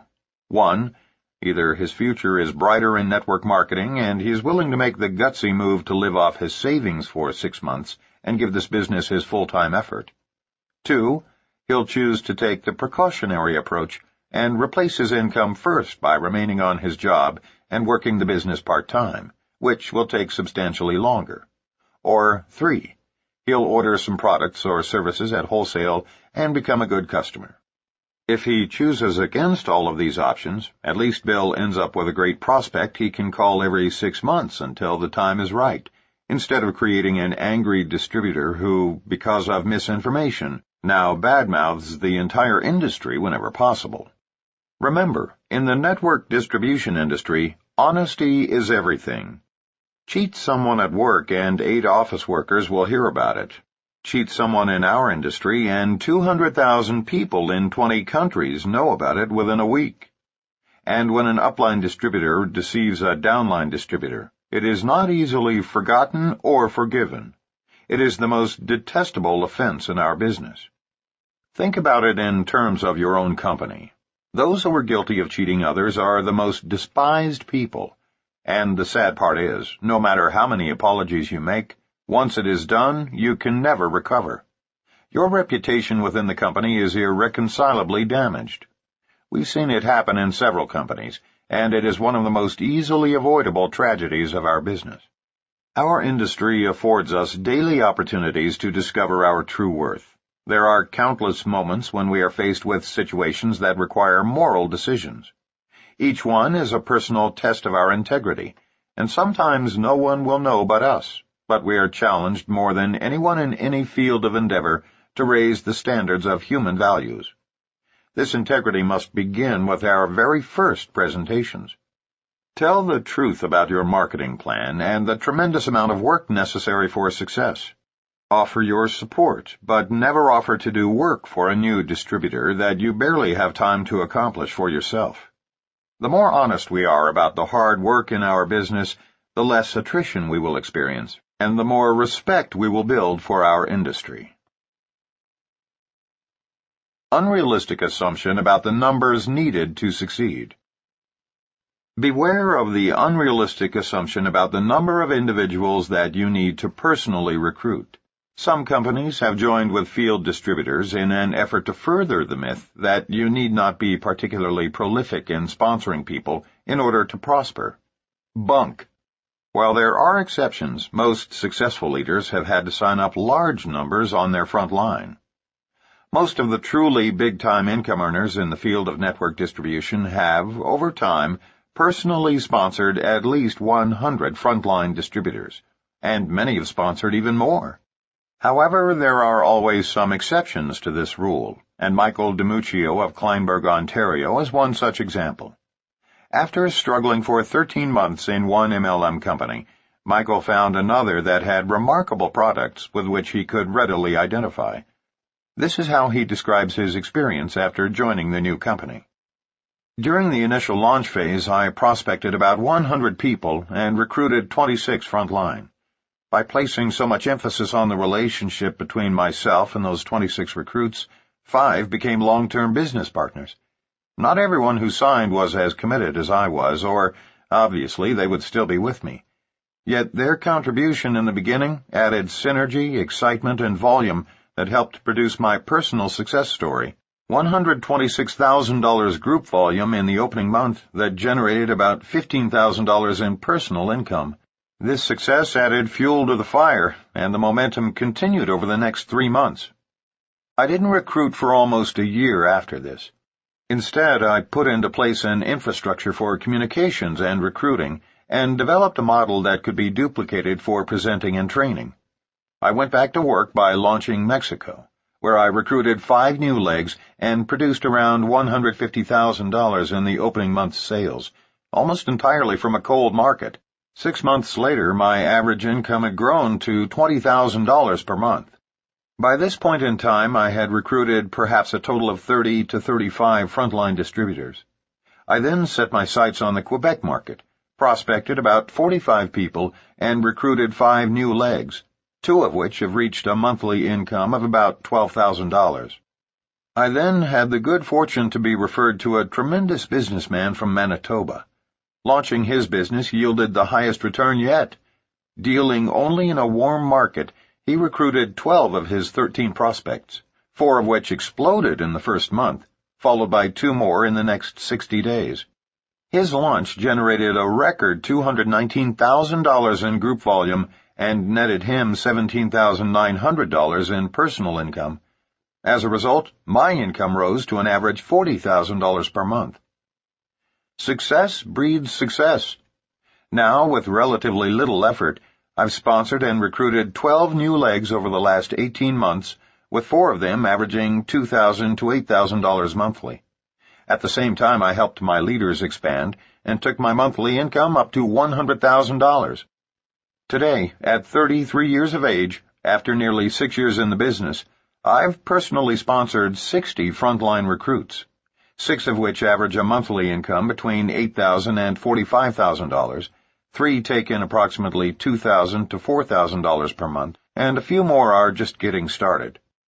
Many people deserve the real recognition for my success, but suffice to say that I've enjoyed an extraordinary career in an incredible profession. Michael was acknowledged as Distributor of the Year by his company for these outstanding achievements. We are currently developing strategies to make stories like this become the wave of the future in network marketing.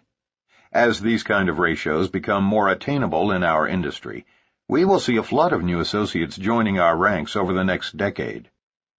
Those new to network marketing should have a simple understanding of the four most popular types of compensation plans: the breakaway, the unilevel, the matrix, and the binary. There are other hybrid plans that are a combination of these, but in general these four are the most widespread. Admittedly, the following explanations are a bit oversimplified, but understanding them in depth is not necessary for a first-year distributor. Having a basic grasp of these compensation plans is all you'll need for now. The oldest and most traditional is the breakaway plan. It allows distributors to recruit and be paid on an unlimited number of frontline associates. When leaders emerge by meeting the basic requirements set forth by the company, they break away from their upline executives, thereby forming their own organizations. In a breakaway plan, leaders receive a commission on unlimited levels generated by everyone within their own circle volume, and, based upon the number of breakaway leaders on their front line, they are paid a commission on a designated number of levels of their breakaway groups. Even though a larger percentage is generally paid on the circle volume, the real money is made in the massive numbers generated in the breakaway groups. Since the emphasis in a breakaway plan is placed on numbers of distributors on your front line, it is difficult to mislead new associates about the fact that it takes lots of sign-ups to receive the full benefit of the compensation plan. The unilevel plan essentially pays commissions on a specified number of levels, as opposed to generations that can run to depths of 20 or more, as designated by the company. It is comparable to the compensation paid on the circle volume only of the breakaway plan, except that it limits the number of levels. A unilevel formula, of course, has no breakaway system, but it is similar in that the only way to make money is to sponsor significant numbers on your front line, thus increasing the chances for greater exponential growth. In the breakaway and unilevel plans, each level beneath you grows larger than the levels above. Your sixth level, for example, should ultimately be larger than the 5 levels above it combined. So the larger your front line, the larger your sixth level will ultimately become. Because the unilevel is not as lucrative as other bonus programs, it is more often used in combination with another plan. Again, it is difficult to mislead anyone about the numbers necessary to succeed with the unilevel plan. The matrix plan is inherently limiting as a compensation plan by its very definition. Let's consider the 3x7 matrix as an example. You are on top and have 3 on your front line. Your second level is 9, third is 27, fourth is 81, fifth is 243, sixth is 729, and seventh is 2,187. Your entire organization, if it filled up, would compensate you for a total of 3,279 people. Many leaders have 10 to 100 times that many people in their organizations. It's literally a case of converting an unlimited opportunity into a limited income position. What's worse, it's very difficult for those below you to succeed in this system. Let's pretend that everyone on your 7th level has a sincere desire to succeed in filling up each of their matrix organizations. That would require a company of over 2 million distributors. The problems now arise because for people to succeed on that 7th level would require recruiting the equivalent of the entire populations of China, the United States, and Germany. Disregarding the reality of the matrix plan, the sales pitch still is, all you have to do is sponsor 3, only 3. The company literature and the entire sales force then promotes the idea that you can be successful in their venture if you only personally sponsor 3 others. And that's precisely all that most people end up doing, if that. But what we want you to understand is this. Nobody in any company at any time in our industry's history has succeeded in earning the truly big checks after personally sponsoring only 3 or 4 people. That is false expectation ad absurdum. If you are working a matrix plan, be prepared to personally recruit enough associates to fill up your first 4 or 5 levels. Do that, and you'll likely prosper. A matrix plan will only work if you do. The binary plan is the most recent hybrid in the chain of new compensation plans. If you like the matrix, you'll love the original binary. The premise here is that all you need to do is sponsor 2 frontline individuals, who are called your profit centers. Once you've got your 2, teach them both to duplicate what you've done, and so on until, poof, you're rich. Not in most cases. It may be perfected in the future, but as of the time of this writing, many of the binary plans we've reviewed require distributors to balance the sales volumes of both sides of their organization. And if left on their own, each side tends to grow at radically different paces.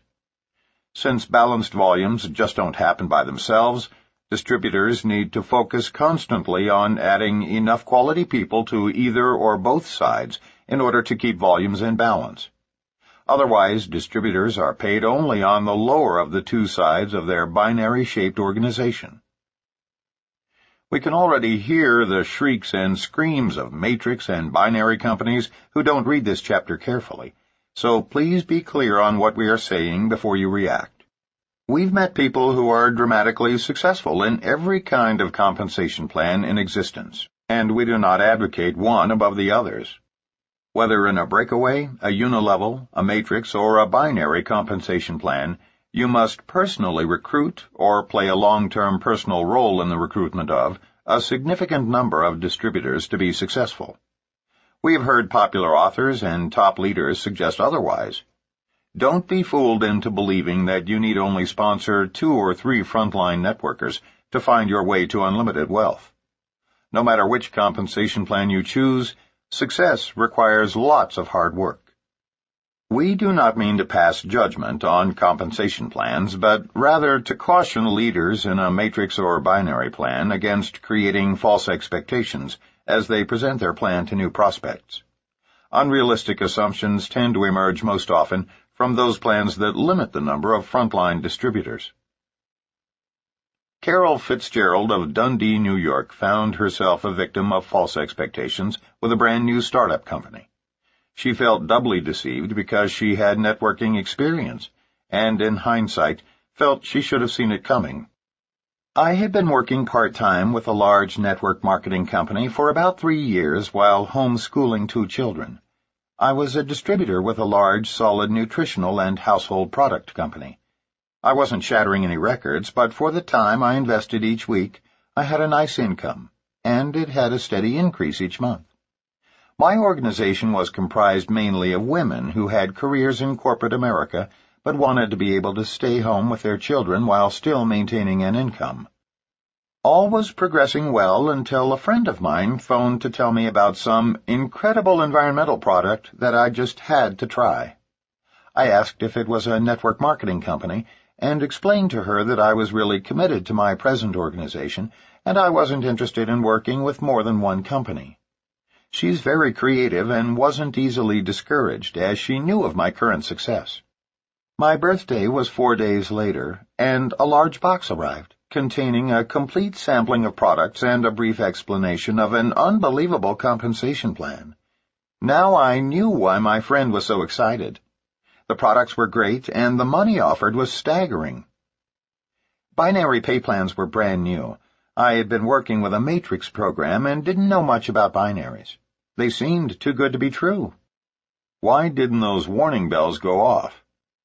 This was truly an unbelievable opportunity for fast growth and quick cash.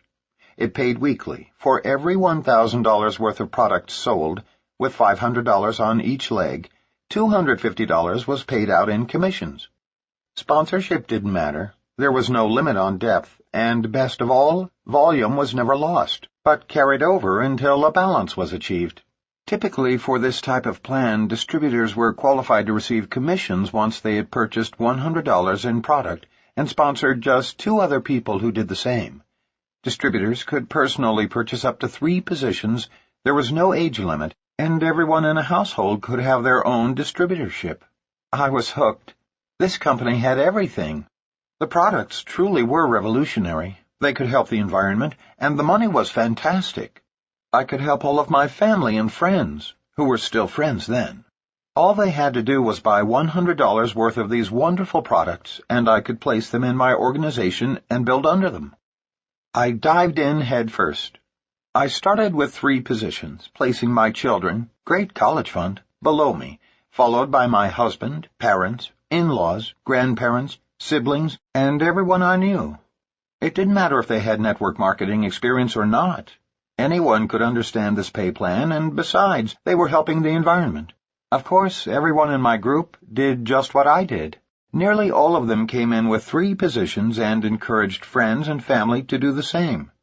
We signed up churches, schools, and other not-for-profit organizations who, in turn, rallied all of their supporters. My organization exploded. This was truly what networking was supposed to be.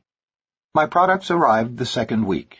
We didn't have distributor kits or training manuals yet, so I wrote materials for my group to use. The company liked my tools, so they used them corporately. I organized conference calls and conducted training sessions. The money was rolling in, and everyone was thrilled. Then it happened. Delivery of products started being delayed, and checks had mistakes. The principals of the company told me that it was the tremendous growth my group had caused, and that it was a good problem to have. I was assured that they were hiring extra staff to clear up the problems.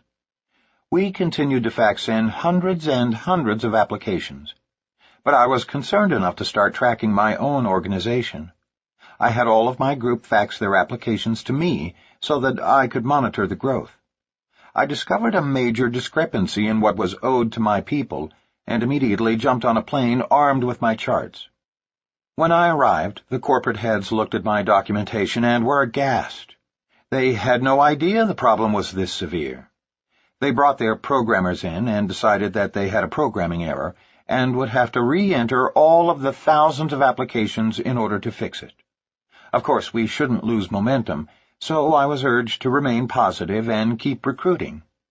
They claimed to have fired the person who was responsible for fouling up product orders, and I was guaranteed that everything would be back on track within 2 weeks. We kept on recruiting. Even though checks and product orders were sporadic, they seemed to be trying. Then came Black Monday. It started when my mail arrived and I found out that my last 2 checks had been returned for insufficient funds.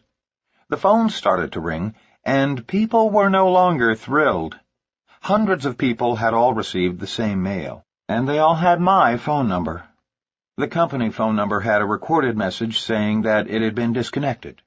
Reality set in. When I finally reached the president of the company, he explained that this situation was all my fault. It seems that they had never planned on someone completely balancing her organization, and worse yet, teaching everyone to do the same. My balanced group had maxed out the pay plan after only 8 levels, and my organization reached more than 30 levels, totaling several thousand distributors. The company closed its doors, teaching me a lesson and giving me a birthday present I'll never forget. Unfortunately, it also left my family and many of my friends with very negative feelings about network marketing that have taken me years to overcome. I still have a copy of my largest uncashable check in my daytimer to remind me that in network marketing, as in any other business, there is no get-rich-quick program unless someone gets hurt. Slow and steady definitely wins the race. Fortunately, Carol was able to pick up the pieces and is now working with an experienced team toward the launch of a network marketing company that she hopes will be a reflection of what our industry is meant to be. Carol adds, "For any of my friends who may be reading this, flowers, chocolate, or just a simple card make much nicer birthday presents." The lesson for people just starting out in network marketing is this. Binary plans by themselves tend to reflect a short-term cash return, as opposed to a long-term steady residual income. If you are considering joining a company that is so new it has no track record, at the very least make certain the principals in the company do have a track, a good one. It is very, very risky to join a company that has not been in existence at least a couple of years. If you feel compelled to join and don't have first-hand knowledge of the integrity of those starting up the company, do your due diligence. Check them out, call their references, and if their compensation plan is untested and sounds too good to be true, it probably is. At the very least, call the Direct Selling Association in Washington, D.C., and find out if the company under consideration is a member. If not, watch out. If you are in your first few years in this industry, making a decent living with a solid company, and, like Carol, an overzealous sponsor shows you big checks or a comp plan too good to be true, hopefully you'll have the common sense to stay where you are. Network marketing is big business played on an international stage, offering staggering income potential, enormous amounts of free time, travel, power, and prestige. To hit the big numbers is to be treated like an international rock star, playing to large audiences and standing ovations on every continent. You'll be treated to the best cuisine in every location and interact with the most powerful people in industry, medicine, and law. Remember, as you are trying to appeal to various professions in corporate America and throughout the world, each one has its malcontents, and frequently the most successful among them are the players who can relate to these kinds of earnings. As you move from your warm market into your cold market prospects, you need to understand that this is a numbers game and not be intimidated by it. MLM is the great equalizer in which former blue-collar workers are allowed to compete with, or even bypass, doctors and corporate leaders. Perhaps from the standpoint of workloads and maybe with respect to the number of people you actually have to sponsor, you are falsely induced into MLM, but no one can truly tell you about the joy of earning 5- or 6-figure monthly incomes until you yourself experience it. So don't whine, get to work. What's it going to be? 4 years or 40? Inaccurate perception about the time needed to succeed. The next problem area, time investment, is certainly worth mentioning because it so often misleads prospective distributors about one of the most important aspects of the business. While we've seen many of our associates reach 5-figure monthly incomes in only a few months, ourselves included, not many do. We believe new marketers should set realistic objectives ranging from 1, 2, and 3-year to 5- and 10-year goals. Then track upline until you find a person in your company who is earning the amount you wish to earn by your 10th year. Ask that person to help you set realistic goals based on the amount of time and effort they were expending at each of these monthly and yearly mileposts. It's quite reasonable to assume that if another person was able to achieve what you desire, if you can visualize yourself doing that too, and if you're willing to put forth the same amount of time and effort, you can earn the same. An average earnings report can and should be issued by your company. The way to set practical goals is to base them on incomes at varying levels actually earned throughout your existing distributor force. Remember to be realistic about the amount of time it will take, but also be expansive in determining the right goals for yourself. It is by unleashing your limited thinking that you will be able to rise to your full potential. With respect to the amount of time required to succeed, part-timers in network marketing earn substantially less than do those working the business full-time. If a full-time person is earning $200,000 a month, a new person might quite logically assume that if she works half the time, she could earn $100,000 a month. Not necessarily true. The most Renee ever earned as a serious part-timer, who, because of her elected position to a 4-year term in public office, could not quit until she had completed her commitment, was not even 10% of the amount we've earned together working full-time. It's because this is largely a business of duplication. Part-timers attract part-timers. If you are the leader and part-time effort is good enough for you, then part-time will seem appropriate to everyone you recruit. On the other hand, if you are working very aggressively, treating this like big business, so too will more members of your downline. Ask yourself a simple question. When was the last time you met a person who became a millionaire in his spare time? Prosperity is a full-time venture.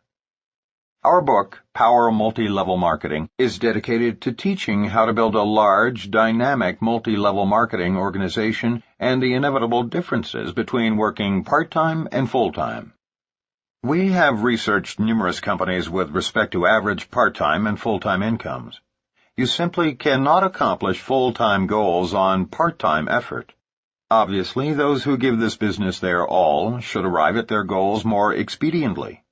If this is an option for you, and if you have 6 months of staying power on the money you have in savings, then we highly encourage you to carefully select your company and give it everything you've got.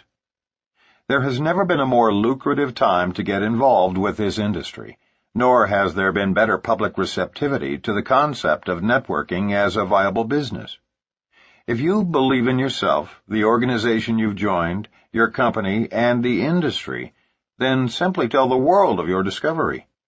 That's what Mark did, sometimes putting in 60 to 70-hour weeks on fire with enthusiasm, and within 3.5 years, his efforts earned him his first $100,000 monthly check. If responsibilities, financial constraints, doubts, or just good common sense hold you back from beginning this business on a full-time basis, then Renee may be someone for you to emulate.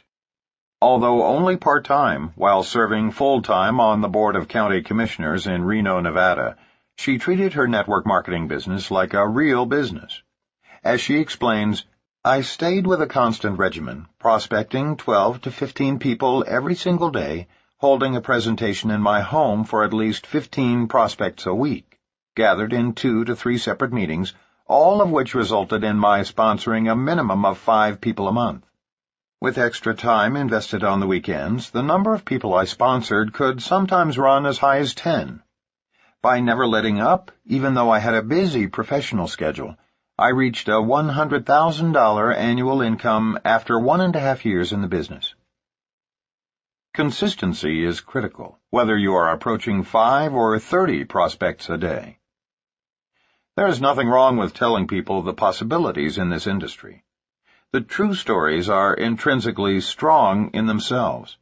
There is no need to exaggerate, but everyone needs to know the amount of productive time and focused effort we invested to accomplish these goals. We weren't attending someone else's meetings. We were conducting our own. We weren't managing our downlines. We were supporting our frontline associates by helping them close their prospects, and thus building organizations that duplicated our efforts. Faulty premise that upline will do it all for you. Many new distributors are recruited by being told they need not work hard. All they have to do, they are assured, is send their prospects to an upline's hotel meeting, and their sponsor or upline will do the presentations and close everyone for them. But let's get back to the basics. The definition of networking is friends telling friends. But you must be involved, talking with your friends, sharing your excitement about this business. Networking is absolutely no different than telling friends about a good movie or a new restaurant you've discovered. You don't have to be an expert. You don't know who directed the movie or where they went on location to film it. You don't know who choreographed it or who wrote the musical score. You may not even remember most of the actors in the movie. All you know is that you loved it. It made you laugh or cry or just feel good. So you tell people. No one expects you to know everything about it. Based on your word, they will probably go see the movie the next time they are in the mood, just because you recommended it. Hearing about it friend to friend is the essence of what makes network marketing an effective method of distribution. But what would you think if a close friend called you and said, "Hi, it's me. I've got a lady on the line who introduced me to a new movie last week. We went and saw the movie and liked it so much that we've both called you. I'd like you to speak with her. She's on the line to answer any questions you might have about the movie because she's seen it more times than I have." Get the picture? There is a place for upline support. It comes after they have seen the movie, that is, after they have seen the presentation, when bringing in an authority to help get them involved makes sense. Whether you introduce your prospect through an audiovisual business briefing or an in-home presentation, use your upline to add credibility after the initial exposure. You don't have to be an authority on MLM or your company or your products to make the initial introduction. Nor do you have to deliver a polished speech or have your upline on the phone with you. Our experience has been that a little less refinement goes a long way in this business. As you share your enthusiasm about what you've learned, particularly at the presentation, you want people to walk away thinking, "I can do that too," not, "Wow, what a brilliant presenter she was." Stephen Friedberg of Parkland, Florida, learned this lesson by being thrown directly into the fire for his first meeting. Believing that his sponsor was going to do his first meeting for him, Stephen invited several of his friends and encouraged them to bring a friend. 5 minutes before the meeting, with 19 people gathered in his living room, Stephen found out that his sponsor couldn't make it. At that point, I came close to having a massive heart attack. I was so scared. I was sweating so much that my glasses fell off my face. I was shaking so hard that, for the life of me, I couldn't draw a straight line on the board. The meeting that was supposed to last an hour took only 19 minutes because I had told them everything I knew. To make matters worse, someone I had already sponsored filled the empty minutes by taking over the floor, shouting to everyone, "You can do it," while striding from one end of the room to the other. All I could do was pray that the floor would suddenly open up and swallow me, sparing further embarrassment. It was my worst nightmare, until the next day. 3 people signed up and my business was off and running. Although we do teach sponsors to do the first couple of meetings for their new associates, this story shows what can happen when people are left with no options but to go out and, in the words of the great Nike, just do it. This is a business of teamwork. Don't be misled by the false expectation that somehow your upline is supposed to take you by the hand and do everything for you. But at the same time, the reason we are compensated multi-levels is because, as we plant the seeds with our prospects, our upline mentors are there to water those seeds for us. Then, as your people bring in interested prospects, you are there to help close their people for them. It is not a matter of upline doing it all. It's about all of us doing our parts, making the whole organization function as one healthy body. Remember, you don't need colossal support nearly as much as you need to be a major support for others. When that sinks in, you'll truly begin your march toward wealth. But you will argue, "I'm not making the big money yet." It doesn't matter. Most people only need to hear the same thing reinforced, the old 1-2 punch. If the subject comes up, "How much are you making?" let them know that you are still in the early building stages, but give them the private number of a specific person in your upline who is making big money. Our experience is that only a small number of them will follow through and call. What they really need to hear is that what they've been told is being accomplished by someone beyond their friend, someone to whom they will also have access. But when they do follow through, the big earner needs to be accessible. Clarification of retirement. The definition of retirement is the total withdrawal or separation of oneself, thereby indicating the end of a career. Have you noticed that the topic of retirement comes up at virtually every opportunity meeting conducted by a leader?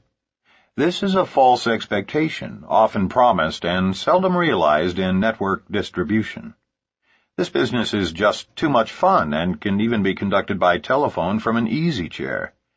Many of us use the word retirement loosely in our first approach with prospects, but what we mean is that after a certain period of time invested in the business, we can ease up dramatically. At a certain point, we no longer have to spend our lives prospecting people to achieve wealth and independence. But we must find an appropriate means of sustaining our support and accessibility to those who count on us. When any network marketing company allows vesting, retirement without any further production requirements, few distributors choose to actually retire completely. A real leader makes plenty of time for his family, most often creating a lifestyle that blends quality free time with quality work time. But that leader usually continues to be accessible by telephone and never allows the rumor to circulate in his downline that he is fully retired. That could be a mistake and should be avoided. But don't allow this retirement issue to disturb you. Here's why. First, there is no other business in existence that has such universal application but also offers the rewards of network marketing. Not everybody can be an athlete or an actress. Not everyone has the funds to purchase their own franchise. But almost anyone can do network distribution on some meaningful scale. And once it's in your blood, it is nearly impossible to do anything else. Twice we've tried to retire, and both times we've convinced ourselves that no other productive endeavor is nearly as fun. According to the eminent psychiatrist William Glasser, all of us have two fundamental needs in life: the need to give and receive love, and the need to feel worthwhile to ourselves and others. The two times we cut back considerably, we quickly discovered that we missed the interactions with friends and acquaintances we've made through our business. We soon discovered that recruiting and training new distributors is more fun, challenging, and rewarding than most other productive endeavors. Whatever we tried, we always ended up coming back to network marketing. Perhaps we're hooked because this industry involves such a variety of experiences. When we write, speak to groups, or work one-on-one with people on the telephone, we are involved in personal growth, marriage counseling, family values, company politics, integrity issues, small businesses, global businesses, and a variety of different cultures from all over the world. The personal goals and entrepreneurial dreams of every single person with whom we interact are of paramount importance to us. Given both of our backgrounds, it has proven impossible to find another profession with such a dramatic impact on so many people. We don't care how often you've heard about network marketing retirement. The truth is, our downline will always strive to duplicate us, and the last thing we want is a downline of retired leaders. Craig Bryson, a major international player in networking, has always warned leaders in this industry about the trickle-down effect. Any company that allows vesting or retirement without any monthly production requirements could eventually destroy itself from the top down. We concur. In fact, many of the top MLM companies offer 1 or 2% of total profits to be shared among its leaders, or, in lieu of that, have created an addendum to their compensation plan that provides its leaders with the incentive to continue being productive. This is not only valuable for the leaders, but also for the downline distributors who tend to duplicate their upline's activity, or lack of it. Remember, whether you are speaking to groups of 5 or 500, don't dangle the retirement carrot in front of prospects without qualifying it. Better yet, focus on MLM's ability to bring about self-determination in their lives. Most people would be very pleased if they could just spend 10 or 20 hours each week at home with their families, hours they currently must spend in the office. Because we love what we do, it is sometimes difficult to know when work stops and play begins. Instead of 12-hour days, we now spend a few hours in productive work, and the rest of the day in activities with our family, playing tennis, snow skiing, paragliding, and reading or writing books. Because of the freedom allotted us in this business, we are able to take time out to write or teach classes like the certification course we teach in America and Asia with Dr. Charles King. But our outside work is not limited to network marketing. Mark is currently writing a love story, and Renee is writing a self-help book based on her own life experiences. Mark is spending time developing a prison program, and Renee is the board chair of a homeless project. In other words, prospects should be told that they may look forward to unlimited freedom in a very few years, the freedom to do what they want when they want to do it, while continuing to act as role models and support to their downline. Think of network marketing not as a career, but as a vehicle to help you do the things in life that really matter to you. This explanation is much more in line with what actually occurs in the lives of successful networkers. Erroneous view that no product or service need be sold. Network marketing is the orderly word-of-mouth distribution of products and services directly from the producer to the consumer. As products or services are purchased, the distributors responsible for those orders are compensated through multi-levels in their organization. This is the definition of network marketing, and why it is often referred to as multi-level marketing. With this as the very basis of our industry, we find it difficult to understand how anyone can stand before audiences and say, "In our business, you sell 0 products. All you need to do is present the compensation plan and sign people up." Of all the false expectations created, this one is the most inaccurate because it denies the very essence of our business, and makes government regulators suspicious of the industry. We understand why some well-intentioned leaders say this, but it doesn't make it any less hurtful to our industry. Network marketing is often avoided by great prospects who fear that they will have to peddle products, lots of them, perhaps even door to door. Some men and women worry that they will actually become door-to-door cosmetic salespeople. To offset that erroneous notion, many aggressive leaders will suggest that new prospects need not sell anything. The truth is this: network marketing is about a lot of people using and sharing a little bit of product. For the system to work, each of us must do our part.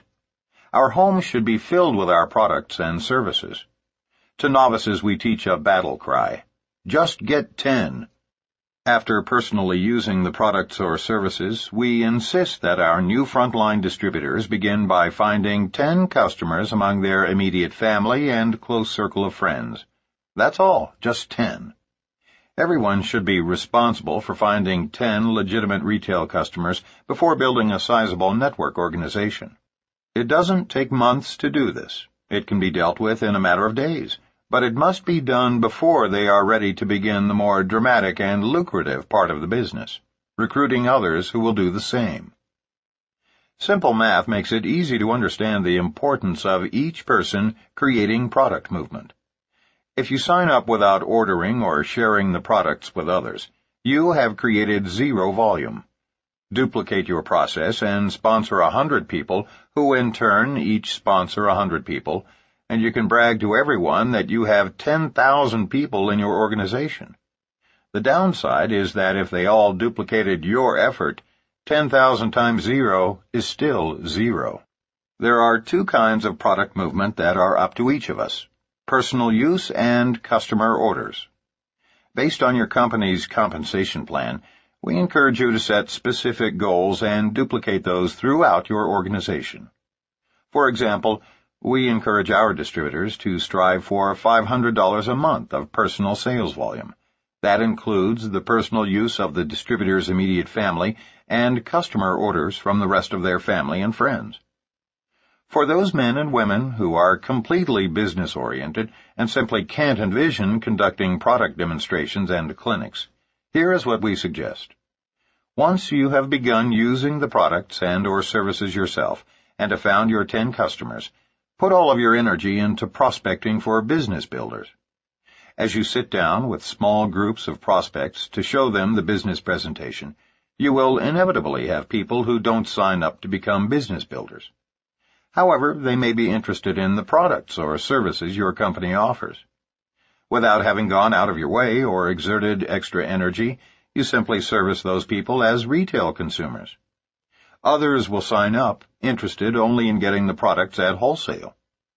Instead of joining Sam's Club or Costco and paying an annual membership fee, busy consumers are learning that through our industry, their products and services can be delivered to them directly. Teach your people who are resistant to product sales how easy it is to create customers out of those prospects who come to the recruiting meetings but decide not to participate in the business. This method appeals to executives and other business people who are intimidated by the fear that they will lose their identity as professionals and be looked upon by their peers as product peddlers or door-to-door salespeople. That's the honest way to address this problem, instead of creating the false expectation that no products or services need be purchased in our business. Mistaken belief that success can be achieved exclusively through retail sales. Steve and Jeanette Back from Portland, Oregon, joined the world of network marketing with no prior business experience. Both were scholar athletes. Steve played professional football with the Detroit Lions for 5 years, and Jeanette still teaches peak performance aerobics. As they explain, the attraction for us was big money and free time. We embraced the product line wholeheartedly, but made the fatal mistake in the beginning of not seeking out upline mentors who had previous success in the business. We built a retail base of more than 100 customers and looked at our check after 1 year in the business and said, "There's got to be a better way." There was. Our new focus was on duplication, keeping it simple, and constantly adding new recruits to the pipeline. Once we instilled these principles into our personal business, it was easy to teach others. When you stay busy looking for people who are at the right place and time in their lives, you don't worry about the ones who say no. Today, our life works. We've replaced our NFL income and, more importantly, our time is our own. So many people come into this business hearing about the upside potential and believing that all they have to do is sell some products to get to the big money. Not true. Ours is a business of each of us doing our little part of moving products or services. As with Steve and Jeanette, the money comes once you successfully recruit a large downline and duplicate that process. The average person will not be responsive to hype. People today are much more sophisticated than they were 2 or 3 decades ago. We've all been bombarded with millions of slick Madison Avenue advertising campaigns before we reach adolescence. By the time we reach maturity, we've seen our share of carnival barkers, sales professionals, and pushy, arrogant marketing reps. A 20-year-old today is more jaded and cynical than a 60-year-old in 1940. The very last thing people want is a high-pressure pitch on an MLM opportunity. Most people today can smell a rat the minute it emerges and can easily see through lies and fabrication. Our business already seems too good to be true. There's absolutely no reason to attempt to make it even better with false statements about exaggerated income, early retirement, or zero sales. We suspect that most professionals avoid our industry because it doesn't make sense that an ordinary person with only a high school degree can become a millionaire in 3 years with virtually no risk and no capital. When a thinking person is exposed for the very first time to network marketing by a competent leader who simply articulates the facts honestly, one of 2 things will occur. Either that prospect will walk away shaking her head in total disbelief, or she'll lose sleep for a week from the excitement of our potential earnings and lifestyle. No one need ever exaggerate nor falsely explain our industry again.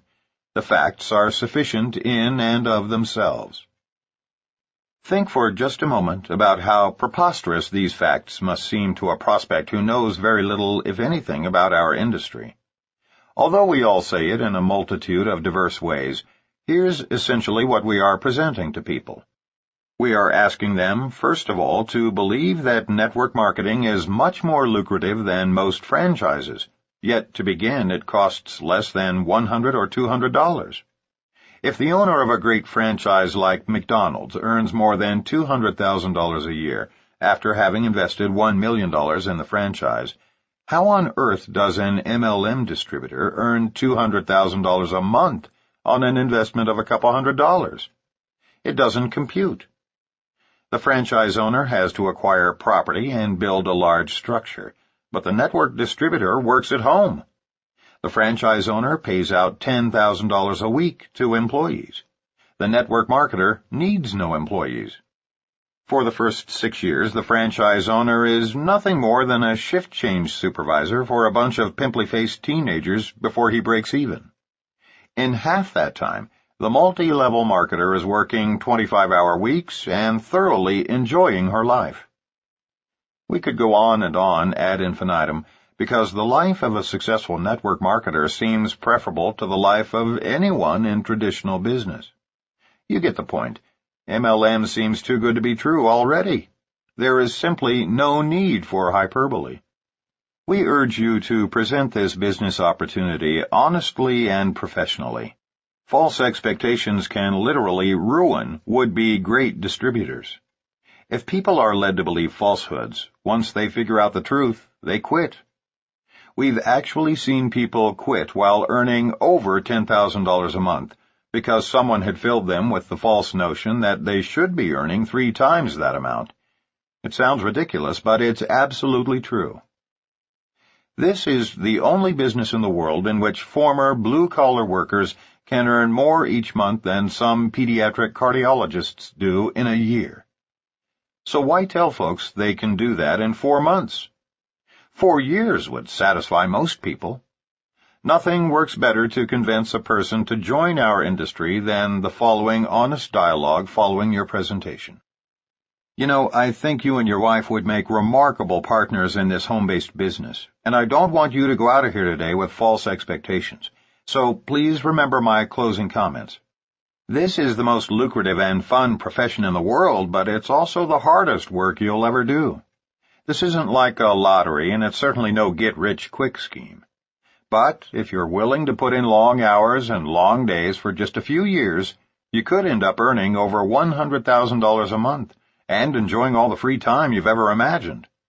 I say it's tough because you may have to prospect a lot of people to find just one who's willing to work.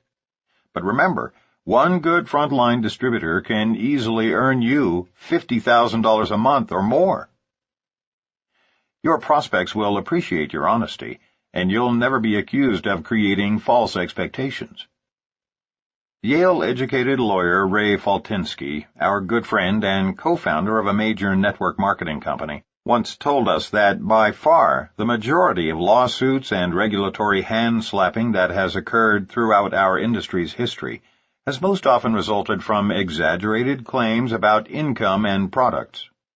For our children's sake, let's join together and stop these exaggerations, which could pose a significant threat to our industry's longevity. Besides, if we just tell the truth, it already sounds too good to be true. Summary. Don't be misled by false expectations. Success in network marketing takes hard work and persistence. There is no one to whom we could not present the MLM opportunity as a chance for success, but be cautious to distinguish between the fact that while everyone can, not everyone will. Along with references to the oversized checks, distributors will also want to discuss the amount of effort required in MLM. The more honest we are about the hard work required to succeed, the less attrition we will have, and the more respect we will build for the industry. Whether in a breakaway, a unilevel, a matrix, or a binary plan, the greater the number of personally sponsored distributors, the larger the income. Network marketing is the great equalizer in which former blue-collar workers are allowed to compete financially with doctors and corporate CEOs. With respect to the time it takes to do this business, set realistic goals based on real achievements of upline distributors or average earnings published by your company. Part-time effort will virtually never produce full-time results. There is nothing wrong with telling people the uppermost possibilities in this business, but there is no need to exaggerate because the truth is plenty remarkable in itself. As you bring others into this business, support them without promising that you will do it all for them. Networking is friends telling friends, and it simply won't work unless you are willing to share your enthusiasm with your friends personally. There is no better way to get started in the business than to just do it. Set up your first home meeting and begin. In network marketing, retirement means that we can ease up dramatically, no longer needing to spend our lives prospecting in order to achieve wealth and independence, while still finding an appropriate means of sustaining our support to those who depend on our accessibility. Think of networking not as a career, but as a vehicle to help you do the things in life that really matter. Simply defined, network marketing is the word-of-mouth distribution of products and services for which distributors who are responsible for those orders are compensated throughout multi-levels in their organization. Even the most serious business builders are responsible for creating a small